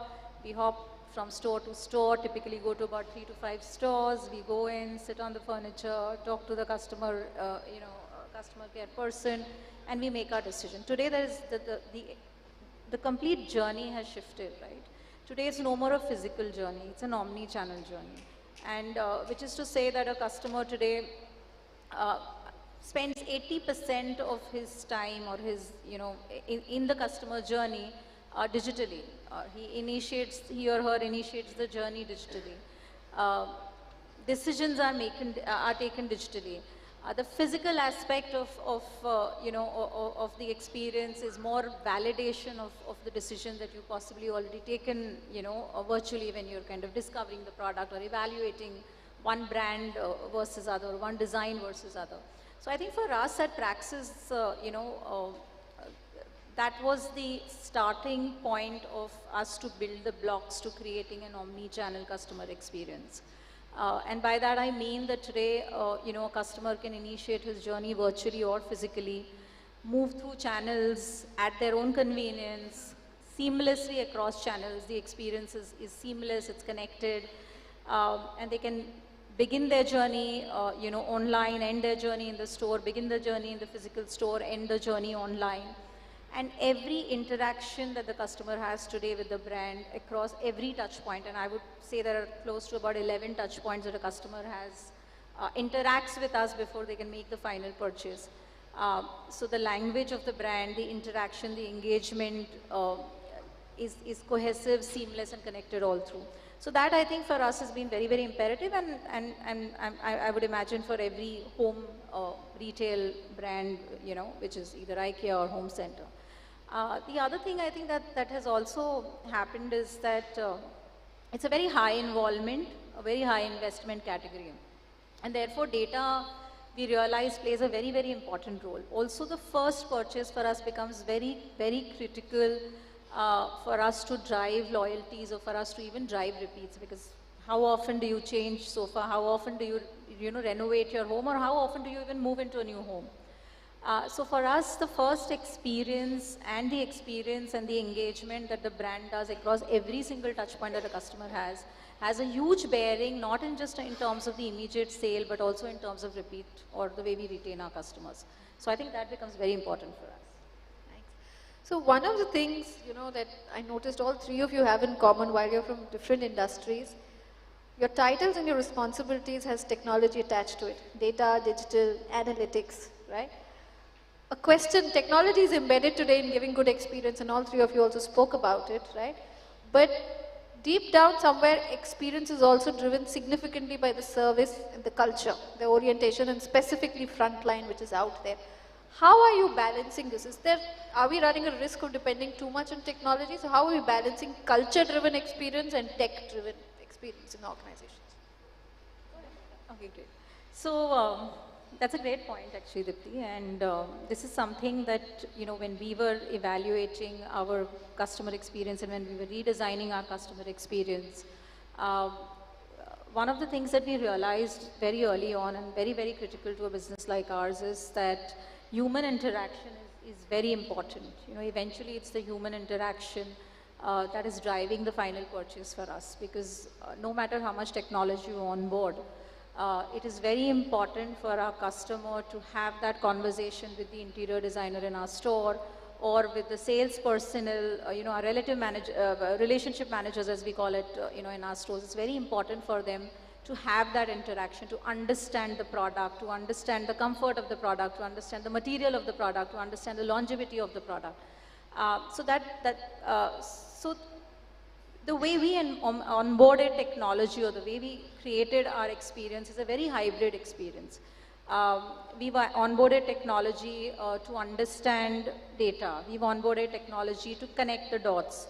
We've onboarded technology, to give a very, very connected, seamless experience to customers. We've onboarded technology for our internal stakeholders to understand the customer, or what, Deepa mentioned earlier, to have a single view of a customer, or, a segment of one, personalization that we do today. But we have kept the human interaction very, very integral to our experience. And therefore, it's more of a hybrid, hybrid customer experience model that we've created today. I think it goes back to what your purpose is and what your mission is. Like I said, for us, it is really to ensure that connection is at the core of everything. So we look at all technology that really aids in connection. I personally believe there is never too much data. It is how you segment that data and connect it to your mission. And let me give you examples of how we are able to do that. When we went online, we had to take our offline connection online. So for example, there was a point in March 2020 where all our stores, physical stores, were shut for 3 months, and we were only delivering coffee, right? So what we did at that time was we ensured that regular customers' favorite baristas had messages for them on the cup, and every customer, whether it's a first timer or not, was given a message that you would get in a Starbucks. So it would be something like, please stay safe, hope you're doing well, hope your family is fine, that's coming on the cup. So it's about translating that ritual, in a sense, online. Similarly, today in our app, if you go to the Starbucks India app, you will see barista messages, because we believe that the barista is really an important point of connection with the customer. So you will see barista messages, let's say for Anand, if his favorite beverage is a cold brew, and I'm just taking a shot here, he will get a message from a barista saying, we'd recommend that you try this new cold brew or with this, food pairing. In the store, there is a backward integration. So if you walk into the store, and if you are a member of the loyalty program, the barista has the ability to scan your card and know how many reward points you have, what's likely to be your favorite beverage, and broadly get an idea of what your profile is so that he or she can engage with you in a more meaningful manner, right? So at the end of the day, if you're centered on what your vision is, which in our case is connection, and then we look at all elements to really use technology to give that feeling of connection. You would have all read about Starbucks Odyssey, which is a program which is starting in the United States, which is really going to embrace metaverse and NFT and give Starbucks loyalty members in the US NFT tokens, which they can then redeem in store for beverages. I'll give you a very unusual example of technology and how it forms connection from an inanimate object. We recently launched our Reserve store. Reserve is really a high-end format which has very unique coffee beans, absolutely small lot coffees which are rare and which may never be found on the earth again. We launched this in October last year at our Fort store. We have a beautiful mural which depicts the Starbucks siren, and there is an AR filter scanner next to that which brings it to life. And again, the idea is to connect with the Starbucks siren. So from my point of view, I think the reason at Starbucks we're able to hopefully deliver that great experience is because we're very centered, saying we want to do everything which will enable connection, and we invest in that. It's really difficult to top that, actually. So in our case, being digitally native, right? For us, technology always is a partner for us to deliver on the experience, to be frank, right? So think of, technology as a person who is always sitting in our meetings, right? In our boardroom, in our decision cycles, participating and enabling us and partnering us to deliver what do we want to deliver, right? The first example is definitely Wave, right? The integrated platform on which all the live tutoring happens, right? That has been developed specifically to ensure that the learning engagement and learning outcomes can be maximized for every student personified, right? Now, if for example, if I have a physical tutor, right? It would be nearly impossible for me to, kind of to design and control that kind of an environment in a physical space, right? But because we have that tech, we are able to give you a very curated journey, right? I'll give you very small examples, right? For example, we figured out very early in our stage that so many kids exposed to internet for so long hours might not be safe for them, right? So we have a whole set of engines in the background which data analytics and data science team and our engineering teams have deployed to ensure that the environment overall is very child safe, right? What we figured out is that many kids do not even have access to internet during the time of the classes or either the internet speed is very low, right?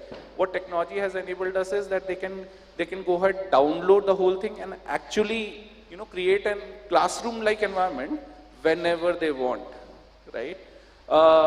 And similarly, for example, the way you can change the themes and modes of the class on the overall app, right? That is specifically done so as to ensure that anything which is the next barrier, right? Which is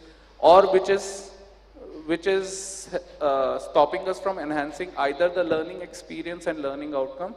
That is where technology comes in and helps us solve for that.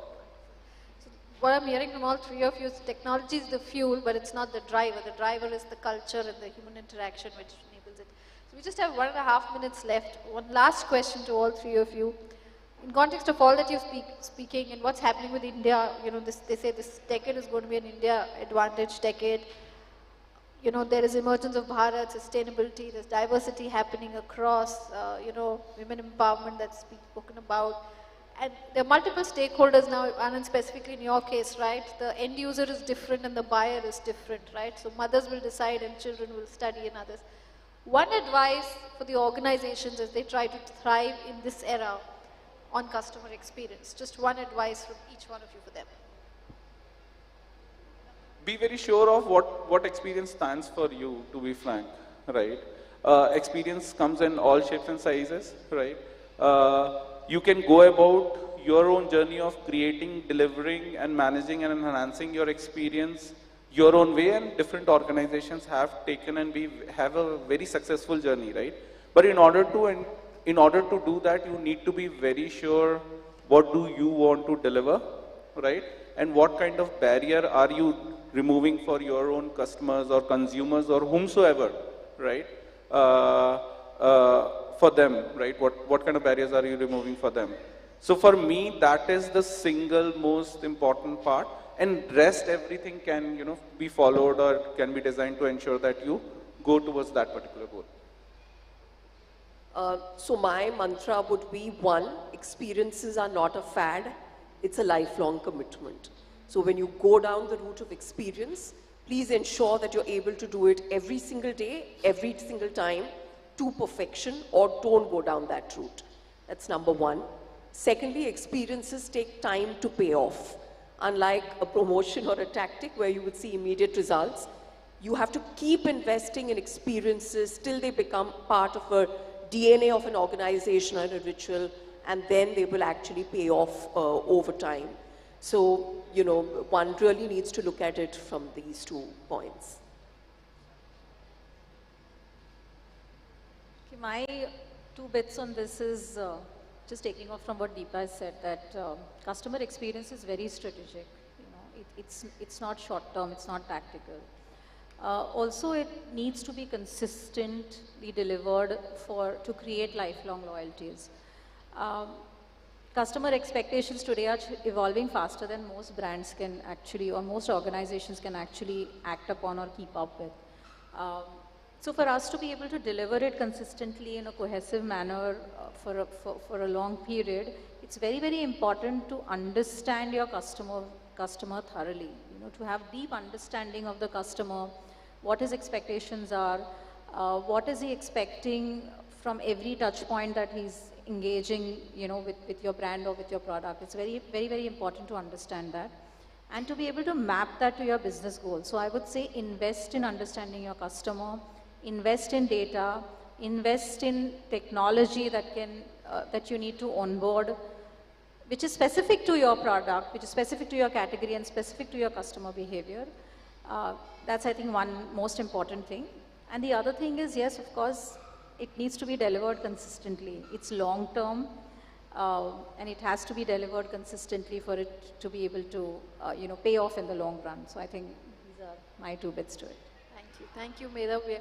So thank you, Medha, Deepa and Anand for sharing these insights and varied perspectives with us. Clearly very, very insightful as, as we build in India and corporate world, build on the foundation of seamless experience in this decade. So thank you so much for your time. Thanks. Thank you so much to our panelists for that very well curated session. Thank you.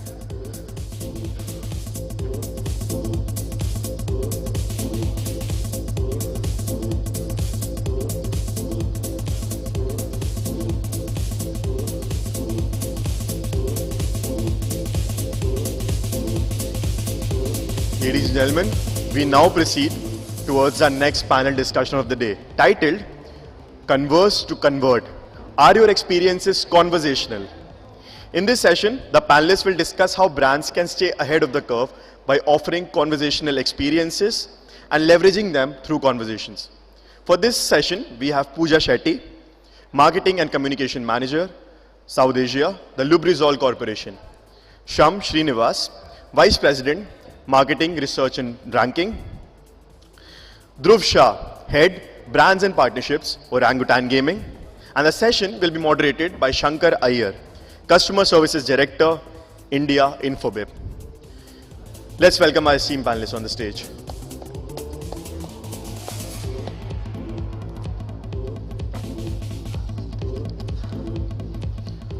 Over to you, Shankar. Hello. Thank you. Thank you, ladies and gentlemen, for joining me.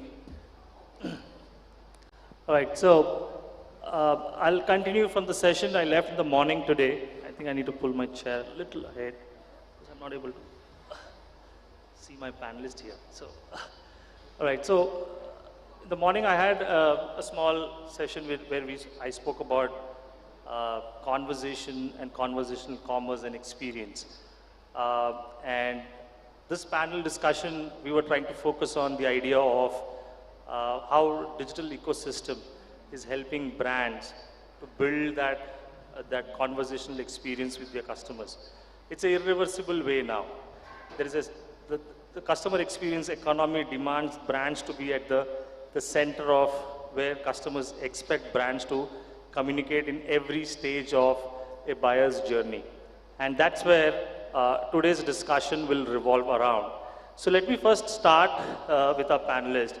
I would request each one of you to just share your industry, your background, and the experience you carry in this digital ecosystem of communicating with customers using any digital platform, mobile ecosystem, mobile channels, chat apps, whatever, and how have you been engaging in your industry? What has been your learning so that we can start from there? Dhruv, you want to go first?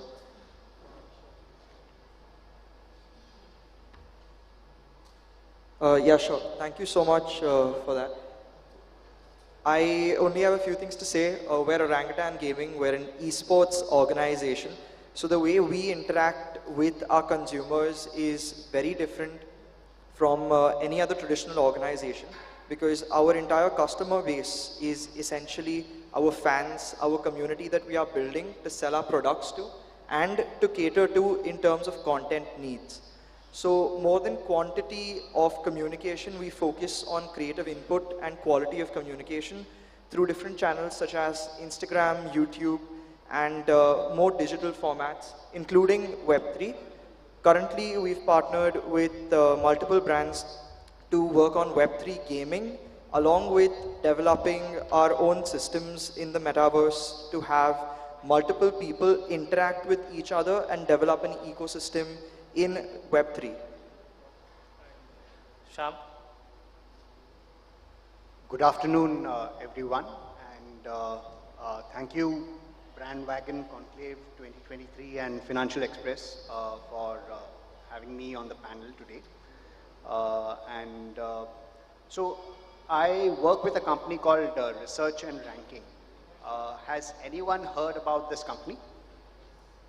Wow, great. I was expecting no hands, but I can see 2 hands. And I'll tell you later why I was expecting no hands. So Research and Ranking is India's leading SEBI-registered equity investment advisory. In simple words, what we do is we offer stock recommendations on a subscription basis. So most of you over here would have been investing through mutual funds. But if you wish to invest in stocks, you may not be clear about which stocks to buy, how to build a portfolio. So that's what our company does. It helps you construct a portfolio. Now, in terms of marketing, well, we have been a digital-first brand, all right? Unlike a lot of other companies in the financial services space across AMCs, insurance, banks, etc., they all have built their businesses using distribution channels, and then they have gone on to digital. But our company, which is around 9 years old now, we have primarily built our business on the back of digital, and it is just now that we are exploring conventional distribution channels or traditional forms of media. When it comes to digital marketing, we do everything. So right from generating leads using platforms like Google, Facebook, retargeting our leads, and of course direct marketing plays a very important role when it comes to not only engaging with leads but also with our customers. And apart from this, we also focus a lot on investor education. So we have a dedicated application that we have created called Informed Investor, which has a lot of videos about educating individuals on how to invest, and this application is free. Even if you are not a customer, you have access to it. And needless to say, this application also helps us to retarget to our existing pool of prospects and maybe even upsell products to our customers. So that's about it. Thanks, Shyam. Pooja? Thank you, Shyam. Am I audible?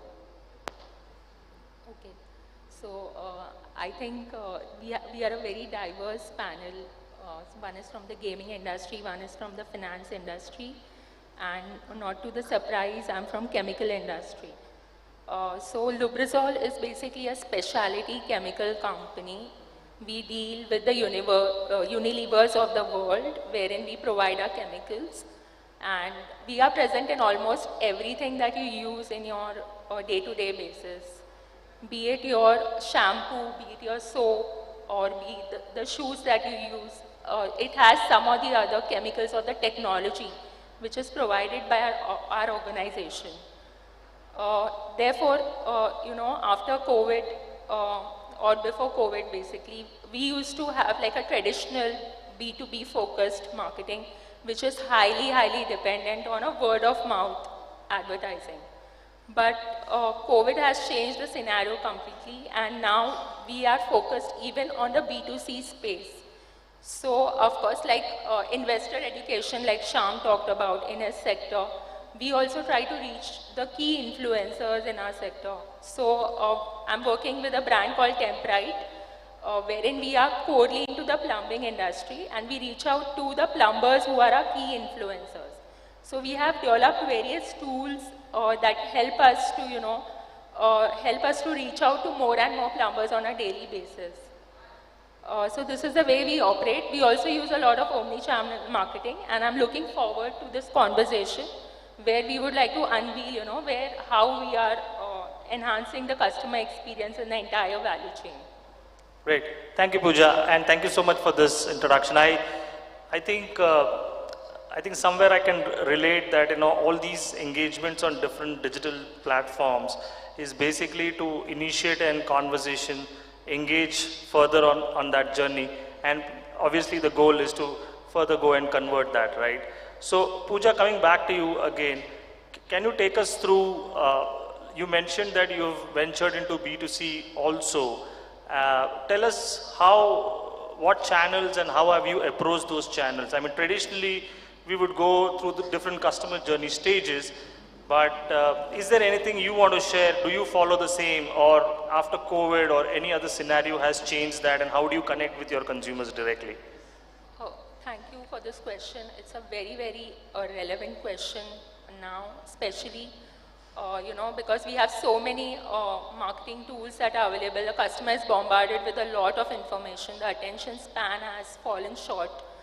What we have done post-COVID is we have developed an app. So traditionally, we have been reaching out to lakh of plumbers. Like we have trained almost more than 1 lakh plumbers in the past. But in the COVID time, of course, it was difficult to have that one-to-one reach. And that is the time we thought of developing an app. And interestingly, WhatsApp had started, almost 70% of the plumbers were already on this platform. So we started working on community building, and we developed a community page on Facebook. First started creating awareness about our brand through Facebook and through our WhatsApp for Business channel, where we started sharing them some small educational videos or tips for their plumbing work that they do on day-to-day basis. And then later on, we went ahead and launched an app. Now, the plus point of this app is that learn and earn. So it's not like a commercial app where a plumber needs to buy a product and then he gets certain rewards and he can claim it. But here he just needs to educate himself to earn certain points. So we wanted to give back to the community, which has suffered a lot. So there are, of course, there are a lot of frontliners who we have talked about in the COVID. But very few people talk about the plumbers who make our day-to-day life easy. And this is the time when we understood that it's important for us to upscale them, because they don't have formal education possibilities. Like there is no school or no college that provides plumbing as an education. They get it generally from either their father or their grandparent, etc. So we found that this is a need gap, and if we want to give the plumbers an opportunity to upgrade their lifestyle, we need to provide them a platform. And that's how we developed this app called as FlowGuard Plus app, which is typically the name of the technology that we provide to our brand partners also. So this is how we started creating awareness about our brand to the key influencers in this category. And we did omni-channel marketing, wherein we also used WhatsApp, we used Facebook, we used various other social channels, we used YouTube as well. You'll be surprised to know that there are plumbers who are influencers on YouTube. They have millions of followers on YouTube. So this is how we created like an omni-channel connect and reached out to the people who are far from being known. Great, Pooja. I think one takeaway from me is that while the conversation is more business oriented, enablement also is a very key part in specific industries which you just touched upon. Coming to Shyam, talking about financial investments, as consumers, we are aware that we get a lot of these transactional messages, right? And in our industry, in communication industry, the study says that the click rates on transaction messages is 3 times higher than any promotional messages for obvious reasons. But that also opens up an opportunity for brands like you to really re-engage and upsell with that customer. Take us through that thought, and how are you basically leveraging it? Right. I feel someday consumers may want to hunt us down, because we have literally leveraged everything at our disposal to market or to promote our offerings to them. So I remember around 10 years back or so, I was doing something similar to what you're doing, Shankar. So I used to be associated with a direct marketing company, and I used to handle sales for them. So at that point of time, I remember being very excited about this concept called trans promo, where you are actually combining the promotional aspects of your messaging with the transactional feature of the communication that is going out. And back then it was seen as a silly stunt that we were trying to pull off. But over the years, this has changed. You're right, Shankar, in the sense that transactional messages do end up giving a great response. But that happens if you're able to get few things right. All right. So firstly, I feel that when it comes to transactional messages, it's important to identify which are those opportunities that you want to explore when it comes to transactional messages. So there are multiple examples of a transactional message. So for instance, one could be that you are trying to purchase a service, and after you finished or after you completed purchasing a service or a product, you get a confirmation message. Another transaction message could be on the lines of, say, you have taken some action, all right, and post that action you have ended up getting a message. Another example of a transaction message could be that you have decided to discontinue the service, and you get a confirmation message informing you that you're no longer associated with this company. So firstly, it's very important to figure out all these different types of transactional communication opportunities, if I can call them. Secondly, you will need to determine where all are these transactional communication opportunities available. So it could be through emails, it could be through SMS, it could be through WhatsApp, it could be through maybe some application interface, because thanks to platforms like yours, even if you have an application, you can actually, in fact, thanks to MarTech platforms, you can actually start engaging with users, right, by defining certain rules. Once you're able to determine all this, then I believe it's very important to create some kind of a flowchart, okay, because that flowchart will help you understand what is the action that particular user is likely to take next. So for instance, when it comes to, let me give you an example. So in our case, renewals is a big challenge for us, all right, similar to the insurance industry. After the first year, they call it persistency.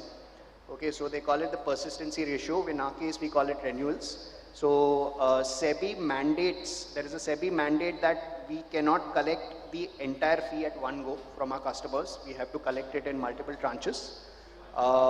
So when we are collecting the payment the second time, I have to be very honest over here. There are quite a few customers who tell us that you're getting in touch with us now, you know, for the last 6 months after you had taken our payments, there was no interaction.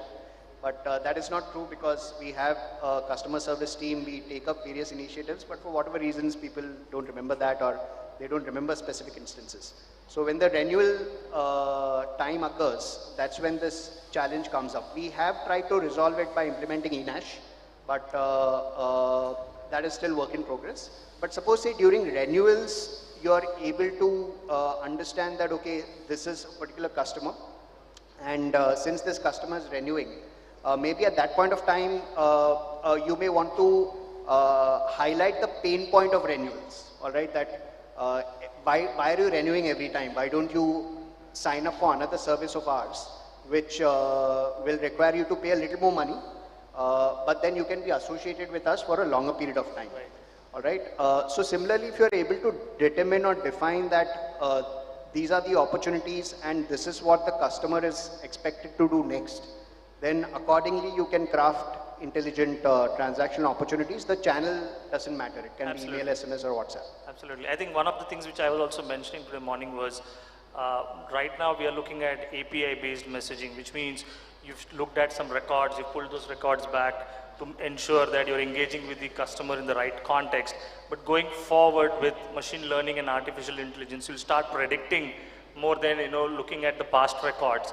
And I think that will make, you know, the transactions messages more effective, because you're going to basically start predicting what's going to be the next step with the customer. So Shyam, thanks for explaining that. I think I'll just come to you now, Dhruv. You know, gaming is probably very different from the other two gentlemen who were talking about the businesses, right? A very new space. I mean, I don't have to tell, it was always digital, right? Now that we have internet and the ecosystem so matured, we're talking about metaverse, we're talking about a lot of things around that. But how much are you also relying upon these digital-based communications in your industry? Firstly, thank you so much for that question, and I would like to start the answer by asking people, how many of you know about esports? Esports, how many people would know? 1, 2, 3, 4, 5. I know it thanks to I am not raising my hand because I don't know. So esports is essentially competitive gaming. As you said, it's a very, very new industry. Gaming is, it's in a very nascent state right now. As we go ahead, we've noticed that trends have been shifting from communication face-to-face to communication digitally. And the best kind of communication that we've seen impacting a younger audience now is creative communication that really tickles their brain. And we see the most of this happening on social media platforms. So using your Instagram, using YouTube, to an extent even WhatsApp, because meme marketing is also heavily used in gaming. Today, the amount of things that are shared across, I'm sure a lot of y'all share funny videos, funny memes, funny games, things like that across to each other. All of that helps us in promotions as well, because our creators, our influencers are the ones who will sometimes make those or really crack those jokes on their live stream, spreading it to a viral audience. So our communication comes from there. Talking about metaverse, what the metaverse holds for us is a large opportunity in terms of Web3 gaming. As I said, community development is essentially very important to us because that's our entire customer base. The metaverse gives us an opportunity to not just look at, say, one community in Mumbai, one community in Delhi, one community, or restricting us to any specific demographic. What I can do is, in that space, I can have a person from France, a person from the US, and a person from India with the exact taste, the exact experience, and the exact thought process, who I will then sell my products to, which means that my community has the scope to grow, not just demographically, but in the virtual world as well. So that's why the metaverse plays a very big role for us, and there are so many games that are currently coming up in the metaverse that will be competitive in nature, will be an esport in its own nature. Just the way you have a Virat Kohli playing cricket on a cricket ground, in the same way we have our players play their respective games on that particular game, on that particular platform, streaming that live on YouTube, on Router, on Loco. These are different platforms for gaming specifically, and obviously displaying a lot of their work on Instagram, on Facebook, etc.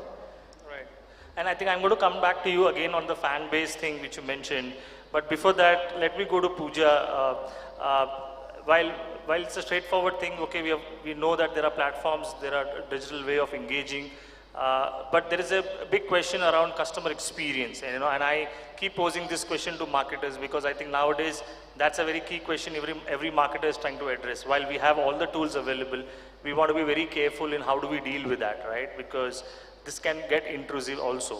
So how do you manage that balance when you know that, okay, this is what I need to hit, but at the same time, I have to ensure that the customers, value that communication at the same time? Sure. So at Lubrizol, we have been using the fundamental basis of our marketing is inbound marketing philosophy that we follow. Okay. So we don't reach out directly and create awareness. Unlike outbound marketing, we create very, very relevant content that is required for our target audience. Now, how do we do this? Is we create, we understand, what is the intent of a specific target audience reaching out to us. We create personas. So, for example, if I'm working for the plumbing brand, so the personas will include the consultants, the architects, the designers, etc. So need to understand what are the channels or digital channels that these personas will be using. What kind of information are they searching for? And basis that we create very, very relevant content. It's also very important to be real. So, in this BrandWagon of, being relevant, we sometimes, some of the brands lose the authenticity by not being real. So it's important to have very real and relevant content going on your website. Second thing that we do is, in the form of brand advocates. So we use our internal employees who are the face of the company as the brand advocates. Also, we give an opportunity to the customers, the B2B customers that we work with, to be our brand advocates. So the word of mouth, the gap of that is filled via this. So we create, some small programs like Beyond Plumbing, for example, which is a small knowledge sharing session, and we give the consultants an opportunity to share their experience and knowledge related to the latest plumbing technology. And we reach out to their community. So in this, we are doing two things. One is community building, and secondly, we are also gaining advocacy for our brand. So this helps to create more relevant and real communication. And thirdly, most important is we need to humanize our brand. So as like we did, we developed this app for the plumber community. So the humanizing of the brand should definitely be there. And it's a matter of fact, that the brands who have this particular human touch or who have done a lot of CSR initiatives, they get a lot of, word of mouth. And these are like organic word of mouth. This is not something that you need to invest in. Don't need to spend a lot of dollars in getting this done. So these are three things that we do. I get that. So I think very important point here is to have that communication which is very inclusive and not exclusive to the proposition which you want to keep in front of your consumers. I think that talks a lot about customer experience. Shyam, we did a survey and we figured out that 60% of the youth population, they love to chat rather than call or have a physical contact. But when you look at the potential BFSI, or let's say in your case stock trading customers, the age group is not only youth. There's a huge amount of population which is above that group, and they believe that because you need to have a trustworthy interaction for dealing on a financial product, they would like to go the traditional way. How much of this change is influencing your business, and you see that the other side of the crowd is also following the new technology? Right. So Shankar, I believe the real youth ends up using Discord more than WhatsApp these days. But also our ideal client profile comprises, for whatever reasons, primarily men above the age of 35. All right, and almost 40% of this chunk will be above 45. Now, I'll answer your question in two parts. One is when it comes to using WhatsApp as a communication channel, and the second is maybe if you are using WhatsApp as a chatbot. So, how many of you over here have watched B.R. Chopra's Mahabharata?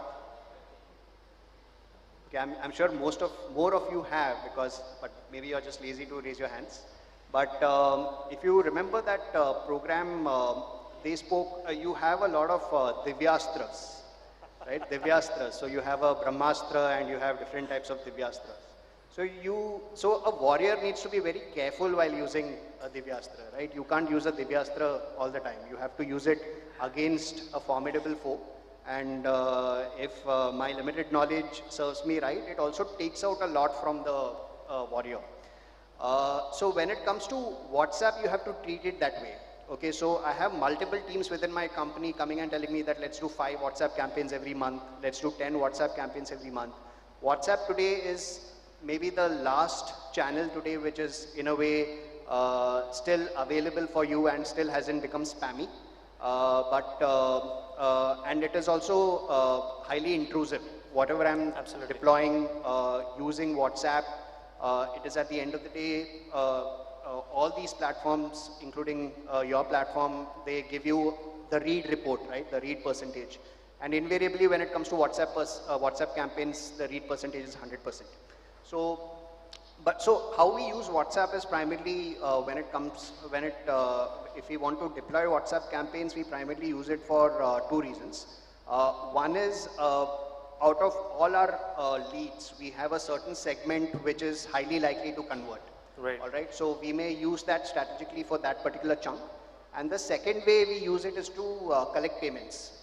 So when it comes to collecting our advisory fees, especially for a particular offering where the advisory fees is very high, all right, so that fees could be 1 lakh rupees or 1.5 lakh rupees. The response over WhatsApp is fantastic. So we usually schedule it at the end of the month because that's when these targets come in. all our colleagues are chasing their numbers and that helps them achieve their numbers. When it comes to the chatbot, when it comes to the chatbot flow, again, as I mentioned, it's very important to create the right kind of flow chart. And also just to build up on what you said, you are absolutely right that you can't just rely on the chatbot to have engaging conversations. My sense is that the number of questions should be very limited, maybe not more than 2 or 3, post which you directly redirect that particular user to somebody within the team who can chat. Right. I think you stated 2 points. One is obviously you echoed one of the point I mentioned is every brand has to be very sensitive as far as using this channel is concerned, and the responsibility lies fairly on all of us, including the service providers. And the second point you rightly mentioned is we still are in a phase where you need to bring human touch. I mean, you just cannot go bot, because as we realize, there is a certain section of customers, I heard that with Pooja also, they need that physical connect, and you may want to bring it in different forms, using the bots along with it. On that note, Dhruv, we spoke about that, on the fan base, and I believe that's one thing I learned that from you, saying that fan base is one big thing, right, in this gaming business. And I touched upon customer experience, I touched upon technology with the other panelists. I want to come to you on the loyalty part of it. And fan base and loyalty is a very closely connected thing, right? How do you manage that, and ensure that there is conversion and there is a revenue stream out of that as well? So I think loyalty of a fan entirely depends on the team's performance. Today, anyone looks at, I don't think there are a lot of fans for the Sri Lankan cricket team right now, right? Are there? I hope there are no Sri Lankans here. There aren't at this point in time. If you ask someone who are you a fan of, even across the world, major people will say India because our cricket team plays so well. In the same manner, we entirely focus on having our teams perform in the best manner, be #1 in India, and aim to be #1 internationally as well. For us, that becomes the most important, because the better they play, the better the community becomes. The better the community is, the more easy it is for us to sell products to them, sell services to them, help them understand how they can engage with this fan base. For me today, if there's XYZ brand that comes up to me and says, you know what, I want our brand message to go out through your organization, through your creators. I can only make it effective for that brand if those people, his fan base, are willing to understand and are getting influenced by what that person's saying. For him to do that, for her to have that influential power, they actually have to be good at their respective sport, at their respective esport, and at the kind of content that they are creating. So I think that's why fan base plays a very huge role for us, and community is something that will expand time on time, better with performance, and will drop if you perform badly. All right.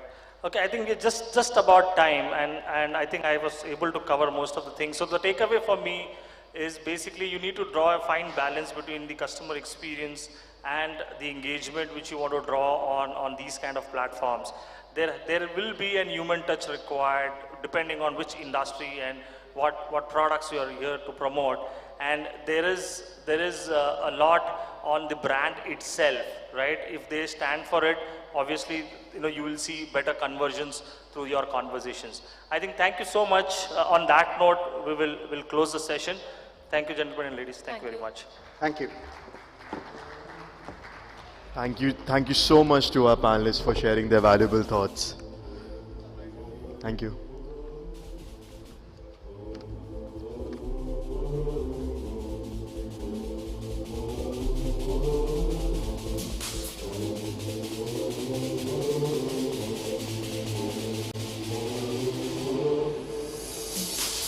Well, without any further ado, let's start with our next panel discussion titled Regional, the Crown Prince. In this session, the panelists will talk about how the regional brands are growing and competing with the traditional brands. For this session, we have Mohan Chalavadi, Senior Vice President, Sai Silks. Vikash Kundu, SVP and Head, Revenue, Regional Entertainment, Viacom 18. Apurva Sarkar, Head, Marketing, Bandhan Bank. And the session will be moderated by Shankar B, Chief Executive Officer, 4th Dimension Media. Let's welcome our panelists up on the stage, ladies and gentlemen.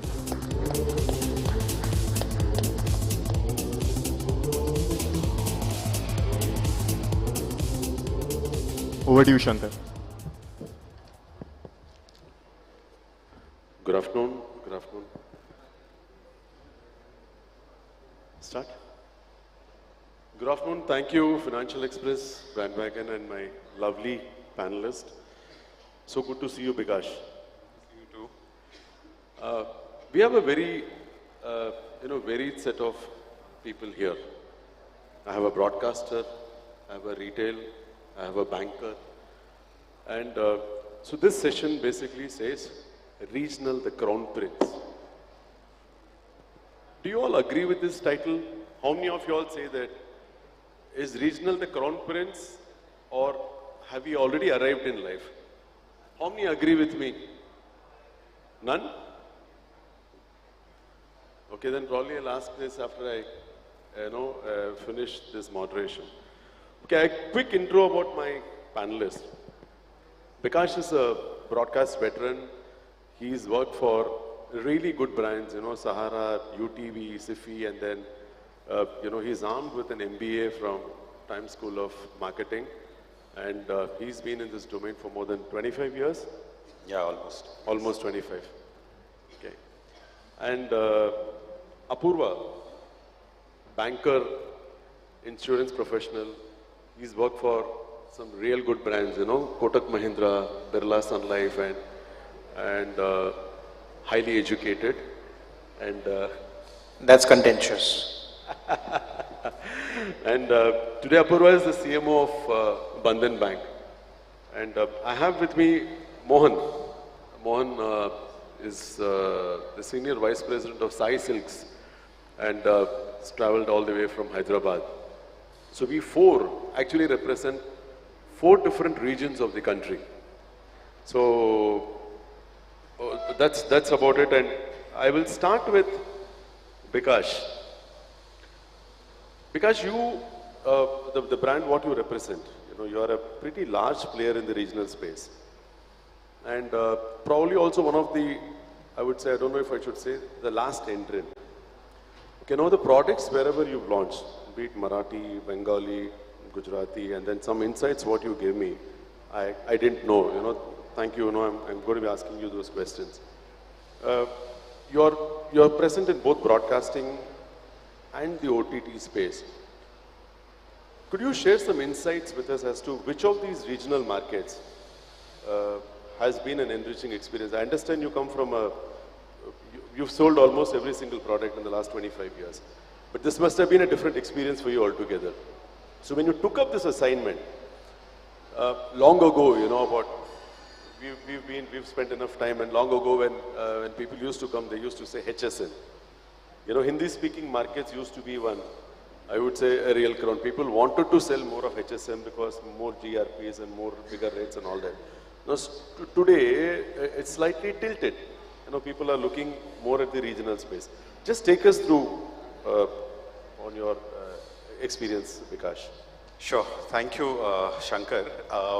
Shankar asked the audience the question whether you agree with the theme of the session, which is regional, the crown prince.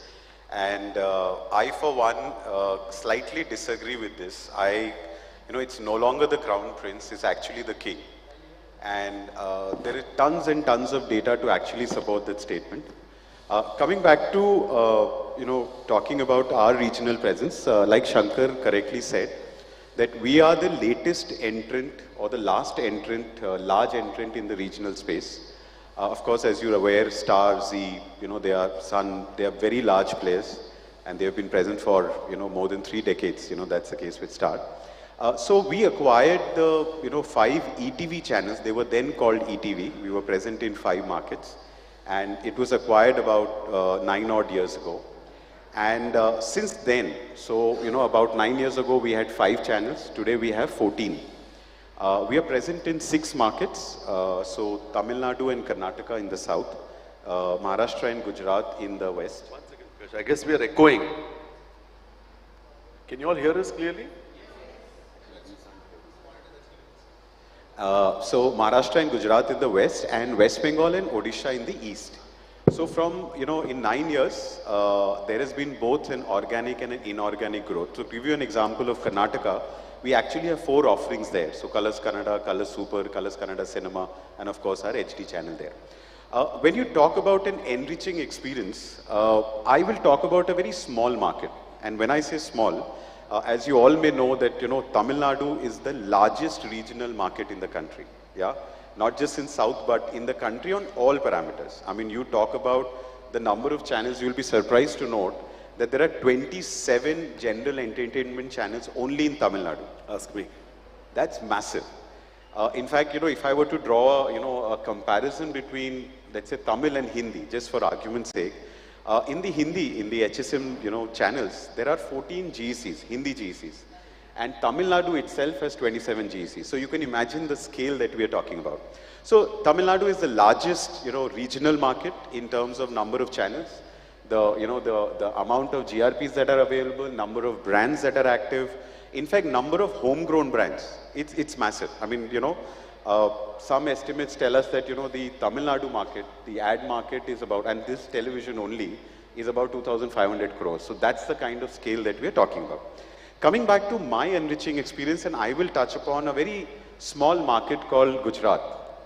So a standard disclaimer, we are the only entertainment brand in Gujarat. What I mean by that is, our worthy competitors like Star, Zee, Sun, they still haven't, or at least presently they do not have a presence there. So we are only the only entertainment brand. Having said that, and I'll tell you why it is enriching, it's very interesting.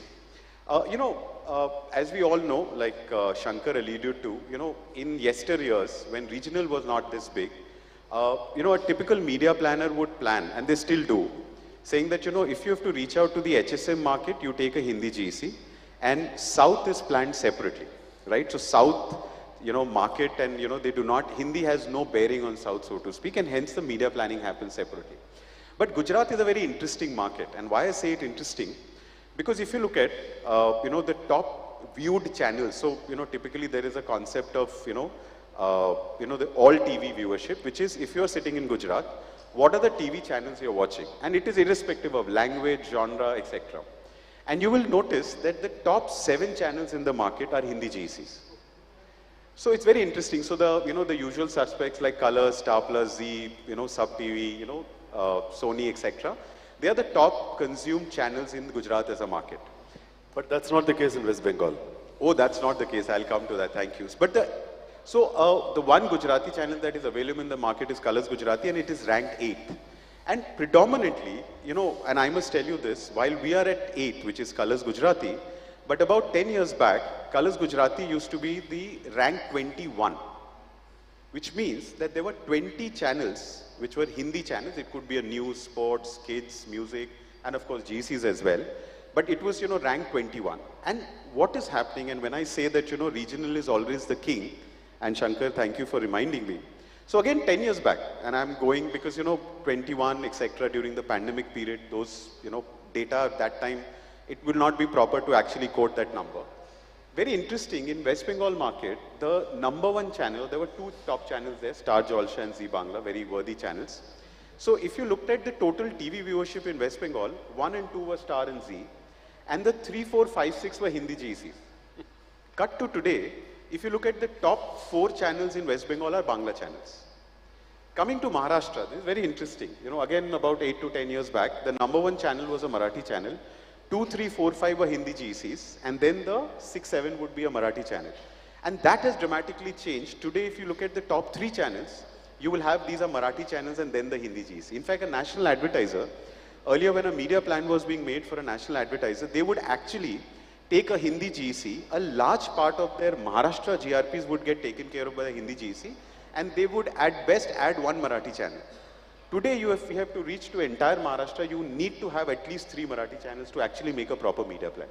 So from an enriching standpoint, I know it's the smallest market in all the markets that I've mentioned, but Gujarati has been a complete enriching experience. Fantastic. Apurva, Bandhan Bank created history. And, you know, like how I asked this question to Bikash, you've also been sort of last entrant and see, if you look at banking, unlike television, car, mobile, banking comes with a lot of trust. Banking comes with a lot of pedigree, you know, safety, security and all that. So when the bank was launched, somewhere down the line, you must have had meetings with your promoters and saying that you're going to be competing with smaller, I wouldn't say smaller, brands which are regional in nature like Ratnakar, Sarvodaya, AU, Small Finance Bank, Indian Overseas Bank and so on and so forth. So what was your strategy and what was the thinking then? And you have a very powerful brand ambassador, Saurav Ganguly, who's known for both good and bad reasons. People recognize him. The moment you say Saurav, Dada. So what happens is, Dada resonates with most of the markets. We are 28 states, but there are still certain places where people know Dada. But just take us through that, Apurva. Sure. Thanks, Shankar. First, two things. One, I think fantastic work done with the organizers by keeping this on time. Rarely you find such day-long events running on time. Second is thank you, all of you. 2 hours after lunch is the worst time to be on a panel and seeing the audience in this manner engaged. Thank you so much to all of you. Shankar, see, there are two things that we need to look at here. Number one is that, where is the play in banking? Bandhan Bank today has about more than 5,700 banking outlets. More than 70% of these are in rural and semi-urban areas, where majority of the banks are present only to fulfill that condition that RBI has placed on them to open 25% branches in rural areas. They're not entrenched as much as Bandhan Bank is. And therefore, the level of competition for us was not as high as it would have been if we were looking at metro and urban centers. But that doesn't mean that we're not present in metro and urban centers. It's necessary for us, and we pride ourselves in being a bank for all. We don't differentiate, we don't distinguish. And therefore, in centers where banking had already been deeply penetrated, that's where we needed to really work on establishing who Bandhan Bank is and why do people need to look at Bandhan Bank when they're looking for a banking partner.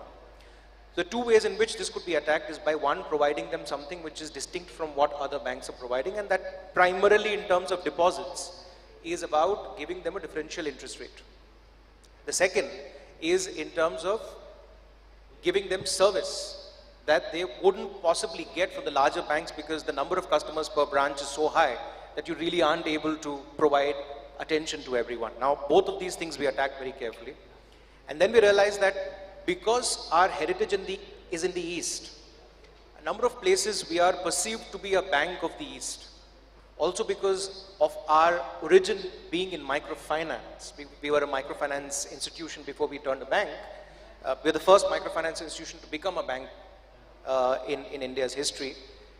And therefore, it was important to establish that we are a bank like any other bank that you would find in your neighborhood, which is able to cater to all your banking needs. Plus, we are a pan-India bank. Today, we are present across 34 states and union territories. There are 36. We are only not present in Lakshadweep, where it doesn't make sense to have a branch.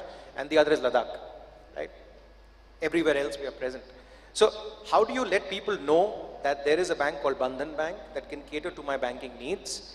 And for that, we thought the best way would be to bring in a face that lends trust to the brand with the story of how he himself got the trust of people. And that's where we thought Saurav Ganguly would be the best bet. Again, few people might just think that, okay, you are an East-based brand and therefore you got someone who's based in the East. But if you see the life journeys of both of us, Saurav cannot be called an East brand. He is a global icon, right? He is more a transformationist than a player. Similarly, as Bandhan Bank, which surely started from the East, but today is a pan-India brand. And initial feedback, we started this campaign only in the first week of January, so we really don't have quantitative research to give us how the campaign has performed. But qualitative feelers tell us that yes, people are beginning to notice Bandhan Bank more than what they were noticing earlier. So clearly that has played a role. And just an anecdotal evidence, can't tell you where, but one of our government business persons was visiting one state. He met a principal secretary, very senior IAS officer. And when he introduced himself as, you know, I am from Bandhan Bank, just wanted to have a 2-minute discussion with you. He responded by saying, oh, Saurav ka bank. You know, so clearly there is some recognition that is developing and that is giving us that positive rub-off, more of which we will know as we do a post-research. Brilliant. Now, Mohan. Mohan represents a company called Sai Silks, Kala Mandir, and you know, very, very well-known brand in Hyderabad. Mohan, I have a question for you. See, your category, you have very impressive set of brand ambassadors. No, I really like them. You know, when I was going through your site, nice. So, have you ever felt, by being based regional, by being based out of Hyderabad, today you will be competing, today the brand competes with, just to give you some names like, you know, whether it is Manyavar or RMKV or even to a certain extent Reliance Trends or whatever. Have you, and your budgets probably will be, let's say, half or 1/3 or even 1/4 of them. Have you ever felt that, you know, I wish I had more money to blow? You know, I'm competing with the biggies and, you know, I have a very small purse. Has that feeling ever come to you, Mohan? First of all, let me thank Shankar and everybody that's present here today. Thanks for giving us this opportunity. That's a good question, Shankar. So first off, when we first started our company 17 years ago, we started with a 3,000 square feet showroom with 50 members of staff. And for the past 17 years, ever since we started this company, we have grown from one retail outlet to 53 retail outlets today. And we're operating in 4 southern states, Andhra Pradesh, Telangana, Karnataka, and Maharashtra. So that wouldn't have been possible if we didn't have that confidence that day when we started this company. We never were in a situation where we have to think about, well, it is something that I could do. We always move forward with the, the confidence that we can do. Just do it like Nike, right? So that is the philosophy that we believed in ever since we started the company. And we have a very strong management team, well-educated, well-positioned. And we really thank all of our customers for showing their love and support all these 17 years.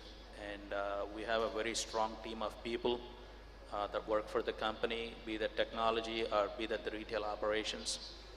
And we also want to thank all of our vendors for their support over the past 17 years. So just to be precise, to answer Shankar's question, we never felt that, we are challenged with these national players. We're always focused on what we have to do, and we're the best at what we do. Okay?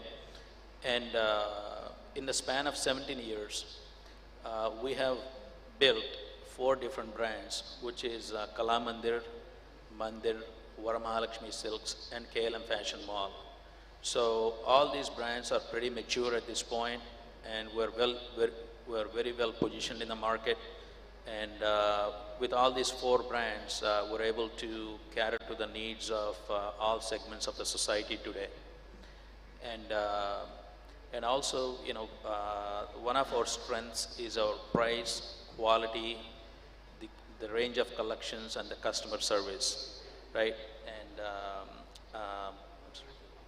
And as Apur rightly said, the customer service is one of the things that we always believed in, right? So any customer that walks into our retail outlets, we give them personal attention, right? And our price is very excellent. Any retail outlet that you go to, you cannot beat the price. And we have an excellent quality, and we never compromise on the quality, and the collection is pretty excellent. And as Mr. Shankar said, we have very good brand ambassadors. We have Vijay Devarkonda, which is one of the biggest stars in the South in the Telugu film industry. He's been our brand ambassador for KLM Fashion Mall. And Shruti Hassan is our brand ambassador for Varamahalakshmi Silks. And all these, biggest icons, they believed in what we are doing today, and they came forward to support us. And I guess the first and foremost, the women, all of the women customers that shop with us are our biggest brand ambassadors, right? And they really love the products that we sell, and we have a great respect for them. And apart from that, we always believed in technology. Technology has to be the business driver, right? And we have built a lot of systems based on the artificial intelligence and machine learning. And a lot of these tools are helping us run the business in a very effective way. I really thank everybody for giving us this opportunity today. Great.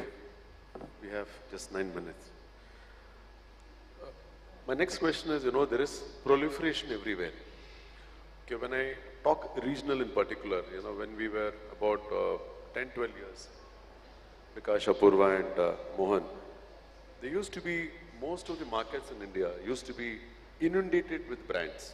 Every day you had somebody launching something or the other in Bombay and Delhi to a large extent.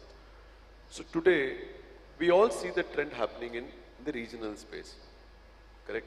And what is your take? So I'm saying if you were to go to the drawing board and put it out, saying that, do you agree with my word? Am I using the right word by saying proliferation, or should I be changing my word to saying the South, so the regional markets in India are headed for tremendous growth? Should you guys be correcting me as saying, don't use the word proliferation? Please remove the word and say that there is growth. There's only growth in the regional space.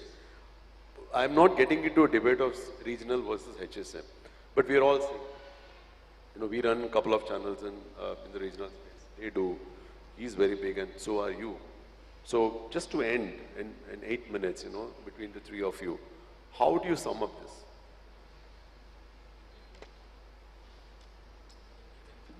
Okay. From a regional standpoint, and let me give you some data. So if you look at the last 4 years, so if I were to do a comparison between 2018 and 2022, which is just ended, and it is not to mention any, one language better than the other, but BARC data will tell you that Hindi viewership, so if you were to look at, Hindi versus regional, and when I'm saying regional, I'm adding all non-Hindi languages put together, so that's regional. So you will see that on a Hindi, the viewership is actually reduced 8%. So between 2018 to 2022, the viewership has actually declined by 8%. In the same period, regional viewership has gone up by 14%, 1-4, for data point 1. If you look at the, since I in sales and, we look at, what kind of advertisements that's happening. If I look at the number of brands and the number of clients that are active, you will see how big regional is. So if you say about 7,000 clients, unique advertisers are advertising on any of the channels across the country, of which about 5,000, 5,500 are on regional, and Hindi accounts for only 3,000. Now Hindi, of course, from an overall ad revenue pie is still much larger than regional put together, and all credit to them. So are we to assume here, Vikash, that the regional markets have more of unorganized brands? Unorganized sector is much bigger in the 5 plus the 4, I'm talking about the 10 regional states. Probably that's contributing more to your ADEX, right? Yes, you're bang on actually, Shankar. So what happens with a national advertiser? So you would categorize them as the HULs, PNGs, Bandhans of the world, who have a presence across the country.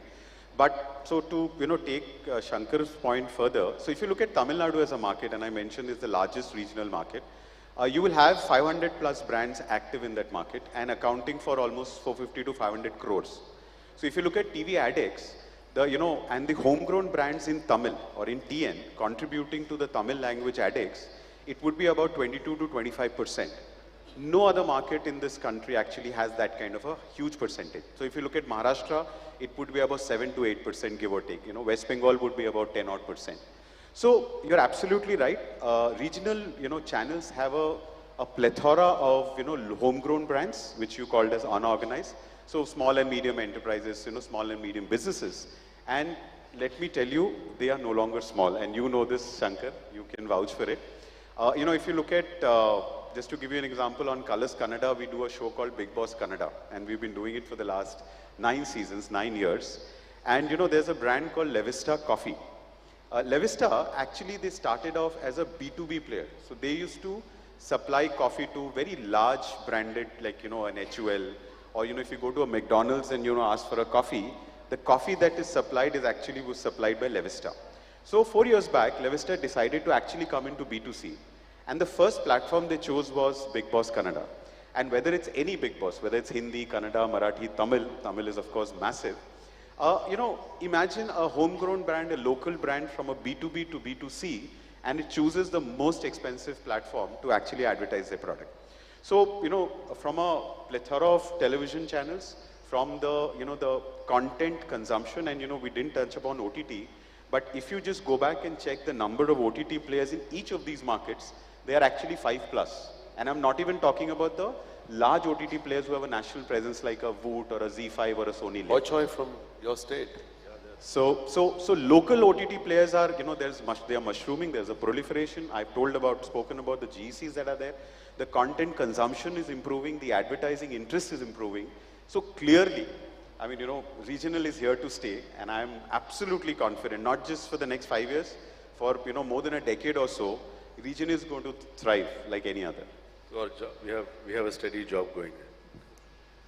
So one thing is that, regional is important can be seen in how the time has also increased. They want us to speak a little longer. So 8 minutes is now 12 minutes. See, my view on this is that regional, the definition of regional per se is different from the business point of view. So, for Bikash, it's the language. For us, as a bank, it's not the language as much as it is the change in demography and preferences, right? So, a state like UP is not one region. You have differences in the way people would approach almost everything, right? So, proliferation or growth, I don't think it is either or. There is growth because there is proliferation and vice versa. And what is driving this are the changes that we are seeing in terms of consumption, in terms of availability. About 40-45%, if I'm not mistaken, searches on Google are voice searches, and majority of those are languages. What was limited yesterday in terms of usage because you didn't know how to use something, today has been shattered given the kind of options that people have. And I think that is what is driving the growth in these markets, let's call them markets, which are not national in nature, right? Second is, there is a very strong urge not to be bound where you belong. You don't belong to a town, let's say Saharanpur. You want to be known across the country. And thanks to all the content that is being consumed, that is being created, also, the entire buzz about startups, Shark Tank, it's very difficult for the young Indian today to hold on to their towns, saying that, "Ruk, teri jagah yahi hai." They want to go out and then come back and do something in their own places. And that's where, the growth is happening from those markets as well. As Bandhan Bank, we lend to small households. We lend money for starting their own businesses. And there are enough and more examples where ladies who did not know how to write their names properly to start with, we taught them how to do that. They took a loan from Bandhan Bank. They are hardly class 3, class 4 pass outs, but they are responsible for running their households, right? So it's the opportunity today that is driving this growth.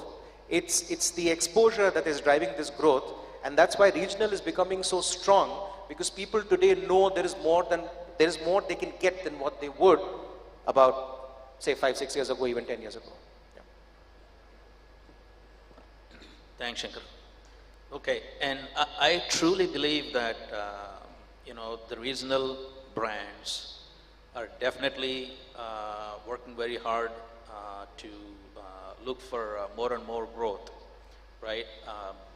And I believe just, our company as an example, right? We never really, were held back with the notion that we cannot compete, right? And as I said before, with one retail outlet, with the confidence and the belief that we had in what we are doing, now we were able to expand to 4 southern states today and serving hundreds and thousands of customers on a daily basis, right? So I truly do believe that regional players have a lot to offer, and there is a lot of potential and growth for each and every segment, be that banking sector, be that media, be that retail, or FMCG for that fact. I strongly believe that all these players are definitely going to see a lot of growth going down the road. And also, just not to deviate, I was reading an article from Goldman Sachs just a week ago. They were projecting that the GDP growth in Indian market would be, in the range of 6.5% to 7% for the next couple of years, which is way higher than most of the, well-known economies in the world, such as United States, United Kingdom, Japan, China. So we're going to surpass everybody. So, and I truly believe that a lot of this growth, the regional states have a lot to offer in this growth, right? And as I said before, as a regional player at this point, we have been, pretty much in the belief that the technology should be one of the strongest pillars of any business, right? And we ourselves has embraced a lot of these emerging technologies, such as artificial intelligence and machine learning, to kind of manage our inventory levels and to service our customers, right? So, and again, I truly believe that all these regional players, have a lot to offer for the Indian economy, and they will see a very strong growth in the years to come. Great. Thank you. We have any questions from the audience? She's got a...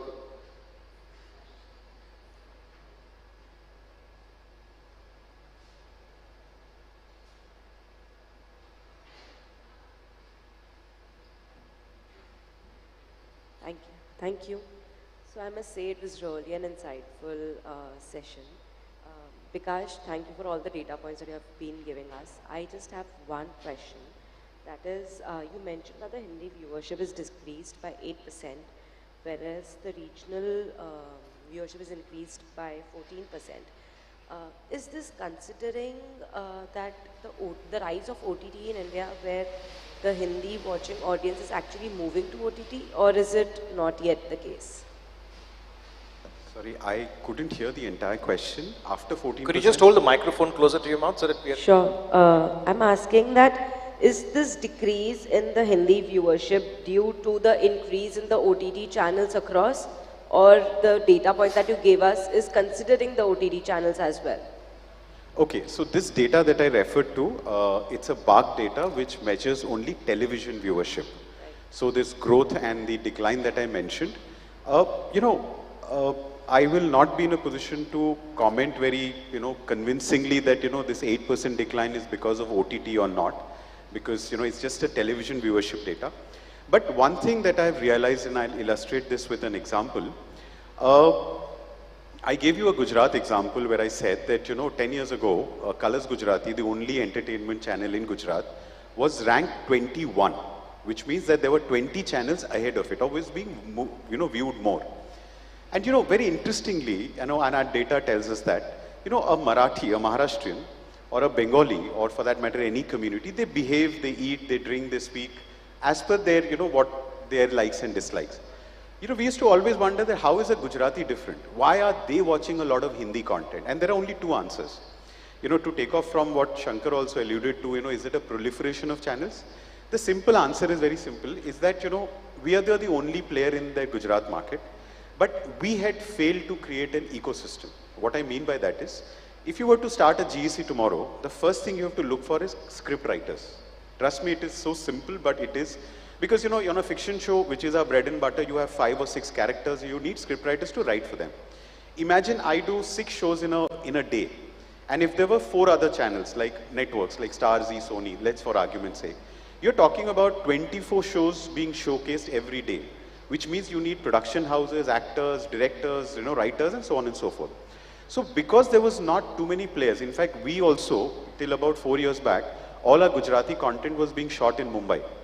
And if you are a true blue Gujarati, you have to be in Gujarat to kind of, you know, show. So there was not enough good Gujarati content that was showcased to them. Hence, they were, moving towards Hindi content. And even if you look at what Hindi content, the most popular show in Gujarat is Tarak Mehta Ka Ulta Chashma. And that is primarily because the setting is, you know, a Gujarati household, etc. So where I'm coming from is that, is it because of the proliferation of OTT, platforms and hence Hindi viewership moving? I don't have a definitive answer. But from a regional standpoint, I can tell you, and you know, you travel globally. After 4 meals in some European country, you would want to have your, your comfort food, whatever that is.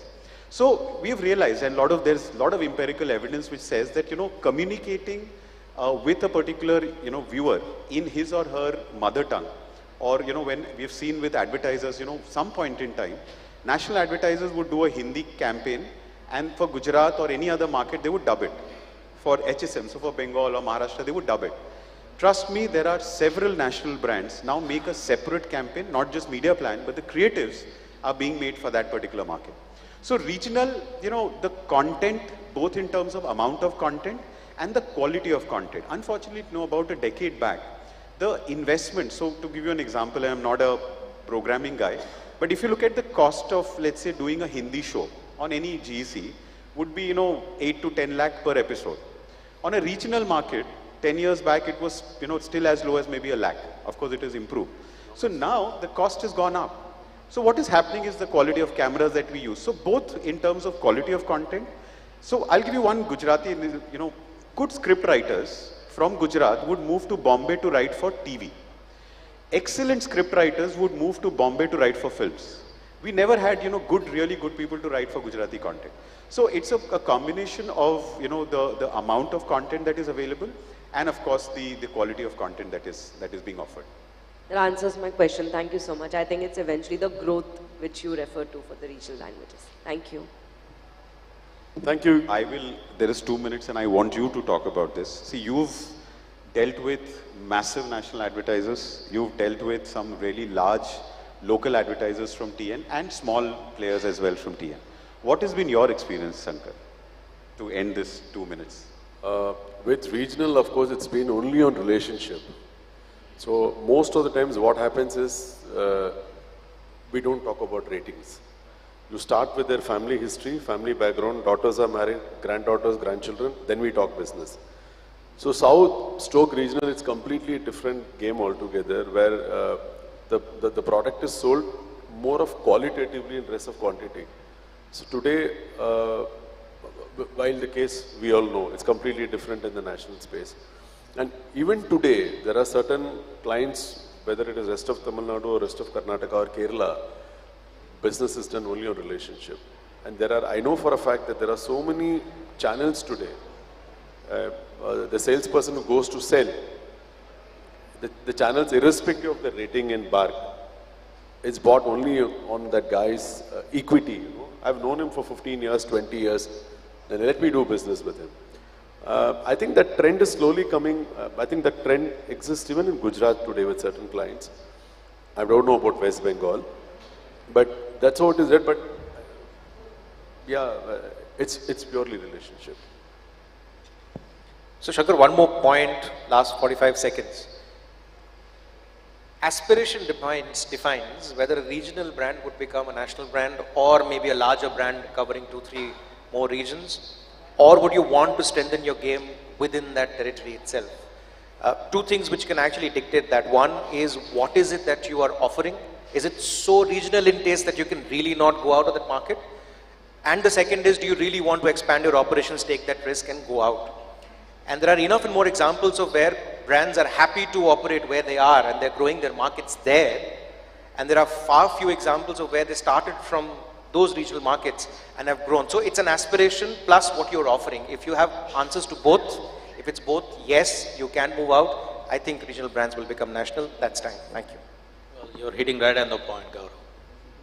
You're hitting right on the point. Thank you. You've been a great panelist. Thank you so much. Thank you so much to our esteemed panelists for that insightful session. Thank you.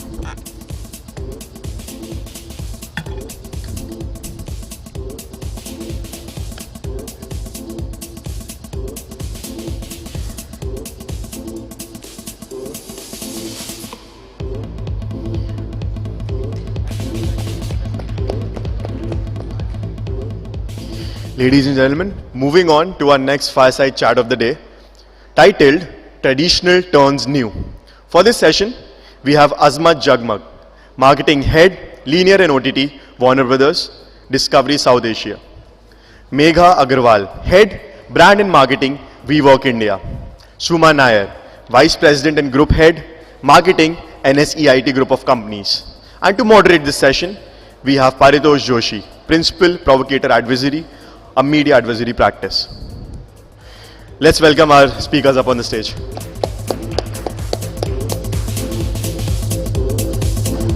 Advisory.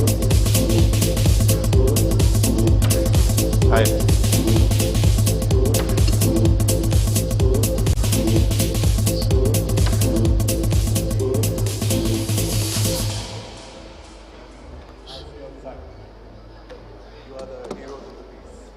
Over to you, Paritosh.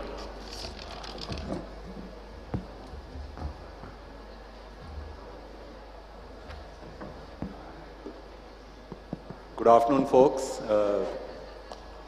Good afternoon, ladies. I have to say, right off the bat, this is the first time in decades of moderating in, moderating panels, participating in panels, keynoting things and so on, that I am privileged and blessed to have a panel entirely of ladies. I think, yes. So that does two things. One, I have the task of bringing up the average age and bringing down the average IQ, and simultaneously also bringing down the average level of attractiveness on the stage, because otherwise, maybe you would get so caught up with all the good stuff that they say that you won't even have time to recognize that we are here for a business reason. So, with that very little introduction, welcome to this session, ladies. Thank you. Let me begin by, Suma, since you're nearest, therefore the first comment goes to you.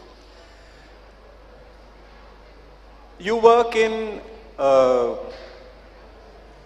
space where you believe, as you were telling me just now, that people worry about conventional and modern and all of that, but you keep thinking about what you need to say about the business that you're in its various aspects. For example, one of the things that you talked about was employer branding, right?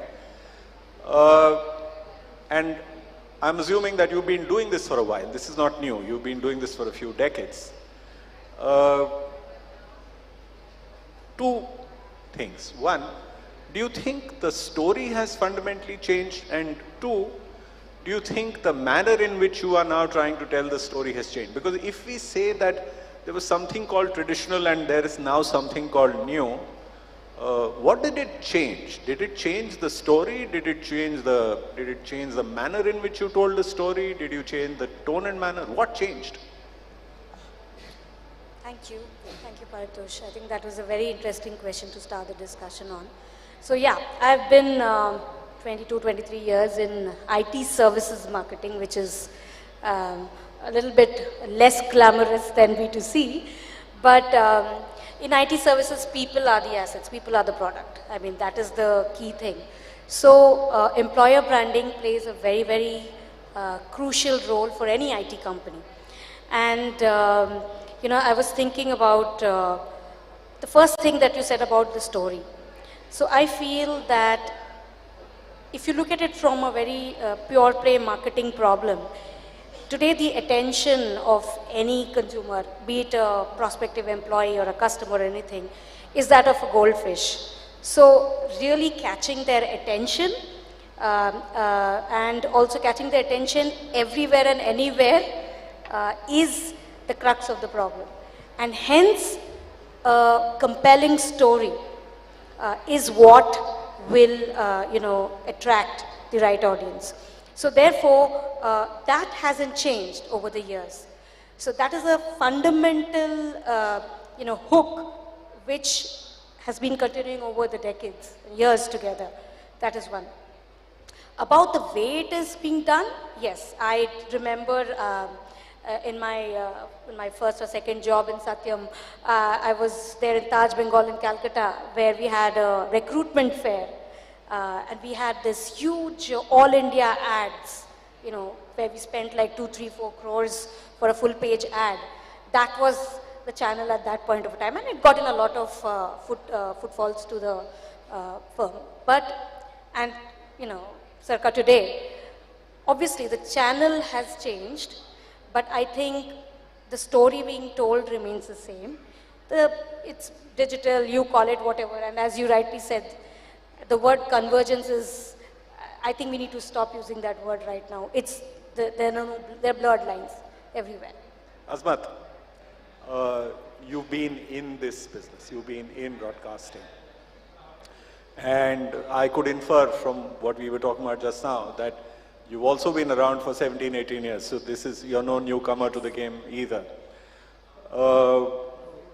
Back in the day, we had linear TV on analog mode, and that was the only thing we had.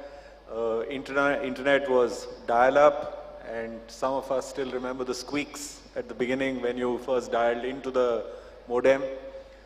Today, people haven't seen a modem. It's a Wi-Fi. But between the time that you came in and the tasks that you did then and today, to continue the thought from what Suma said, the story remains the story, right? Today you work in a business which actually has many different touch points with consumers all over the world. Do the touch points fundamentally change anything at all? So does the mode in which the story reaches the consumer materially impact what you do as a communications professional? Yeah, okay. Thanks, Paritosh, firstly for your very... for this really nice introduction and this really pertinent question. So I'll just kind of take a minute to start the conversation with the question that you asked, that what has changed in traditional and new and those discussions. So I started my career in 2005 with Z Network, and possibly, in the year 2005, I was possibly sitting out there and attending sessions where some very senior panelists were having conversations on traditional versus new.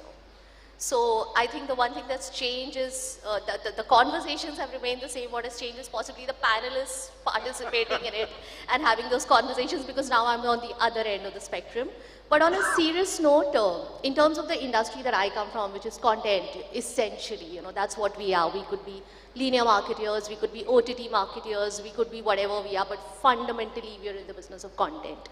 So for me, or the industry that I come from, this traditional and new is actually a very layered conversation, and often it tends to get clubbed as one.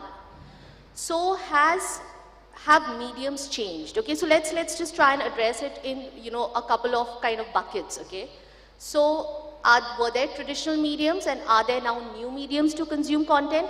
Yes, there are. Any person who's in this business, it's a very black and white answer. Yes, it's changed. You need to acknowledge that, accept that, and do something about it to stay relevant, right? Then the two other very critical pillars, which is content and which is consumer. And possibly when it comes to content, and I'm going to possibly say something which is unpopular opinion, there are tons and tons and tons of literature today about the new content that's taking over, the consumers and the ratings and the subscriptions, etc., etc. well, if you really get down to business and see, this so-called new content, which is consuming a lot of head space and mind space and written space, is actually just doing what it was a couple of years back. There are viewers who are consuming massier content, there are viewers who are consuming niche content, right? Not that this new content is not meant to do a job, that it is relevant, it is important to get written about, it is important to make headlines. But if you see the most consumed content, across linear, across OTT, it still is very good old content that possibly the telling, the stories, etc. That narrative has not changed. Every year of my career in this industry, I've seen traditional content and I've seen new content. And every year that ratio has been 80-20 and that's not changed. So that's there. And coming now to the most important piece of this entire ecosystem, which is the consumer. Which, increasingly we're having more conversations about platform. I just wish we had more conversations about consumer. If you ask me, yes, there are changes coming in. And this is the ecosystem actually we as marketers, I would say, and I would put my neck on the line and say this, that possibly we know the least about at the moment, because many times we come with preconceived, no, this is how Gen Z should behave, and this is how millennials will behave, and this is how, in the peak of your career at Star, how the K audiences, the original K audiences. So 15 years back, people were consuming K-dramas, people are still consuming K-dramas. The dramas may be from a different geography maybe, but if you watch it, like I can say from the content that I watch, it's the same. It is like, so yeah, that's, as a marketer, I think we're in a far more challenging position right now because, there is so much information coming back constantly at us, right? When I marketed for shows in linear on television, there was some kind of a stay, right? We released a show with all the hoopla, then we waited for some good week, 10 days for the ratings to come in, then we processed the ratings, extrapolated it, etc. And there were no knee-jerk reactions to data. So as today in the digital age where the feedback is more instant, which is more ongoing, I think the biggest challenge, Paritosh, that I face, and as marketers most of us would face, is when to react to that data. And I think that is what makes or breaks a good show, a good campaign, a good marketing campaign, right? To take the judgment call of, hey, you know what, I'm going to take this with a pinch of salt and not react to it right now. Or, hey, you know what, this makes a lot of sense, let me take some action on it. And to me, fundamentally as a marketer, that is where the difference has come. And I say this very proudly as somebody who started my career in television, that I have worked on TAM data, BARC data. I can process any data under the sun. That is not a problem. Bring it on. Bring it all. Megha, you were saying that, on the one hand, you're in the real estate business and you have to sell seats. But on the other hand, you are a storyteller just like everybody else is, right? Tell us a little bit about how you are now approaching, because at some level I think we have conquered the hill and gone to the top of it. So I think we should stop worrying too much about the traditional versus new and start thinking more in terms of stories and consumers, because that's what it's ultimately about. What is the story, who is the consumer, and how are you telling it? Good evening, everybody, and thank you for a fabulous question. And taking on from where Azmat left, I am a marketeer with about 14-15 years of experience, predominantly in the FMCG space. And over the last year and a half is when I ventured into the B2B space, and that's where the question really comes in very interestingly. When we talk with B2B marketers, and my last panel was about how B2B marketers and B2C marketers do marketing so differently. And the point there again was that you are marketing to a consumer who gets sold with the story and the proposition that you really have. So bottom line for me is you could be marketing anything under the sun. You need the fundamentals of a great story through a great medium, conveyed with great conviction, in a manner that the consumer is sold and buys your idea. So you could be selling real estate or you could be selling a bottle of shampoo. If you don't have all the elements that go into convincing that consumer, you've not done a great job at marketing. The tools would have changed, the channels would have changed, the mediums would have been changed. Irrespective, like Azmat said very aptly, We focus on a lot of things around media, around channels, platforms, data, analytics. Consumer is a myth really, right? And we are trying to dissect it, and the newest word that I've heard is hyper-cohorting, micro-segmentation. Let's cut the consumer into so many pieces. We don't have that many products, you know.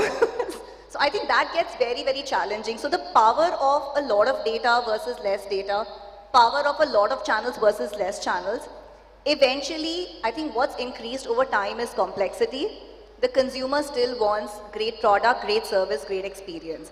And how we deliver it over time as a marketeer is what it sort of boils down to. So when you say selling desks, I think we did our first campaign last quarter, and it was nothing about selling desks.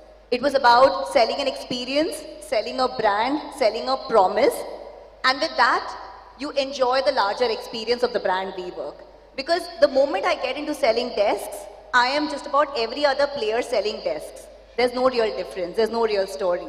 So as long as we've got that right, and we're doing a great job with it, with whichever medium reaches the consumer best, I think we're doing a great job as a marketeer. Back at you, Suma, again. One of the things that you see happening more enthusiastically today than it used to happen before is collaborations. Working across frontiers, working across industries, working with people who are doing very different things, and discovering that there are natural points of intersection that you need to get to and grab, because that's where the sparks fly, right? And one of the things that this is doing is people from, you know, industries such as Megha's and yours are working more closely with content creators in all sorts of spaces. I know personally of somebody in Meta in London who worked with a producer of a Netflix show to actually integrate that Meta products into that Netflix story. How actively does your organization, and I'll probably ask you this question later as well, how actively does your organization actually encourage these moments of serendipity where you reach across what looks like a gulf and find a connection, and that connection spawns a story? Are you doing it? Because I think one part of traditional versus new, which is more about the ethos of it than the technology of it, is that we are stepping out of our safety. We are stepping out of our safe zones inside our physical silos in our offices and saying there is some good stuff to be done when I'm not here and when I'm with people who are complete strangers to me. No, I think that's a very interesting viewpoint, because that's how you can do marketing differently in today's day and context. Because again, taking the example of probably employer branding, I mean, if you look at, if you try to kind of go the traditional, again, pardon me for that word, but if you had to go through a typical Naukri.com or a advertisement or this kind of a thing, you will meet the, I mean, the target audience will see your message, but does it really attract them? Does it really, is there retention in that messaging? Do you get to give them that aspirational, that promise that you want them to think about your company? Well, unfortunately, the audience is far too intelligent for that. They've been exposed way too much to too many things to kind of think that. So you have to do something a little out of the blue, which is why while we are looking at kind of doing collaborations with, you know, whether it is a TV series or something, where we incorporate and kind of put in our messaging, and you know, and this has been there for ages. You know, product placement and all of that used to happen all the time. Sure. But now, imagine an IT services company trying to kind of get into a TVF kind of a series or something, or an engineering kind of a show, and kind of putting in, you know, saying that, okay, this is where you kind of place the placement.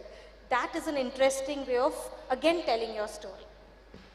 So I'll ask you this, Azmat, first. There was a time when we, you know, treated all of this as just going to the agency or going to a client and doing a presentation about our ratings and our audiences and coming away. And I think that day is gone. I think you no longer go to, I mean, the ratings are like the, statutory minimum requirement. It's hygiene, right? That won't motivate anybody to do anything. How does the world look from the Warner Discovery perspective? That let's say that you needed to have a professional conversation with Megha about Megha's brand. How would you approach it?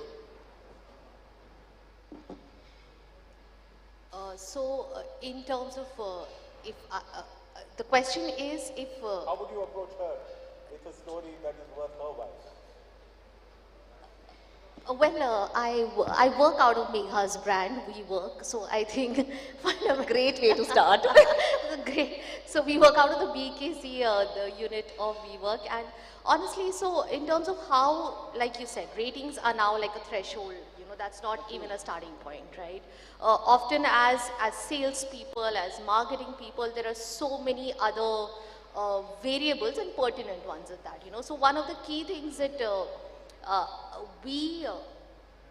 I have at least set as a goal post or this thing is besides brand awareness scores, and there are like tons of things to look like. I think the one metric that we really kind of gun for is the searches. Like to me, having a great number in there or having a great pull out there is a true testament of how your brand is really resonating with the people. And in Warner Brothers Discovery, traditionally, like we in fact launched Discovery Plus in the day the lockdown was announced. Discovery Plus, the OTT service, was launched. So we're literally like the first lockdown baby. And the one parameter that we chase, we've gunned and we've run after is the Google searches, right? Because you can buy views, you can buy reach, etc. But you cannot buy consumer interest. For somebody to open that Google page and to search for your brand is something that requires significant credibility, considerable word of mouth, and being visible through and through. So if for me, a very interesting conversation that I pivot to when I speak to other brand marketers or agencies or exactly, hey, tell me, how is this trend looking, right? And for, it is a very tough one to break into. You will see, I've seen months and months and months of stagnancy in that. Across, without taking names with other, broadcasters or OTT services that I've worked with, and then it takes that one show, or it takes that one cultural moment for it to peak, and then the challenge is to really pick it from there. So that is, for me, personally, a very exciting variable or matrix to introduce in my conversations. She hasn't yet sold you on this. I know she hasn't. Megha, what would you expect from a partner in telling your story? So the first one would be that the starting point of our vision is very similar. So for us as a brand, we are about inspiring people to unlock their great, and that's where we are as a brand. And for us, the partner has to mimic something similar. There are multiple platforms. So when we were talking content, one of the first things that sort of came and hit me when we were doing the media planning for our campaign was the mushrooming of video content, right? There are obviously the large content creators, and there are content creators like the young influencers who are dominating platforms started with TikTok actually, and now we have Mod, Josh, we have so many of these, and these are all coming from tier 1, tier 2 cities. So there is content and dearth of content everywhere. Keeping all of that in mind, as a brand, if we have our fundamentals in place, we are able to choose the right platform, and the partner choice also depends that way. Let me give a quick example of how we do partner collaborations. And for example, we did something with Netflix very recently. Across their shows, when they want to pitch a product a certain way or they want to shoot a scene a certain way, we are not just a desk provider, right? We also serve as shoot space. But do we give our shoot space to everybody? No. So it's not just the revenue in mind. I'm showing my buildings, I'm showing my brand. It has to fit into the story. It has to fit into the ethos of the brand. As long as the tie-up is there, it's great for me. Because my brand is sitting there. And it has to make sense in that context. Because everywhere I put my brand, it has to tell the same story. Either as product placement or as advertisement. Because one thing which I'm not sure whether Azmat said or Suma is you get instant feedback, right? And there's high engagement. Gone are the times when you've played an ad and then you बैठे हो, wait कर रहे हो, sales होगा. No. Instant feedback, instant engagement, and shopping missions are over. Consumers are always shopping. In that sense, with media and the engagement platforms that we have today, we can integrate brands in a way which is more relevant depending on which part of the journey they are in. And in that sense, it just makes it extremely important that we don't make rash choices on specifically things like this where you'll get judged immediately by consumers. Suma, let me turn to current affairs and, feel free to comment on this. The feedback loop that you're talking about actually does change things. There was a time when we would have to wait for market research to tell us what the consumer is thinking. You now just look at a hashtag that you promoted and look at Twitter or look at Instagram and you know what the heck is going on. So at the risk of being slightly wicked, what would you have done in Air India's shoes 2 weeks ago?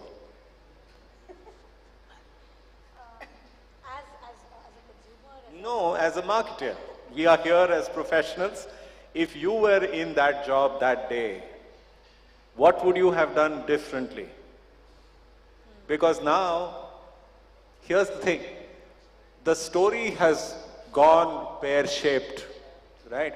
What's even worse, and I don't know if you all experienced it, I think my devices are listening to my brand references to Air India. So I have Air India ads popping up on all my screens, right? Yes. And I have done some pretty nasty tweets about it over the last few weeks. And it seems to me that they are tone deaf. Actually, that's exactly What is this that in this day of the constantly engaged consumer that you have a tone deaf marketing organization? How would you do it differently? I think you said it right. Being sensitive to the market, to the consumer, I think it's a fundamental thing, right?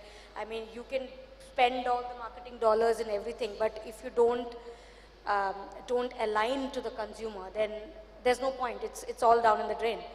But if I were in that thing, I think the first thing, it is almost like a crisis communication, right? So at the end of the day, the first thing I would do is kind of make sure that we tone down the messaging that goes with it. Maybe radio silence for some time, issue an apology, and then, and then slowly build up the trust again. I think it's a missed opportunity by Air India. In M&E, there are crises like this, like a dime a dozen, happening at any given point. Invariably, you take a decision, do we need to lie low? Do we need to participate? This was a very clear participate and take control of the narrative story for me, right? Because there is nothing that they could have done that could have gone wrong for them. Here was a person who had clearly, allegedly done something incorrect. There was a senior lady citizen in question and a narrative about Air India taking ownership of the narrative that, hey, this is not something that we're okay with and we're going to do what it takes to set this right, would have really pivoted Air India from a age-old dormant brand into something that could have made this controversy in its favor. And I think it's a huge opportunity missed for them. Because honestly, there was nothing so polarizing about it, wherein you really need to weigh your options, whether I should take control of the narrative or not. It was a very clear, forward-looking story for Air India, and they missed an opportunity. And in hospitality, it's not new, right? Wherever you have member experience service, you have some fiasco or the other. I mean, we run 40 plus buildings. There is something or the other. We have very unique stories. But the way we train our professionals on ground is how do you use, like she said, every fiasco as an opportunity to communicate how are you as a brand and how do you use that to keep reiterating what's your brand. This is, I totally agree, missed opportunity because gone are the days where it's a very single communication with consumers, right? They are listening to what you're doing and like you said, also seeing what you're not doing, tone deaf, which is such a sad piece to carry as a brand and it will take a long time to get rid of. You know, as long back as I can remember with my marketing back in the day, one thing that we heard was that always think of your brand as a person. Visualize that brand with a gender, with an age, with a hairstyle, with an apparel, with attitudes, with abusive language. I'm just trying to be non-abusive here, but you have to imagine that I'm being very guarded. That's when the brand really comes to life. That's when the stories come to life. We have time for a question. If anybody has a comment, reaction, brickbat, bouquet, flower, just not whatever that passenger did. Anything else is okay. All right, then I'll just one last thought from all of you. You first, actually. What is it that you are likely to do differently in terms of telling your brand story in 2023 that you did not do in 22? I think, see, the audience is also changing and all of that. It's becoming younger or whatever. It doesn't matter actually. Telling a human story has always been there and always touches the heart. We human beings psychologically, I mean, we are no different from maybe our fathers or our children or whatever. Everybody connects to that story. And I think that is your main, is the backbone. Humanize. The humanize, yeah.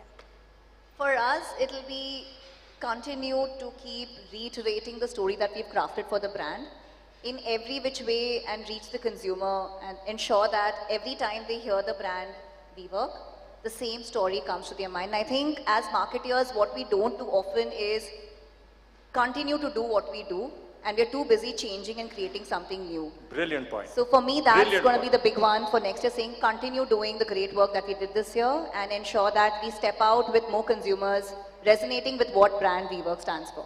If brands are people, people don't change every day.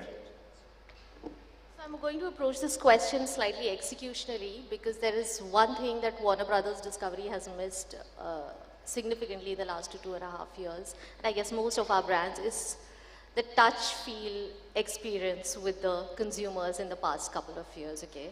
So I am extremely keen to get into some revenge experiential marketing, which I have missed in the last couple of years due to various constraints. If you're nice to Azmat, she'll give you free tickets.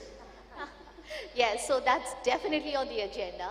Besides, like she said, continue doing all the good work that we're doing and plus this one.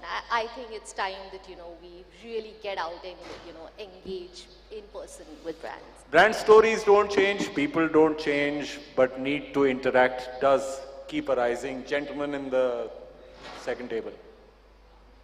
Hello. A very quick question. It was a very interesting comment you made about brand being a personality and treat it as a person and then empathy will become more.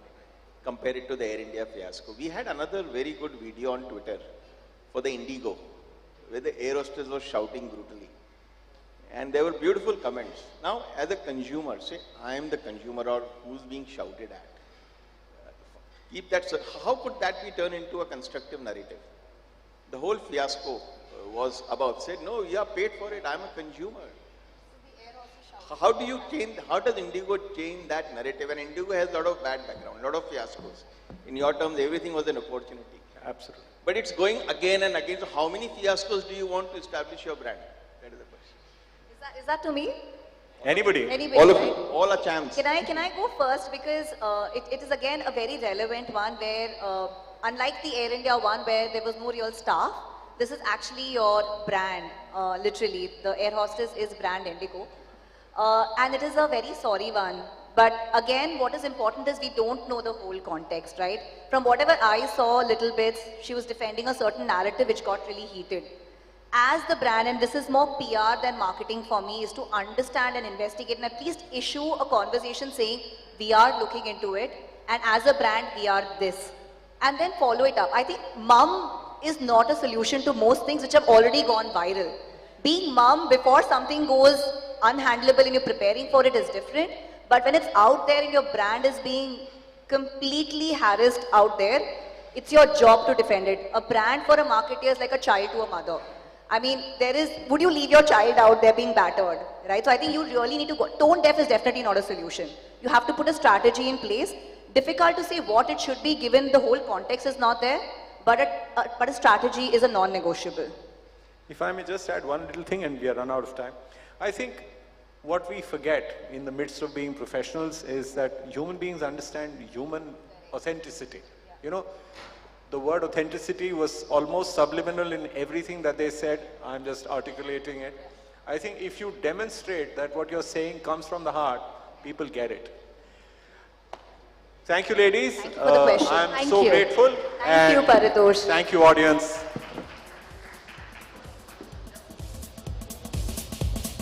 Thank you so much to our panelists for that extremely interactive session. Thank you.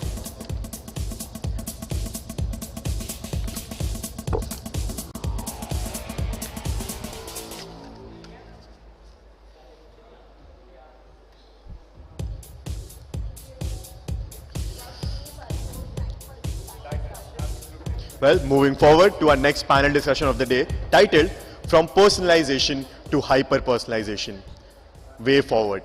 In this session, panelists will discuss the ways to improve the customer experience and evolve their marketing programs to be even more digital, targeted, precise, and personalized.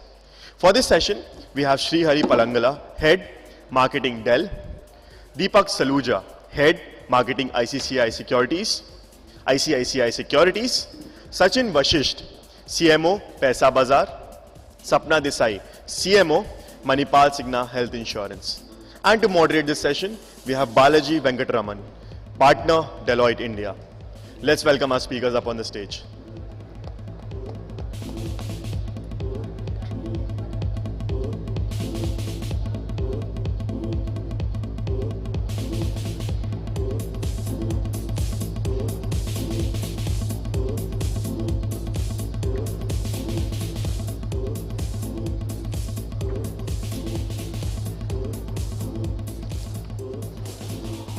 Over to you, Balaji.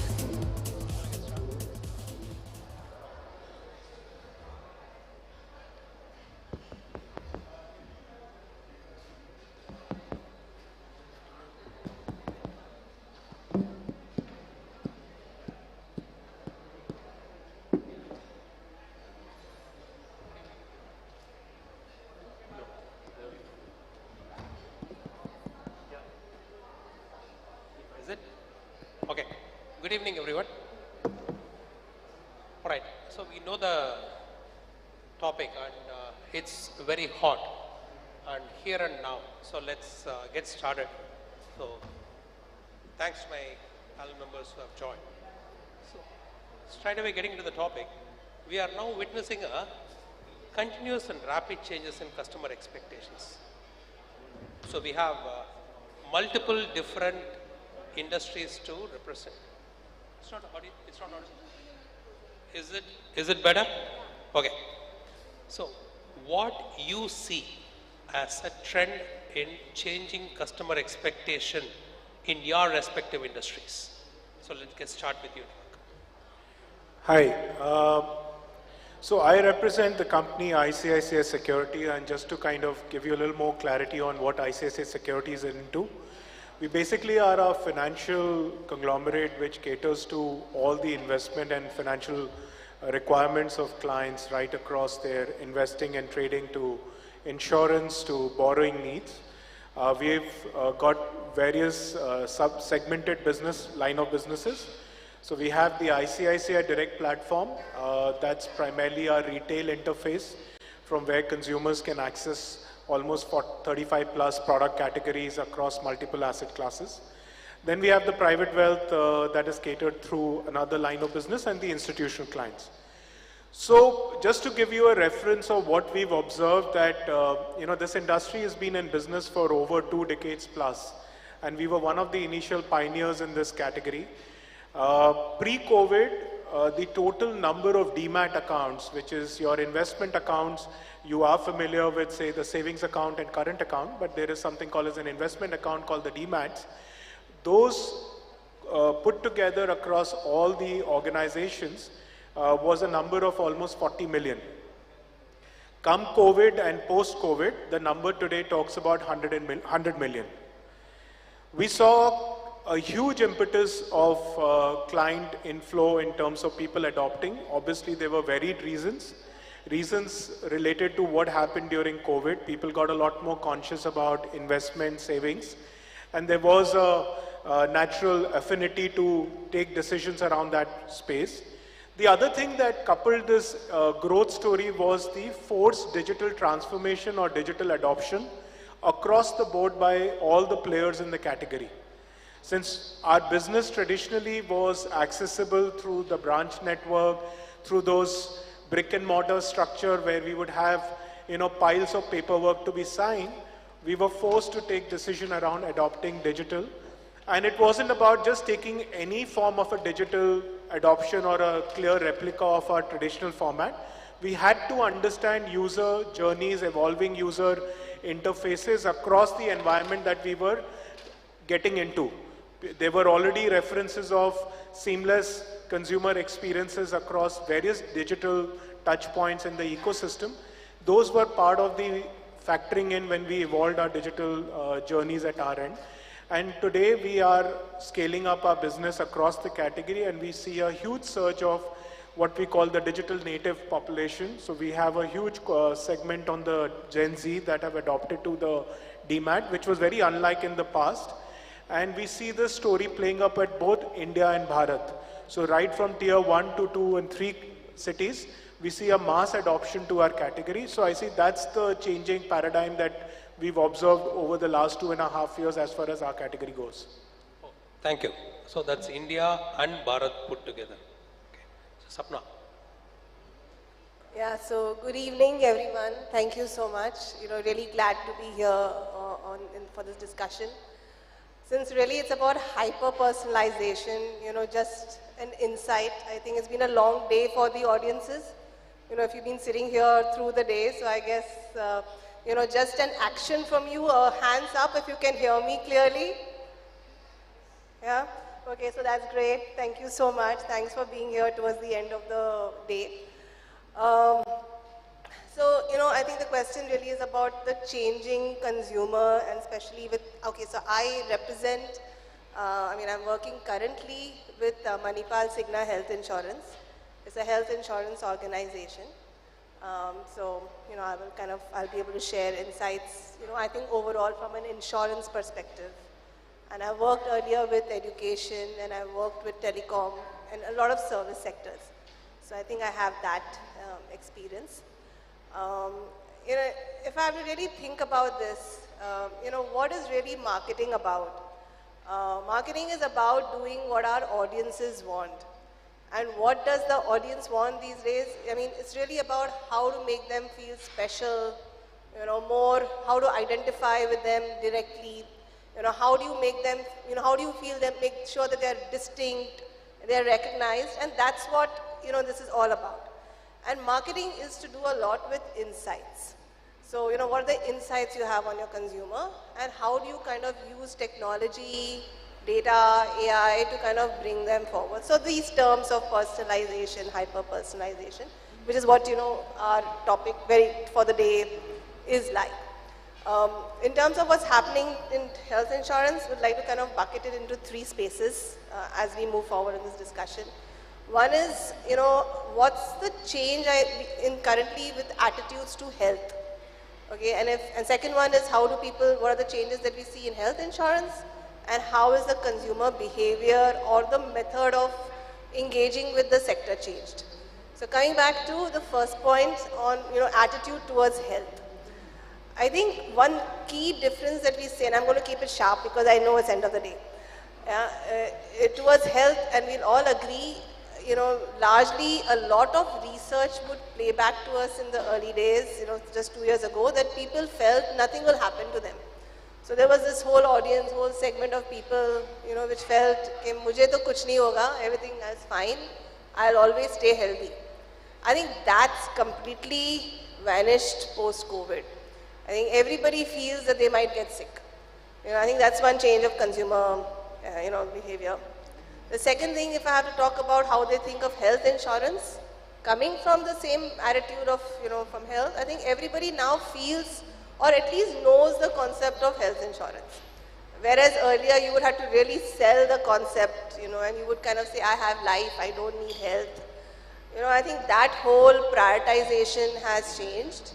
And people are questioning, and I think they're also questioning how much health insurance. So instead of thinking, do I need health insurance, it's really now about how much health insurance should we have. I think that's the change that's happening in the sector. And in terms of how consumers are buying, I think even, you mentioned about the whole digital adoption. I think that's become very strong. So both from a consumer, so we always had, digital touch points. But I think what's happened is both the consumer and the distributor is now very happy to engage online.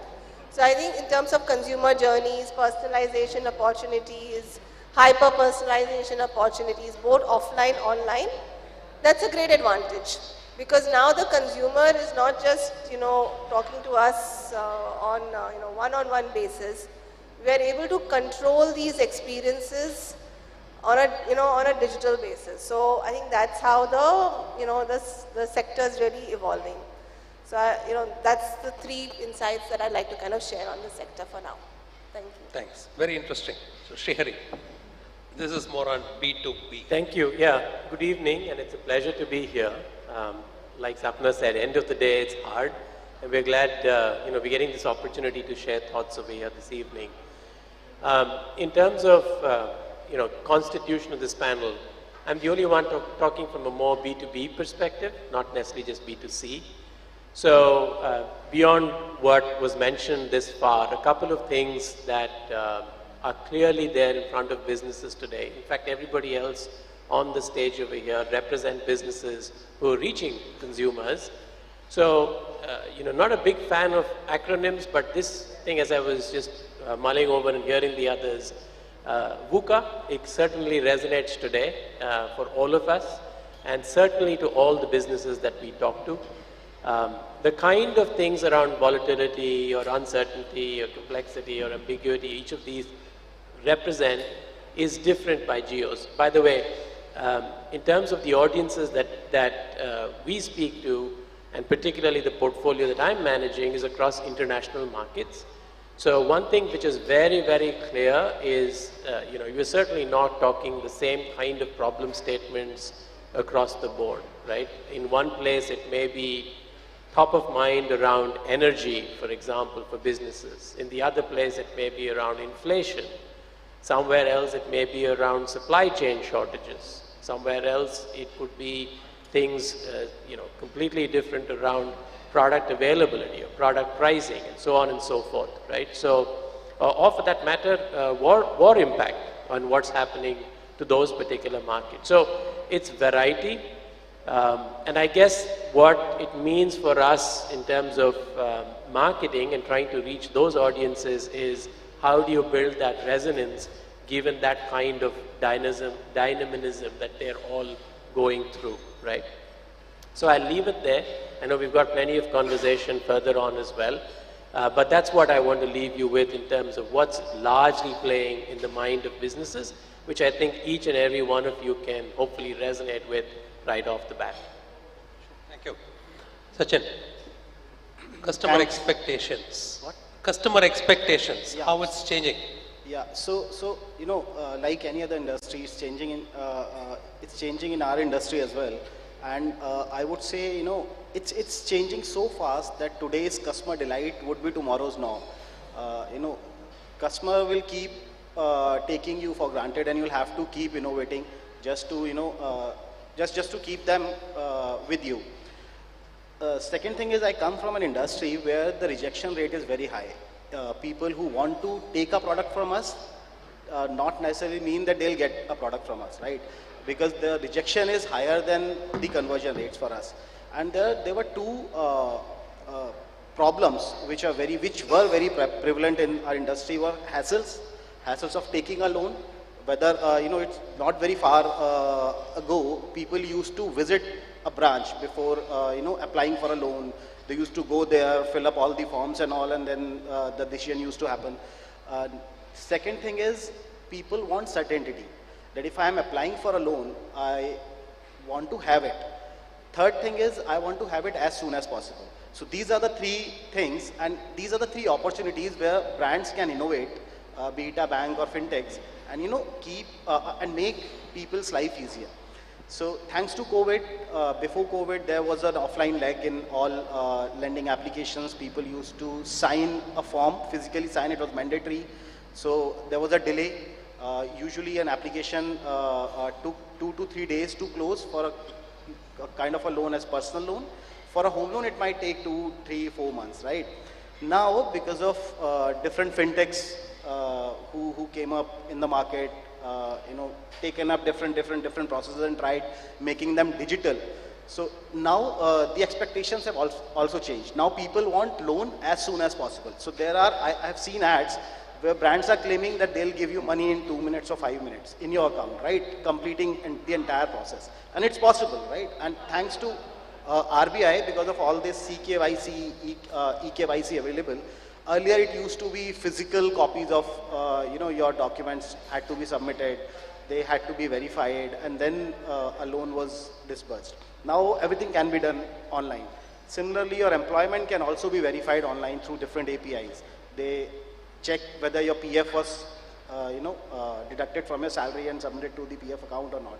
And basis that, they calculate what is the eligibility and all. So all of this thing is happening. What we are doing, the second problem, which is more prevalent, is the rejection. So just to give you a perspective, 65% people who apply for a loan, they get rejected because of one or another reason. And people, when they come to our platform, right, the simple process is we ask for certain details, we give them different codes, whatever codes are available for their profiles, and then they tend to select a code and then proceed. Usually what happens, people tend to select the code with the lowest interest rate, which may or may not be good for them. This is the profile. So that's what we are trying to solve, having a chances of approval model. And it's happening. It's helping us in getting higher conversion, getting the customer, customer experience better for our brand. So there is a need, and the need was served. So now the time is to serve the need in the way I want. So that's where from 20, 21, 22, now it's getting into don't give me what you have, give me what I want. So we are shifting to the personalization, to hyper-personalization. So why it is here and now? Why is it? Why hyper-personalization is now relevant, and why it is here and now? See, so earlier, especially marketeers, we used to treat people like cohorts. We used to, judge them using basic traits, be it demographics or interests and all. And we used to design products for a certain population. Now, because of the internet and the technology, things have changed. Now we can go more granular. Instead of understanding the need of a population, we can go deeper and try to understand the need of an individual, right? And because we have huge data coming in the forms of the website visits or the devices or the kind of properties these people are visiting, what kind of products they're using. We have all of this data available and it is at our disposal. We can utilize that data, go granular and design product for individuals, right? I just gave you an example of chances of approval. So by chances of approval, when people come to my site, I have their basic details, I have their credit score details, because I want to know that so that I can serve them better with a better product. Now I can pick a product which is useful for that particular individual rather than having a product for the entire population, right? So that's why personalization is becoming more and more important. Both from the customer's point of view, it will give them better experience. From the brand's point of view, because it will minimize the cost of servicing that customer. Obviously, there will be an one-time cost of getting the infrastructure at place, but your conversions will be higher, and the effective cost of acquisition and servicing would be much lower. That's a great point. Effective cost of servicing the customer comes down when you give the because product. People will come back. If you give them good service, they'll come back. So, go ahead. So, I'll take this question in a little different way, and I'll kind of try to de-jargonize the whole personalization to hyper-personalization experience.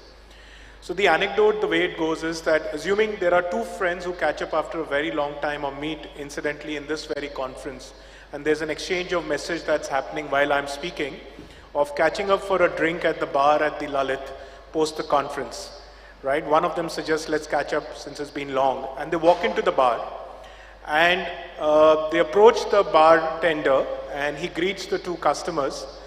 The one who suggested happens to get a call and he walks out, and the second one promptly orders his drink, and he orders a gin tonic, okay?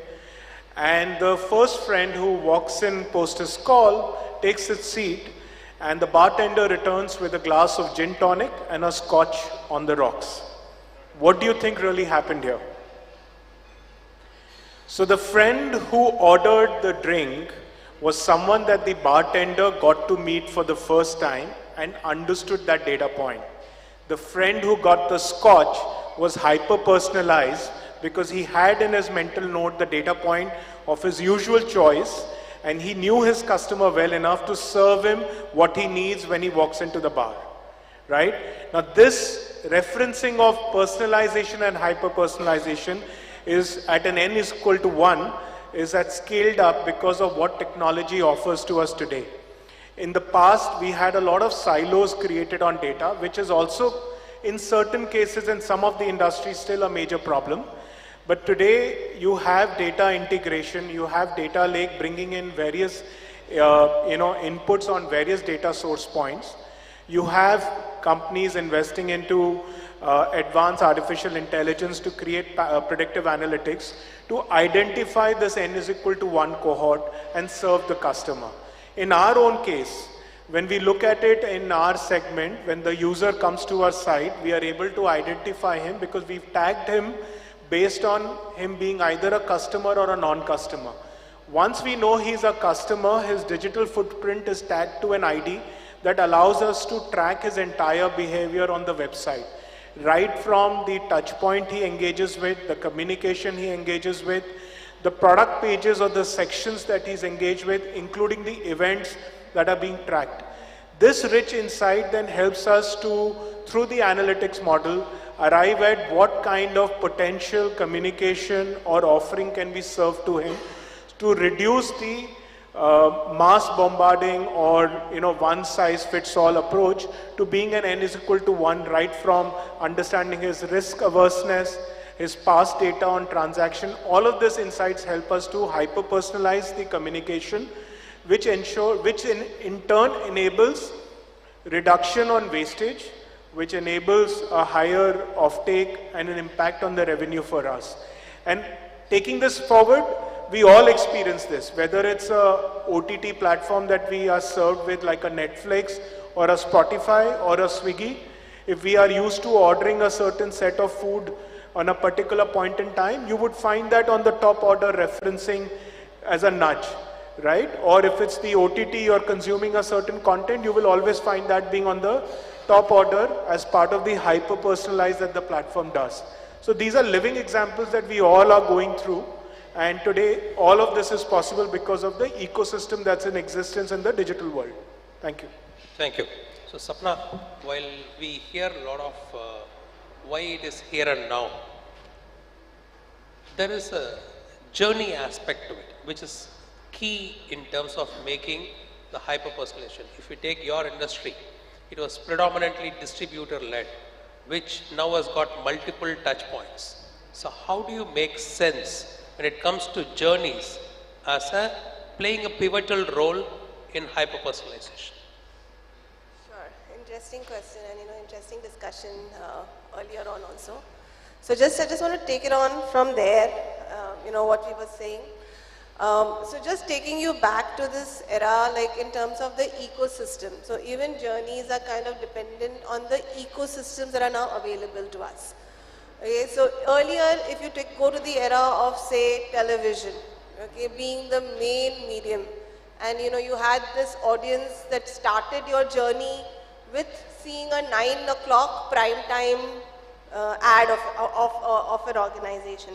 So at that stage, you couldn't really do anything, right? It was mass advertising. So you were kind of marketing, or the journey was starting to everybody at the same time, and you really didn't know anything more कि हमने इतने spots चलाए हैं, इतना reach है, इतना frequency है. That's the kind of information you would start, because the ecosystem gave you that. That's what TV advertising that we all grew up with. Now with digital and the number of data signals that you are getting, and how you're tracking, as Deepak also mentioned on the website, the journey can get sharper and sharper and sharper. I mean, really, the way we use a journey, there is no limit to it. It's all about catching those, so personalization and hyper-personalization. Let me just take 2 minutes to just share what I think about that. When we say, okay, so the era of television done, we move to digital. Now digital, how did marketing in the last few years, how has it been? We've been kind of looking at personas. So you have this persona, I'm looking at avid investors, I'm getting those kind of signals. I'm looking at people who are engaging and buying online, and I can create communication to this cohort of consumers. I start my journey from there. That's great, because I was earlier starting a journey with anybody. It could be a student, a housewife. Now I'm going and saying, okay, my TG is this, and I'm going to start my journey from this stage, and I'm able to do so much more. My ROI and measurement is getting sharper. So that was the whole era of personalization. All of us felt very excited then when we got, Dear Sapna, and you got personalization meant your name was there. Now that's become hygiene, like, geography, email. There was various parameters and signals we started capturing and started making communication or starting our journey with that. So that's, I think, a lot to do with personalization. Still that happens. So which is like basic technologies allowing you to personalize that experience and, really follow your journey. It's all about the ecosystem and the data available to the marketer and the business to kind of share that back. But also, it's not only about, it's also about creating a product. And I'll park that thought, but I will come back to that again. So we had that step. Now, I think the opportunity and why you're talking about customer journey here and now is really about using data in real time and that action also in real time. Now, that is really hyper-personalization. So, just, so personalization, the way I see it is I have data, I make a cohort, there is a persona, and I do a journey for that persona. When I'm talking hyper-personalization, I'm actually targeting this segment of one. I know this is, actually I'm not targeting a persona anymore. I'm targeting a person. And in real time. So I'm catching that data signal in real time and I'm reacting and acting in real time. And that also at scale. So I think that's really the opportunity and available to marketers to explore, and I think it's limitless. And how do we actually take that journey at every step of the funnel, right from awareness to where did the person drop off, what kind of a product the person was searching for, the next time where can I kind of see the person and put that product back. We're seeing it all across us, right? You go to any site, you go to Myntra, you see a something that you want to buy, then it follows you around till you say, okay, I don't want to see it anymore. Stop showing me that journey. Or if you go back to the site, they will start back from where you dropped off. So it's, it's at every stage of the journey. In terms of health insurance, because, I want to share one very interesting example. Which Cigna I think in one of the Asian markets is doing, and it's not really about digital only. So this example is really about at the call center, taking data signals when the call is coming about the person at the other end. What's the emotional state of the person. The caller gets assigned to that person. Really, I thought that was brilliant. Fantastic. In real time, I know how the mood is. I'm getting a couple of signals to determine the mood of the customer. Is he an irate customer? Is he a happy customer? So, I have more senior colleagues getting assigned to a person who's going to be more troublesome, so to say. But you know, so that's really a great example I thought that I could share about the customer journey. Great insights on journeys. So I'm just checking the time. With journeys, now I will just open this question. First I will start with you, Srihari, and then we have discussed a lot about data, AI. We have touched in almost all the responses.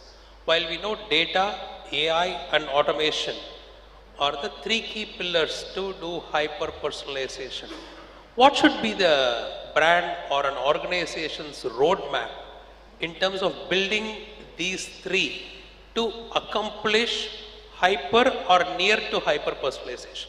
Because that roadmap is very key. Yeah, no, that's important. And I loved Sapna's example. Just taking a step back, right, in terms of personalization, even in the B2B environment as an example, clearly cutting through the noise that any customer is hearing, right? It could be even in the B2C environment, B2B environment. There's a lot of noise out there. I mean, even in this room today, you can count the number of times people pick up the phone, check something because you're getting bombarded with some sort of a message, and they believe you should be doing something at this point in time. So in that environment, as marketers, if you can do a reasonable job of cutting through that noise and making your message stand out, whether this is the best time to go have that samosa or the best time to go have an investment in certain technology is really, really paramount. And the way you can probably do that is through making sure your message resonates. And all of our efforts, everybody in this room, your effort is to make sure you put the best message at the best time and so on and so forth, right? So that's definitely a given. And to your point, data is powering a lot of that, right? Everybody is super excited about the Kool-Aid data can provide, oh my God, we can do all of these things, etc. My sense is this is fantastic, this is really, really good. And certainly, if you can decipher from data to knowledge, intelligence, and then making those calls of what needs to be positioned, then you've covered a lot of ground and certainly improved on conversions and less rejections, etc. I believe in the scenario and in the situation that we're operating in, data becomes the common ground for multiple functions to have a conversation with the customer on, right? So there is no more ambiguity about, hey, I believe we should be positioning this versus that, right? Data becomes very, very clear. As an example, data can tell you with all of the myriad signals out there, who is in market for a solution, okay? And if they are in market for a solution and actively researching or buying, whether it is a consumer product or if it is a B2B product, data will tell you that. And therefore, data's first role at a very, very simple level becomes, can I connect the dots between the different functions who are going to be reaching out to that customer? So marketing puts a message, sales follows up with whatever message, and hopefully they are positioning the same thing that marketing is recommending to them. Okay, so that's the data lens of it, that's the connectivity between silos. I think that's a huge lever for businesses. That is a very huge lever, right? I mean, if you look at, and I saw this actually earlier today, this morning, around growth opportunities for businesses, right? You can have like 1 million cuts out there, but finding those levers which can actually move the rock, data plays that big role, and everybody sort of rallies around it is an important point. Around automation, I think it is, again, very, very interesting because you have a common ground and you can take actions basis that, right? And we will all agree that, listen, automation is great, but if you've got it to be able to, the point where it works for you and just doesn't go off all over the place and annoy somebody, then you've got it generally working for you, right? And you can do that in a lot of cases around things like productivity, for instance, right? What you don't want to do mundane things, and that's why automation plays a critical role, and marketing is got plenty of spaces for automation around any of these pieces once you agree on which parts of data and what it's telling you. Now, finally, around AI, the way I've seen examples of this being actively used is, can you predict, basis all the signals out there, who is in market for a solution? And we're talking about significant investments that businesses are going to make. Then you have solved a very big problem of whom you want to get in front of. And then with that resonance, what do you pitch to them? I guess the most important question is, why should they be looking at this point in time? So if you crack that, then you've got a little bit of ground you've covered on the journey. So certainly use data as the common layer for everybody to speak the same language, is what I'd say. Yes. Anyone want to add anything on top of the best practices on these 3 pillars which you have done in your organization? Yeah, sure, go ahead. So, I would just take a step back and refer to one of the incidents that I witnessed, and it partly covers the earlier reference of the journey and how data and automation all comes together. So I was scheduled to travel to Delhi for an event similar to this nature, where I was going and addressing the audience, and my tickets were booked through one of the travel portal. Right, and one evening before, I was trying to struggle to find out, once I land into that destination, which was Delhi, how do I plan my onward journey to the hotel that I had to go and attend the event. I was told by the organizers that the hotel would push across to you the details of the driver and you'll be taken care of in terms of you don't need to worry, everything will come to you on time. When I landed in Delhi, and just when the flight, the tires touched the tarmac, and I switched on my mobile, I got a push notification, courtesy the same travel portal, stating, first of all, addressing me by my name and mentioning that I have a cab service available from so-and-so parking lot, and here is a promotional code, and I can pay the driver on arrival, on reaching the destination. So I was sorted, I walked across, got into the cab, headed towards the hotel, and 10 minutes before I reached the hotel, I get a frantic call from the hotel staff saying, "Sir, where are you?" And I said, "I'm just reaching the hotel, I'll be probably there in the next 10 minutes. He said, "No, but there is a driver and a cab waiting for you at the airport."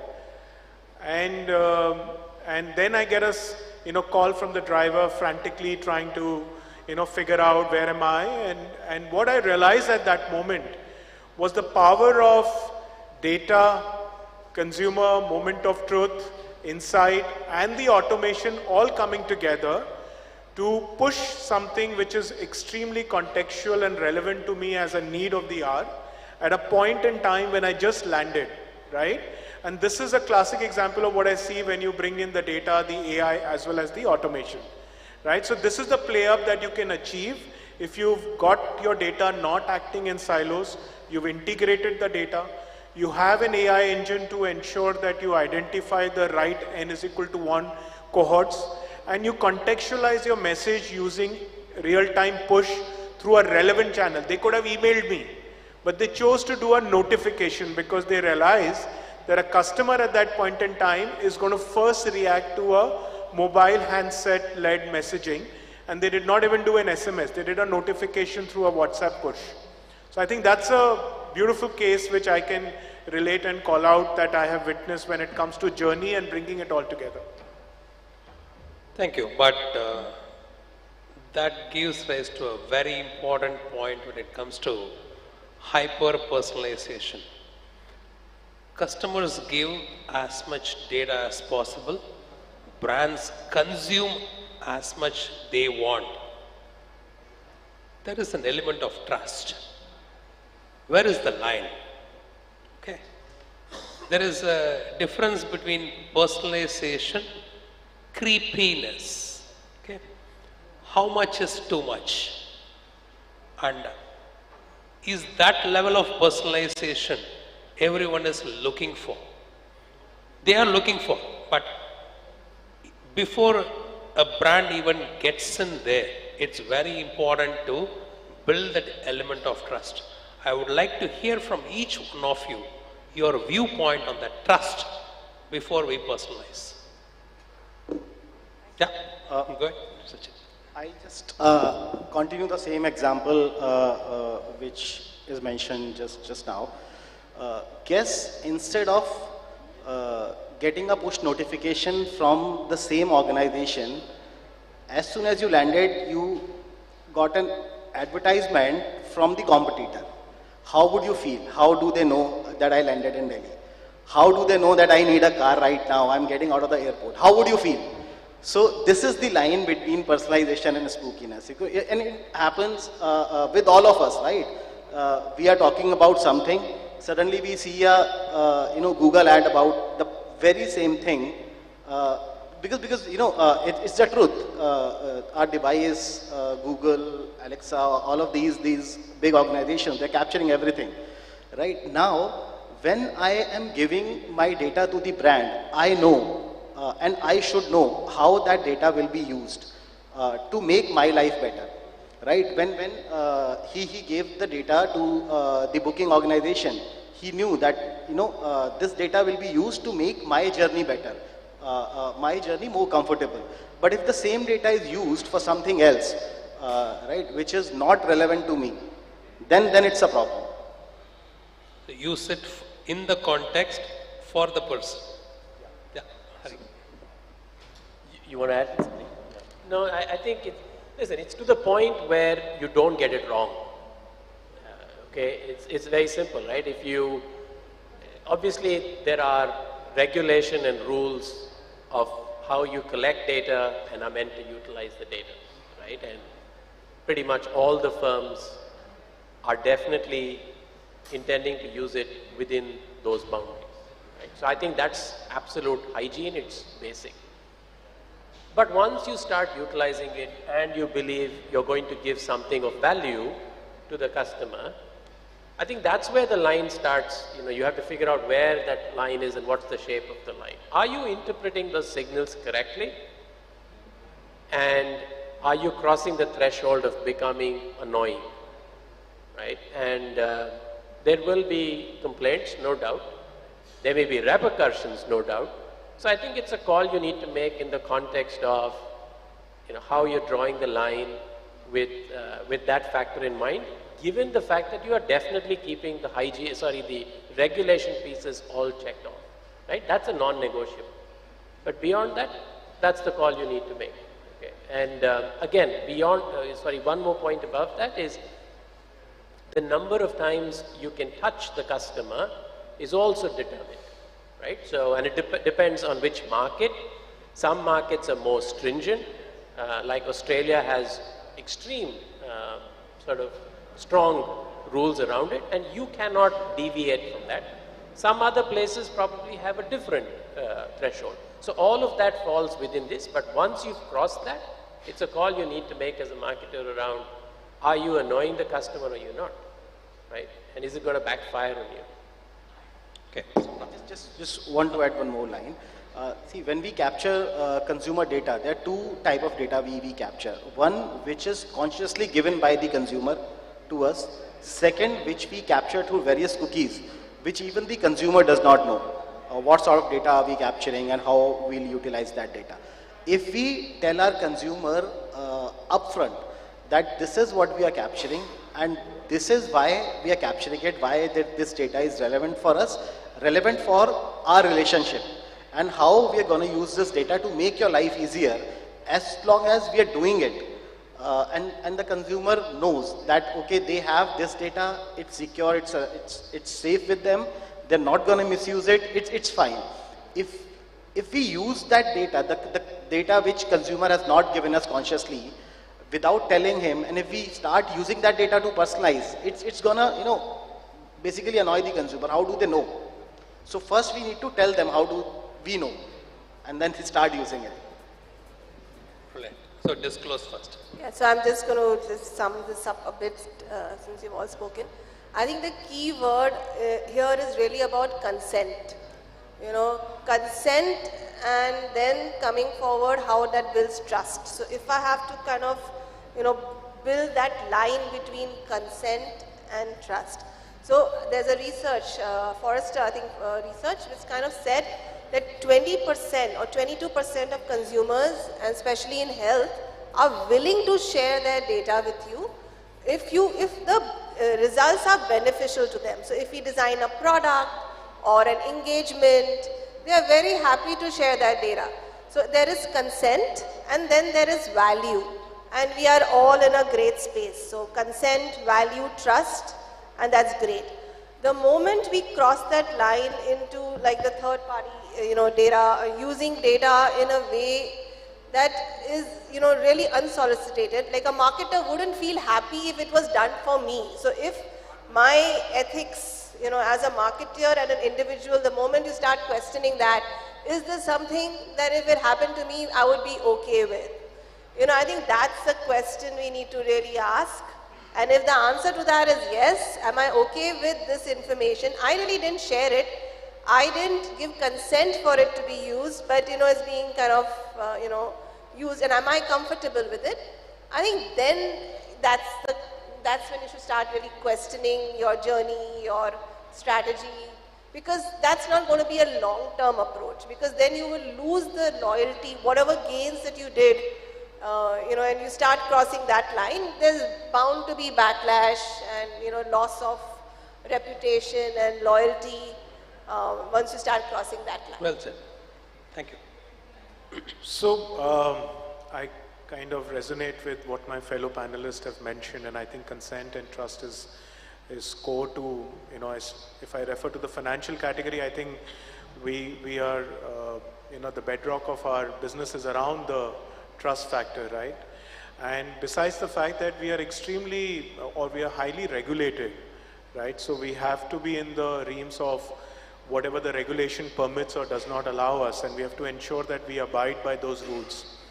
But in my personal opinion, I think this is still a very evolutionary journey that we've all carved out as marketeers when it comes to building this whole ecosystem of data-led insights, and building in real time, targeting to customers. So I think there will be ups and downs in the journey.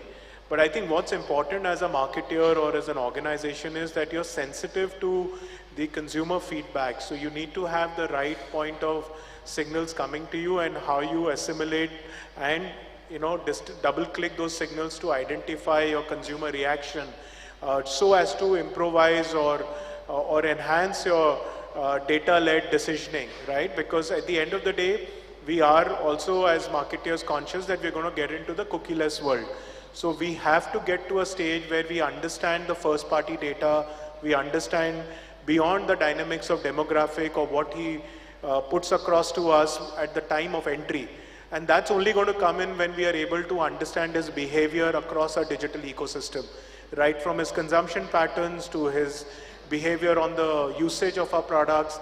And some of this also helps the consumer, because sometimes subconsciously he may not realize it. For example, if a customer has invested into a particular stock and he's taking a decision around, probably letting go of it, my ability to proactively guide him and say that, hold on buddy, there is an opportunity for you to gain because there is an upcoming dividend that can help you to multiply, is something in his benefit. So as long as I'm conscious about what I'm using it and how am I using it, and if it's at the core heart of customer centricity and customer benefit, I think to an extent that leeway needs to be taken.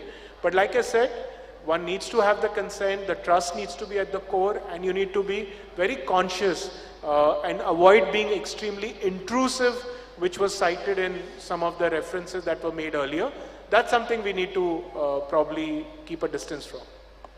Thank you. So we are on top of the hour, but I have one very important question. So all of us are now attempting to do hyper-personalization. We are personalized based on the granular level data that we get from digital journeys, while we are trying to make sense of the entire journey, because for any product, for a customer to acquire, today there are at least 3 touch points. If it is a financial product, it is branch, distributor, and online. And the product discovery starts online, and sometimes it ends offline. So we are trying to make sense out of journeys and measuring journey on where it is failing and trying to learn, even trying to create new products or offerings, pricing models based on how customers are consuming the journeys. Now, at this stage, is there any measurements like ROI is a well-used term, I'm not going to use it. So how do you see at this stage, the personalization can be called as reasonably successful or the brands have achieved it or on road to achieve it? What are the benchmarks or a baseline at this point in time? Anyone? I can start. So very interesting question. ROI has to come in everything that we do. Couldn't end this discussion without ROI. Yeah, but see, I think of course there are measurements, and I think the easiest one here is especially at the acquisition stage. So what is the cost of acquisition? With personalization, hyper-personalization, what's your cost of acquiring that customer at different touch points? And I think that's maybe a start measurement that companies could look at. And going down the journey, I think it's all about experiences. So how does hyper-personalization and personalization create those experiences? So more about the customer life cycle. So the customer's gotten and in the life cycle, what's the kind of experience you create? I think those are maybe not measurable immediately, but more a long-term measurement. So, would really encourage for us to really try these technologies. I think there has to be a long-term view, on the brand and the business. So how do you kind of create that brand value? What is the NPS? What's the retention rates? These become valuable measures instead of just the, the cost of acquisition too. So I think we got to look at it both, short term and a little longer view on these technologies and pilots. Share you have a point? Yeah, I think concur with what was mentioned. A couple of things that I would add may not be necessarily in the way we've always looked at ROI with dollar returns on outcomes or investments. But I'd add two things as marketers which I think we should just keep an eye on, and maybe for the business overall. One is agility, right? So are we far more agile today because of these opportunities and the signals and customer journeys, all of this that is telling us? So agility is one way I would look for as success, not just within marketing, but across the business. So that's one. The other thing that I would look for is our ability to be better pattern matchers, right? Which is, hey, this pattern seems to be working. Can I replicate this pattern somewhere else, right? And you could call it n is equal to 1, you could call it n is equal to 10, 100, whatever, but you are segmenting further down, down, and down, right? I don't think we're necessarily there as n is equal to 1, but if you're able to move that segment further down, and whether you call it sub-segmentation or whatever, then I would say I think that's another great signal that your personalization or hyper-personalization efforts are on the right trajectory. May not be ROI, but right trajectory. So look for agility, look for better pattern matching is what I'd say. Yeah, if you have a point. So if I refer back to our own industry, we kind of review it across the three clear stages. One is obviously the acquisition stage, the activation, and the retention. Now when it comes to the acquisition, we kind of review it in the context of, so like I touched at the very start about the growth story that played up for us on the category. And the journeys that we carved out are at a constant evolutionary cycle because we are reviewing it on a regular basis, year on year, or at a regular frequency to ensure that the customer friction points are eliminated. So where in our category opening a demat account used to be a context of couple of weeks or days or weeks is today talking about less than couple of minutes. Now that's the efficiency at which we try to measure how this entire journey path is carved out, and are we making it frictionless? If he's dropping off, does he get in and gets to a starting point from where he last left? So these are elements that aid in making sure that the time taken to acquire a customer is also then aiding in our cost of acquisition reduction.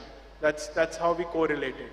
When it comes to obviously activation, and Sri mentioned about agility, so we do run a lot of agile squads around potential predictive analytical cohorts, which are segmented based on past data and even newly acquired customers, where insights are developed on targeting these segments with the right choice of products, and those then aid into driving the activation rate. And we see the progression of increase on activation because that then supports our acquisition cost.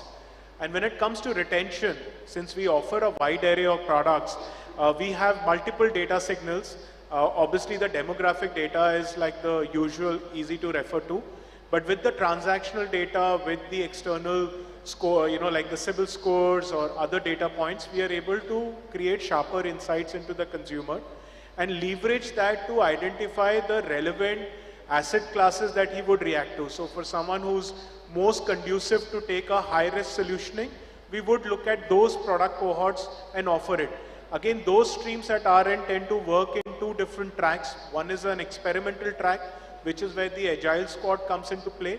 And based on that Agile Squad, we keep reviewing the efficiency on the adoption or the conversion metrics. That then aids in building a scenario on the sub-segmented cohort to look at a scale-up business as usual modeling. So that's how we play it up across the three vertical tracks at our end when we look at various categories of asset classes, products, and consumer segments. Thank you. While we are on top of the hour, I can open up for one question from audience. Yep. Please.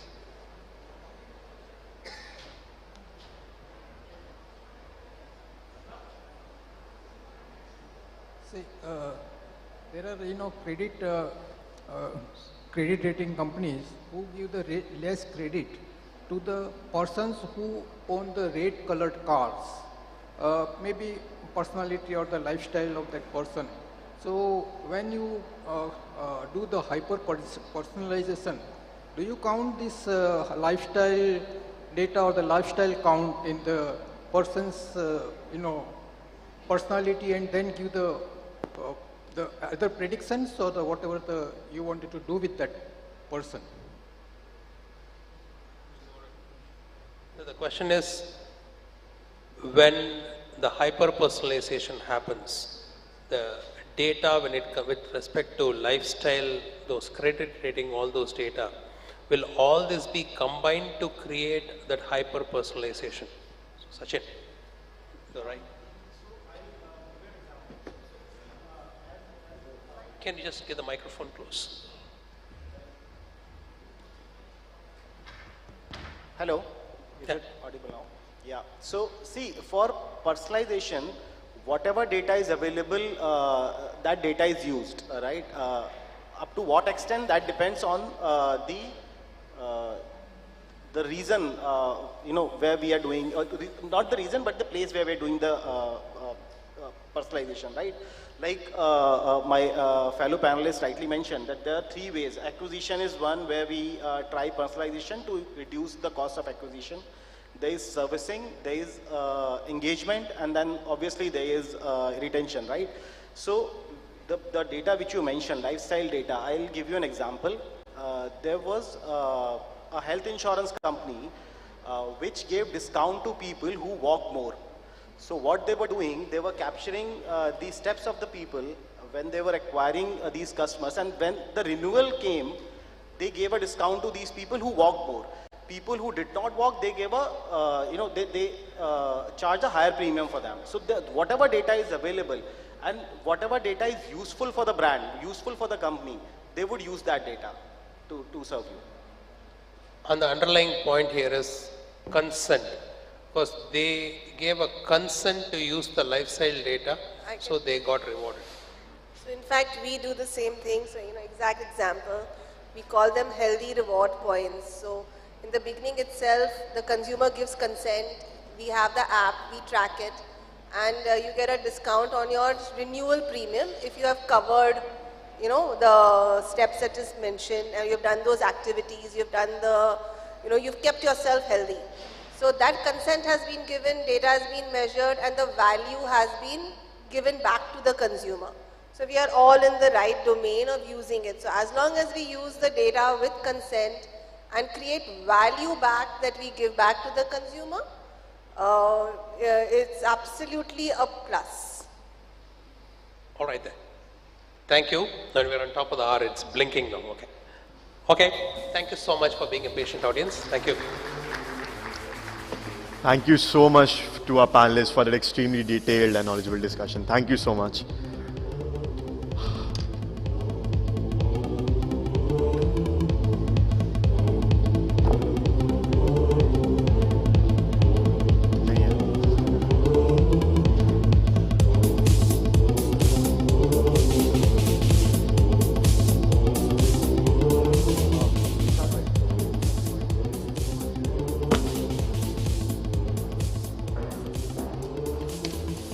Okay, now we move on to the last panel discussion of the day, titled, How New Age Technologies Are Revolutionizing Marketing.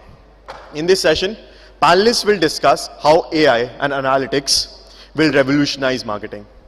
For this session, we have Chandrasekhar Mantha, partner, Deloitte India, Sonali Bhattacharya, head marketing Kids TV Network, Viacom 18, Shreyas Srinivasan, chief product officer, Consumer Products, Paytm, and CEO, Paytm Insider. And to moderate this session, we have Vivek Bhargav, co-founder, Profit Wheel. Let's have our speakers up on the stage and let's welcome them.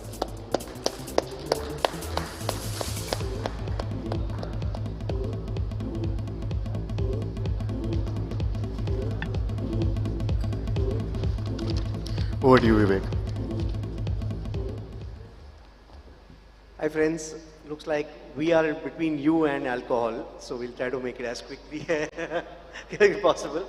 So I think what we'll do is that we'll just set context of the topic and our views on it. So probably I'll start with you, Chandrasekhar.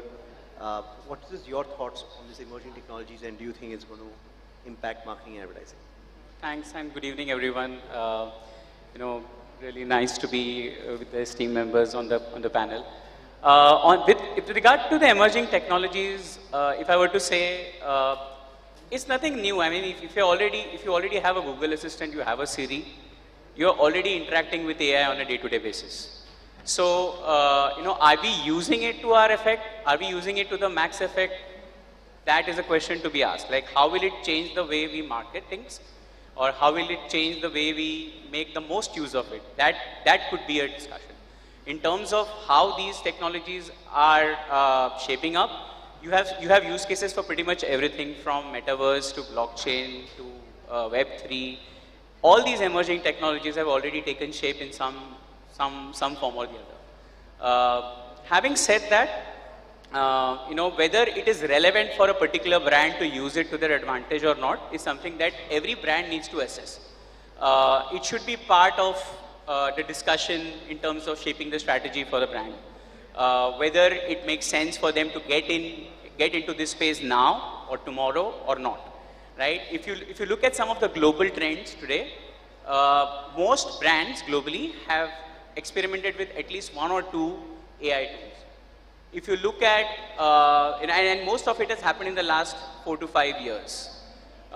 When you look at the application with regard to metaverse, some of the larger sectors such as financial services, life sciences, TMT, these sectors over the next 2 years will more or less see globally about 80% of the companies exploring these ideas. So the whole thought around acceptability of these technologies is already there.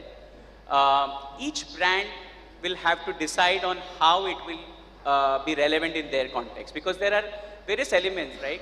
You need to worry about how data is treated. You need to worry about how security is there, whether your reputation is maintained on these technologies. So that's the first level of assessment. The next level of assessment that one needs to also look at is, when does it form part of your strategy, and when do you want to enter into it? You should not be too late, at the same time, you should not be the early guys who don't still know the value of this technology till the time it's proven. And finally, most brands, I think, should be having some sort of a roadmap in terms of when they want to venture into these emerging technologies and how they want to apply them to their context. So the potential of these is there, it's established. It is definitely going to change the way we communicate with the consumers. When to enter, how to enter, the extent to enter is something that every brand needs to look at. I think those will be my initial thoughts. So I think too early to enter reminds me of this story. I started my first digital marketing company in 1997, and I realized that doing digital marketing when people did not have internet was not a good idea. So first few years it was just putting a CD-ROM into a company brochure, and after we did that we used to tell them now your digital transformation is complete because you have a CD-ROM in your brochure. Over to you, Sonali. Would love to hear your views. Hi, good evening, and thank you for having me here. So I think this is a topic where we can go on for a prolonged period of time because it's quite the buzzword. But I think there are a couple of things to be very mindful of when we fall into the technology trap, if I could use that word here. How much are we doing for technology for the sake of technology, or is it actually adding any ultimate end value to the consumer? And I start with a statement like this because I oversee marketing for Nickelodeon, and a lot of what we do directly affects the kids, and we need to get past the gatekeeper, the opinion leader, before we even start a dialogue with the child. So often as marketers, our first urge is to experiment. Oh, this metaverse is something I must try. And we were the first brand to dabble in the metaverse, in fact, with Nickelodeon Kids' Choice Awards. And there were a lot of learnings there and a lot of safety issues that we had to actually take care of. And probably if I handled a youth brand, I wouldn't have had those concerns. So taking off from where you left off, a lot of it needs to be relevant to your category and more than anything else, the target consumer. And all the innovation that we see in the sphere of AI, metaverse, it needs to ultimately provide that end benefit to the consumer you're targeting, because the kid or the housewife you're reaching out to is not really too interested in knowing the back end of the technology, but what is the benefit he or she derives from it. So yes, it definitely is a game changer, a great enabler, but where is it that we draw the line and make it truly relatable and relevant to the TG we are talking to? So I think it's a very interesting category, Sonali, what we discussed, right? So I'll tell you, I think the influence of kids and teenagers on family decisions have increased substantially. So I remember, I think at least I'm a part of the sandwich generation. First I got bullied by my parents, and now I'm getting bullied by my children. And the thing is, I remember my daughter was 7-8 years old and she wanted to stay in a hotel which was exorbitantly expensive. And then when we reached the hotel, she found this free ice cream box that her friend had told her about. And that's the reason she wanted to stay in the hotel. I said, "Pehle pata hota, 10 rupees ice cream dila deta hai." It's like, you know. So what do you, Shreyas? Would love to have your thoughts. I'll keep this brief. I think we're at a cusp which is as big as the internet. I think what's happening in UI is fundamentally going to change our lives. To a level I don't think we realize it. I think the entire creative ecosystem, I think, will have to be rewired. It's going to be unbundled, it's going to be dismantled before it comes back up again. I am very glad I'm not 21 and looking for a job right now.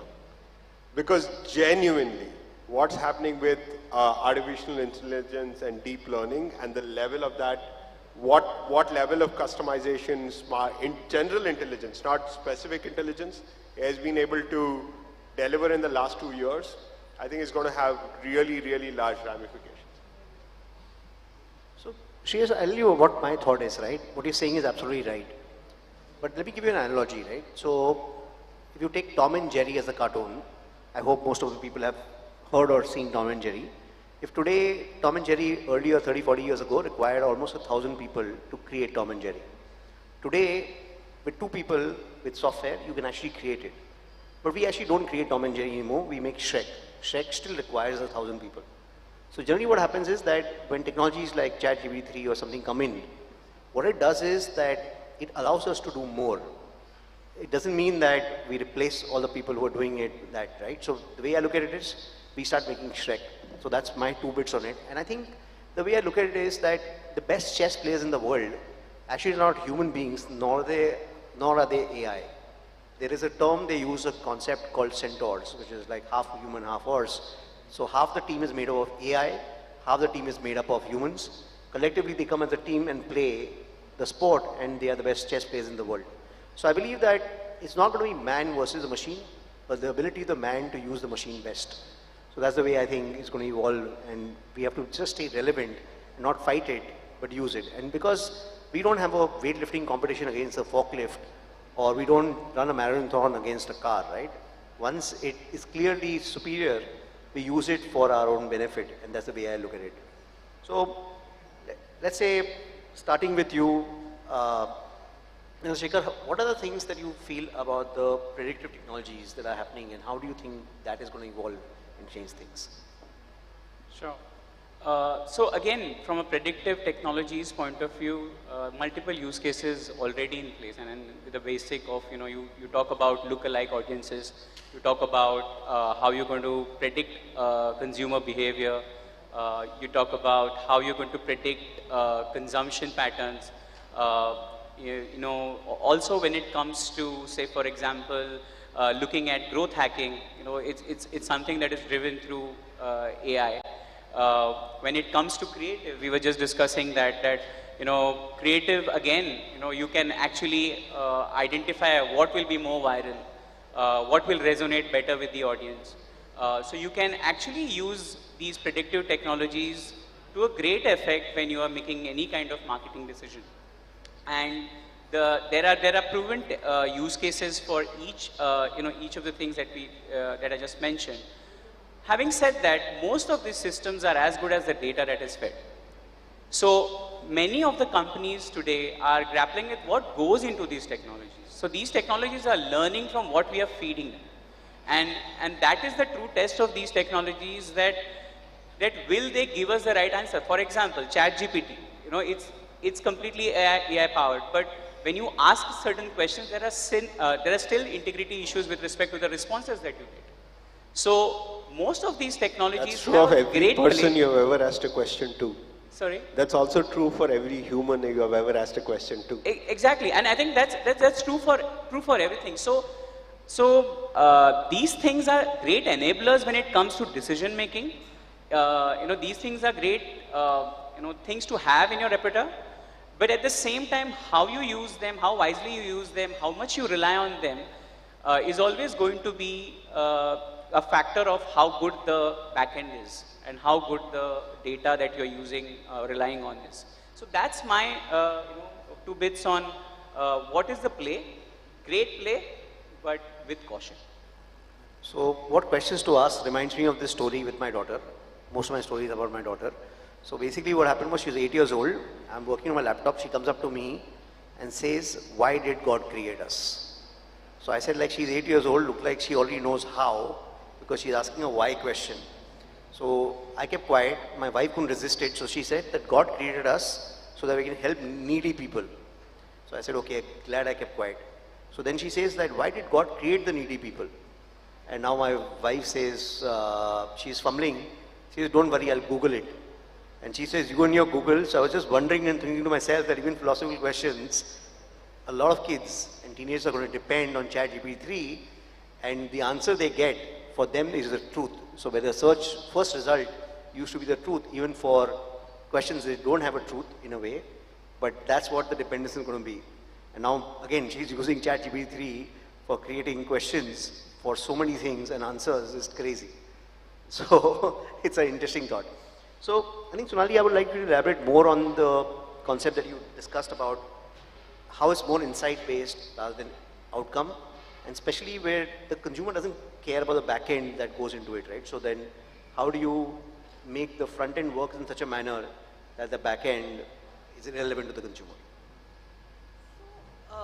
As a consumer, what you engage with and what you interact with is ultimately the brand. And the brand has many faces, many tones, and can be alongside the consumer in various avatars at different stages of his life. So, in part of that journey, probably you do need an overarching dependence on technology, and you would rely on that a lot. In some part of the journey, probably the brand just needs to be present in a slightly more in-person, on-ground avatar, and there is maybe no requirement of technology at that point. Are we as marketers ready to accept that, and as I again keep going back to it, be true to what is it that the consumer wants and needs at that point of time? I think that will really define the way technology is used going forward, and I mean we are really at the cusp of some major changes, and it's going to only get bigger and more challenging in the future. And I was just thinking of the most recent exhibit at World Trade Center, the Van Gogh 360. Who would have ever thought that you could get to see the most amazing artists work in complete digital format in a city where you live, and not, it gives scale, it gives an opportunity to millions of consumers to interact with things they never had a chance to earlier in the past. So great benefits, but again, very strong boundaries on when do we know that we need to accelerate or maybe pull back, or it's not relevant. So, consumers don't care about backend. I can share an interesting story.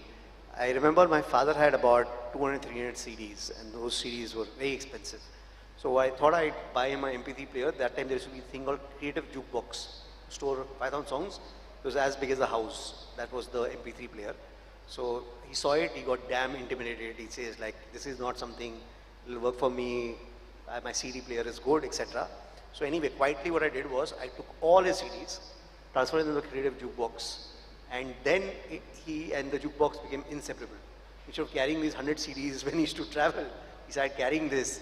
So he never understood what MP3 was. He never learned how to transfer any new songs in it. Everything was transferred by me. He kept using it, God bless his soul, till the time.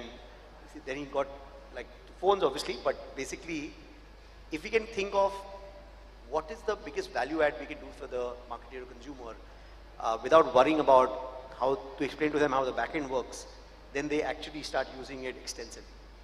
So I think what both of you are also alluding to the fact that at the end of it, it's the message, the medium, and the audience. So these are the three things. Now the context is changed because there are better mediums to communicate. There are better ways to communicate. But so till the time the message is not clear and it's not simple enough for the audience to understand, the medium is just a transmitter. So that will still remain the same even 50 years later. You'll still be communicating a message through a medium to an audience. So I think that essence never changes. And as marketers, we need to be conscious of that we don't get overwhelmed with the technology that is taking over. We need to understand it. We need to make the most use of it.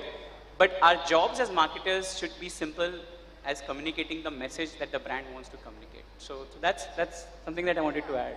And no, what you said I thought is very interesting, the medium and the message. But sometimes in the digital medium, the medium is often the message. And that is where we get caught in that trap on when is it that the medium is the main message when you are on social media. And those are the areas we need to navigate even more carefully. And probably I have the kids marketer hat on so often that I tend to be a little cautious. But I do think it permeates into various demographics. I think the context of technology is both how good the storytelling has to be to stand out, And it consequently, every year for the last 20 years, the threshold of storytelling has continuously gone up. Because there's so much clutter that you need to be really clear on what story you're trying to say to be able to get your story heard. And second, the attention given to your story has continuously started coming down. Right? So you need to be able to say the best possible story in the least possible time. And that's why the format matters. Anyone who's able to tell the story in the native format of the medium always wins. That's why every new format has a new winner. Right? We had TV ads, we had a winner. We had YouTube, we had a winner. We had Instagram, we had a different winner. We had TikTok, we had a different winner. Tomorrow there's a new medium, we'll have different winners again. Because adopting the native medium matters as much as the story. So, you know, I have around 1,500 followers on Instagram. My daughter has 500,000 followers on Instagram. So suddenly she comes up to me that we should create this channel, which will two of us will do a jugalbandi and we'll create content. So like, I said, okay, we'll create content on ChatGPT-3. So I spoke. He says, no wonder you have 1,500 followers. People will go to sleep when you talk, Vivek. So you have to explain ChatGPT-3 in 30 seconds. so now I'm following your advice. We're creating content together, but what you're saying is right, that the attention span of teenagers is so different from ours that sometimes, like, you know, just to ask a question, people spend so much time asking the question. So what do you share that? I think you spoke about automation, ChatGPT-3. The whole mid-journey automation and the flow, how much of it is going to get automated with all these AI tools, and how do you think the creative is going to evolve to the next step? I think we will not know who's real and who's not when it comes to creators. That's my prediction.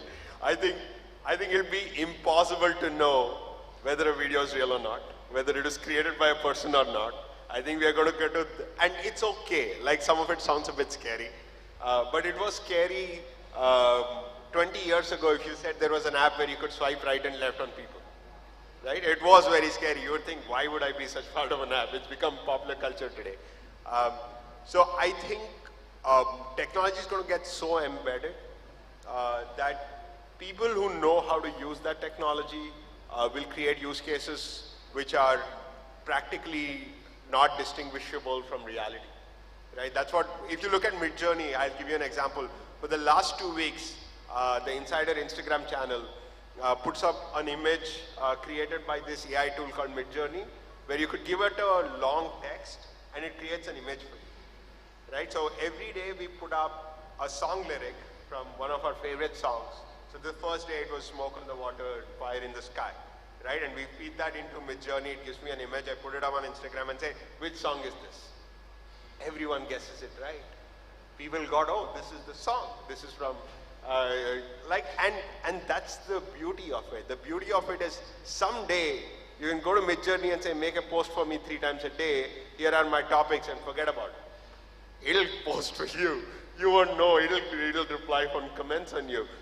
But I agree with what you said, that this allows us to sort of think of deeper problems we want to fix. I think that's what technology always allows you to do. It allows you to sort of go one step deeper into a real problem we want to fix, right? Whether it's creativity, whether some of us can be artists, some of us can be more scientists. I think the amount of real research which happens in the world isn't enough. So it'll free up time. That's what technology always does. But yeah, I think it'll all get integrated. Like, I run the Paytm app. We have 300 million users. To be able to crunch 300 million users' data and customize the homepage for you, nobody in the marketing team can do 300 profiles, right? We run a program which, depending on your profile, your data, your usage, your time of day, your geo, automatically gives you 20 things you might want to do right now. And that's automated already. Yeah. No, actually, there is a very interesting story. There was this music professor who was researching AI. So basically, he called a group of Bach experts and basically did a test on them. He said that there are 3 music compositions. One was composed by me, one is composed by AI, and one is composed by Bach, which was not published. And when people were asked to guess, most people guessed AI was him, and Bach was considered something else, and the original Bach composition was attributed to AI. So basically the thing is that even few years ago, so the Turing test is a test, right, where He says that when you talk to a computer and you cannot find out that's a computer, then that computer passes the Turing test, right? That's the test of AI. And I think it's ChatGPT 3 is extremely close to solving the Turing test. That was true for games, right? Like in the early 2000s, they said no computer can ever beat chess.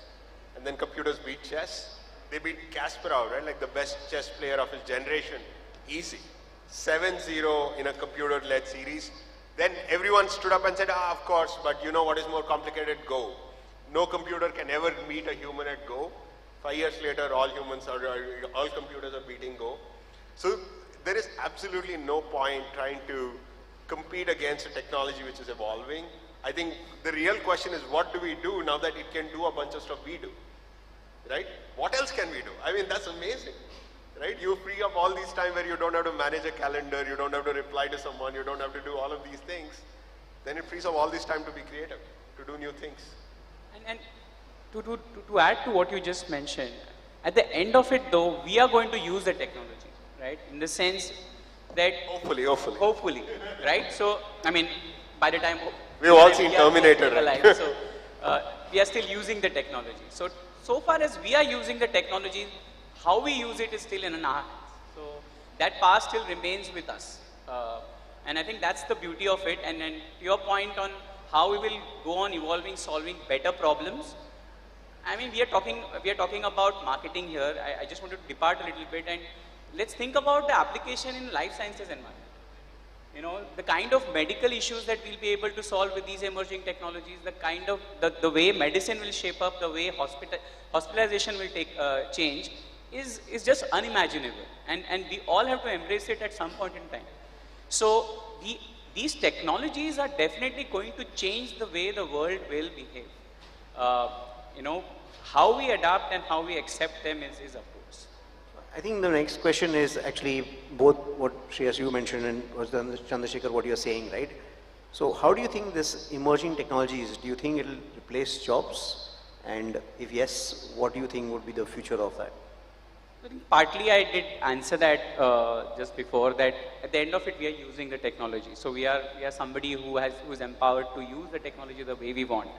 And at this stage where we are, and I agree with him that at some point in time we'll be able to rely on it, you know, pretty blindly. But at this stage where we are, and possibly in the foreseeable future, these technologies are still going through a certain stage of evolution. We can't fully rely on them as yet. The kind of back-end infrastructure that is going into these technologies is still evolving. So we are still not at that stage where these technologies will completely disrupt jobs. Yes, ChatGPT will allow you to write a creative, but it will be you who will use it to your context, you who will decide whether it fits the brand or not.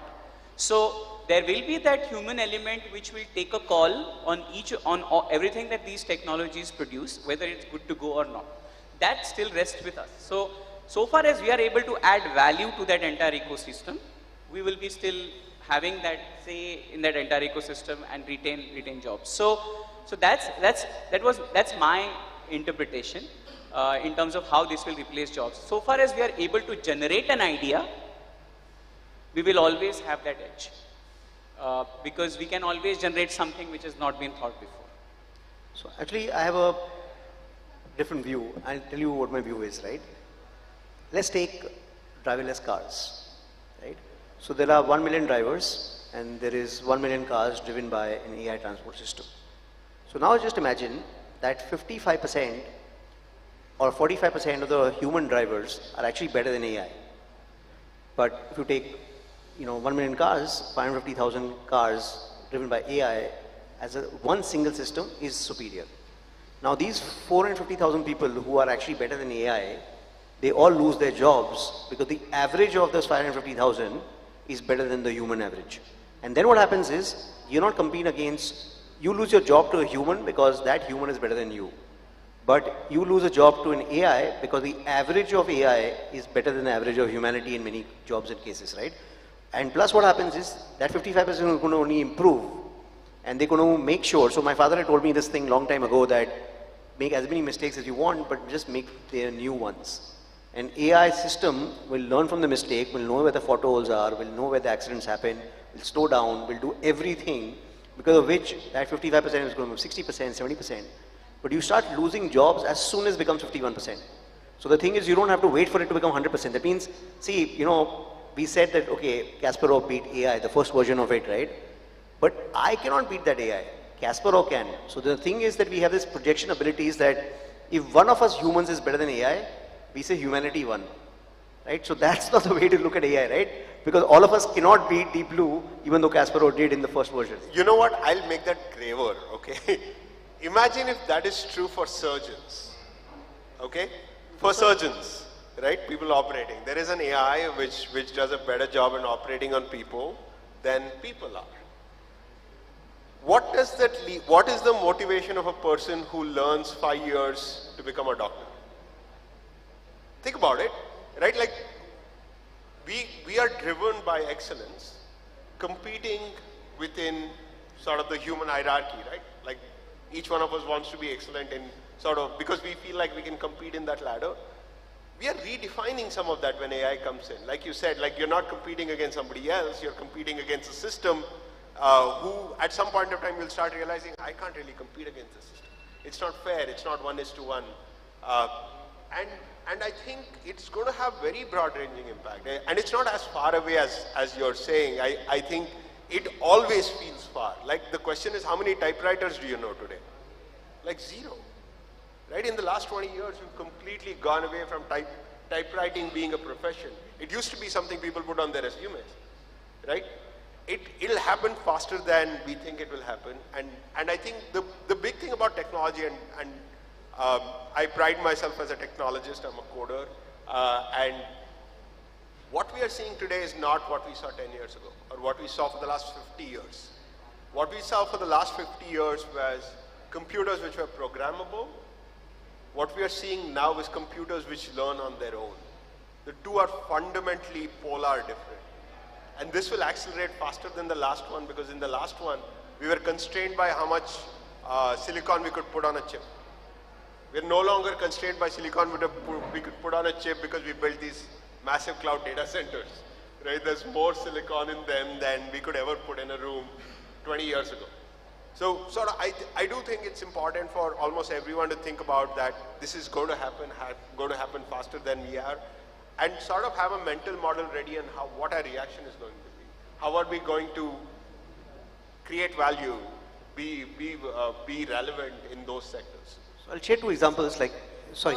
Yeah, so I think a lot of the jobs that we talk about today would probably get simplified, some would get redundant, but on the other end of the curve, it would also give rise to a whole set of new jobs and new opportunities that probably one cannot even imagine, because technology is not driving itself. It's ultimately the human being who is thinking that idea and creating it. So probably some of the jobs would cease to exist, but it's going to really give life to mutations of other jobs that we can't even imagine. If you open your Instagram app today and go to Reels, technology is driving what you see. No human is driving it. No, so absolutely no human is programming what you see on Instagram Reels. Just to kind of add to what Sonali mentioned, see, we have evolved as humans, right? I mean, when typewriters were there, we were learning typewriters. When computers came in, we learned computers. When data analytics came, we learned data analytics. So as humans, we are very adaptable. So whatever is thrown at us, we are able to survive. Climate has changed, we are still able to adapt to it. I don't think that's in question. So, I'm not questioning that. By the way, we are in this marketing, advertising, right? Like, humanity is a different topic. I think to his point... Oh, spirit of Mumbai. so to all your point, I think the jobs will be replaced. Some jobs will be replaced, but they will change into something else. And as humans, if we anticipate that change today, let's prepare for it, as you rightly mentioned. I mean, I agree with you. See, you know what? I'll just interrupt you. I wanted to ask you a question about what is the future of personalization. I think, so I have a polar view on it. I think the future of personalization will be less personalization. And I'll tell you why, because it'll get regulated. There is no worldview in the 5 years where governments will allow all the big tech and everyone, including us, is to have the kind of data access with the kind of freedom we have to be able to do whatever we want with data. Data is going to become a sovereign right, so it's going to move from private to some sort of a government-owned enterprise. And hence, the kind of targeting you can do on people will reduce, which is a good thing. Because I think it's gone crazy in the last 10 years on how much data lots of companies have about us and what they can do with that data, especially for kids, for older people, all across the spectrum. So my thing is lesser personalization. There is a worldview where a lot of data you collect could run on your own sort of infrastructure. We don't have that today, but I think that's the worldview. You'll have something which you own, right? AI can run on top of it and you control all of that, but it's not owned by someone else. And hence your worldview, when you look out in the world, will be less personalized. So again, just to be contrary to the topic, right? So I think it is going to be more personalized, but I believe it's not going to happen on an individual level. It'll happen on a cohort level. So overall, even right now, none of the ad tech allows one-to-one personalization. No activations left in the world, right? So you will have cohorts, you will personalize it, and personalization will happen at multiple levels. One is the content you see, the creative you see, the entire influencers that post you will see, because everything will be personalized on a cohort, right? So we do. That happens today, right? It happens today. No, so actually right now it doesn't. So let's take an example, right? If I ask you, all the consumers that you have, what kind of food do they like? Do they like wine or beer? They like what sport preferences? Because you are depending on a transaction history, and that's what your worldview is. Unfortunately, I am a Paytm user, but I have an Amex Centurion card. For any expensive purchases, I obviously don't use Paytm. So your worldview of me is based on the transactions you have. But you don't know what food I like. You don't know what music I listen to. So imagine that something like that's what Profit Wheel does, right? We unpack psychographics of consumers because every brand only knows what transactions a person does with them. But that's where the worldview is. And based on that, you can personalize it. But I'm a 360-degree view in psychographics. So personalizing at that level is going to be very exciting. But I think the challenge is that if you ask me, do I want to live in a personalized world? My answer is yes.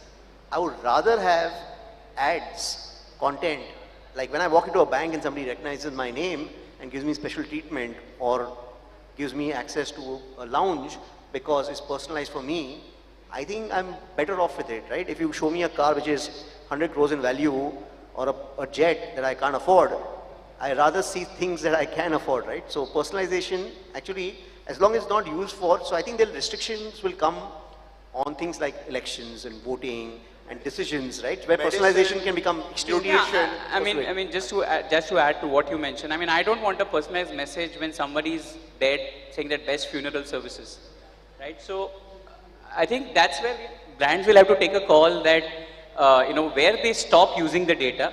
As you rightly mentioned, they will have more than what they need. All brands will have more than what they need at some point in time. And they will have to take a human-centric call in terms of where to stop and how to use that data to your advantage. So yes, personalization is very good in some areas, but there will have to be rules to the game in terms of where to stop. So I was wondering whether we'll basically have enough to talk about, but we can go on for 5 more hours. But there are only 3-4 minutes, 5 minutes left, so it'll be great if we can get any audience questions. Otherwise, I see a hand out here. Just please make sure your question is short, and if you can direct it to a particular person, it'll be better. Sure. Hello.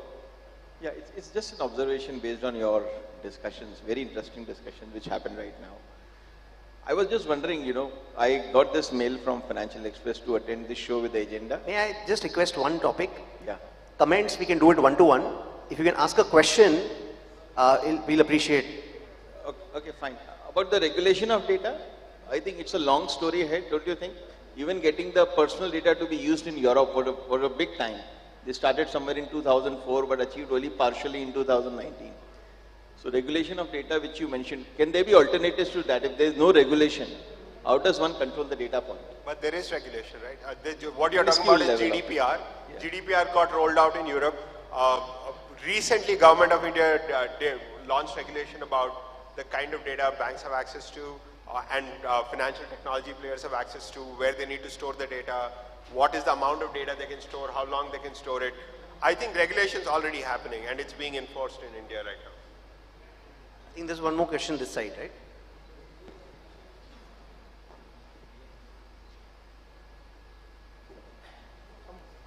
Hello, yeah.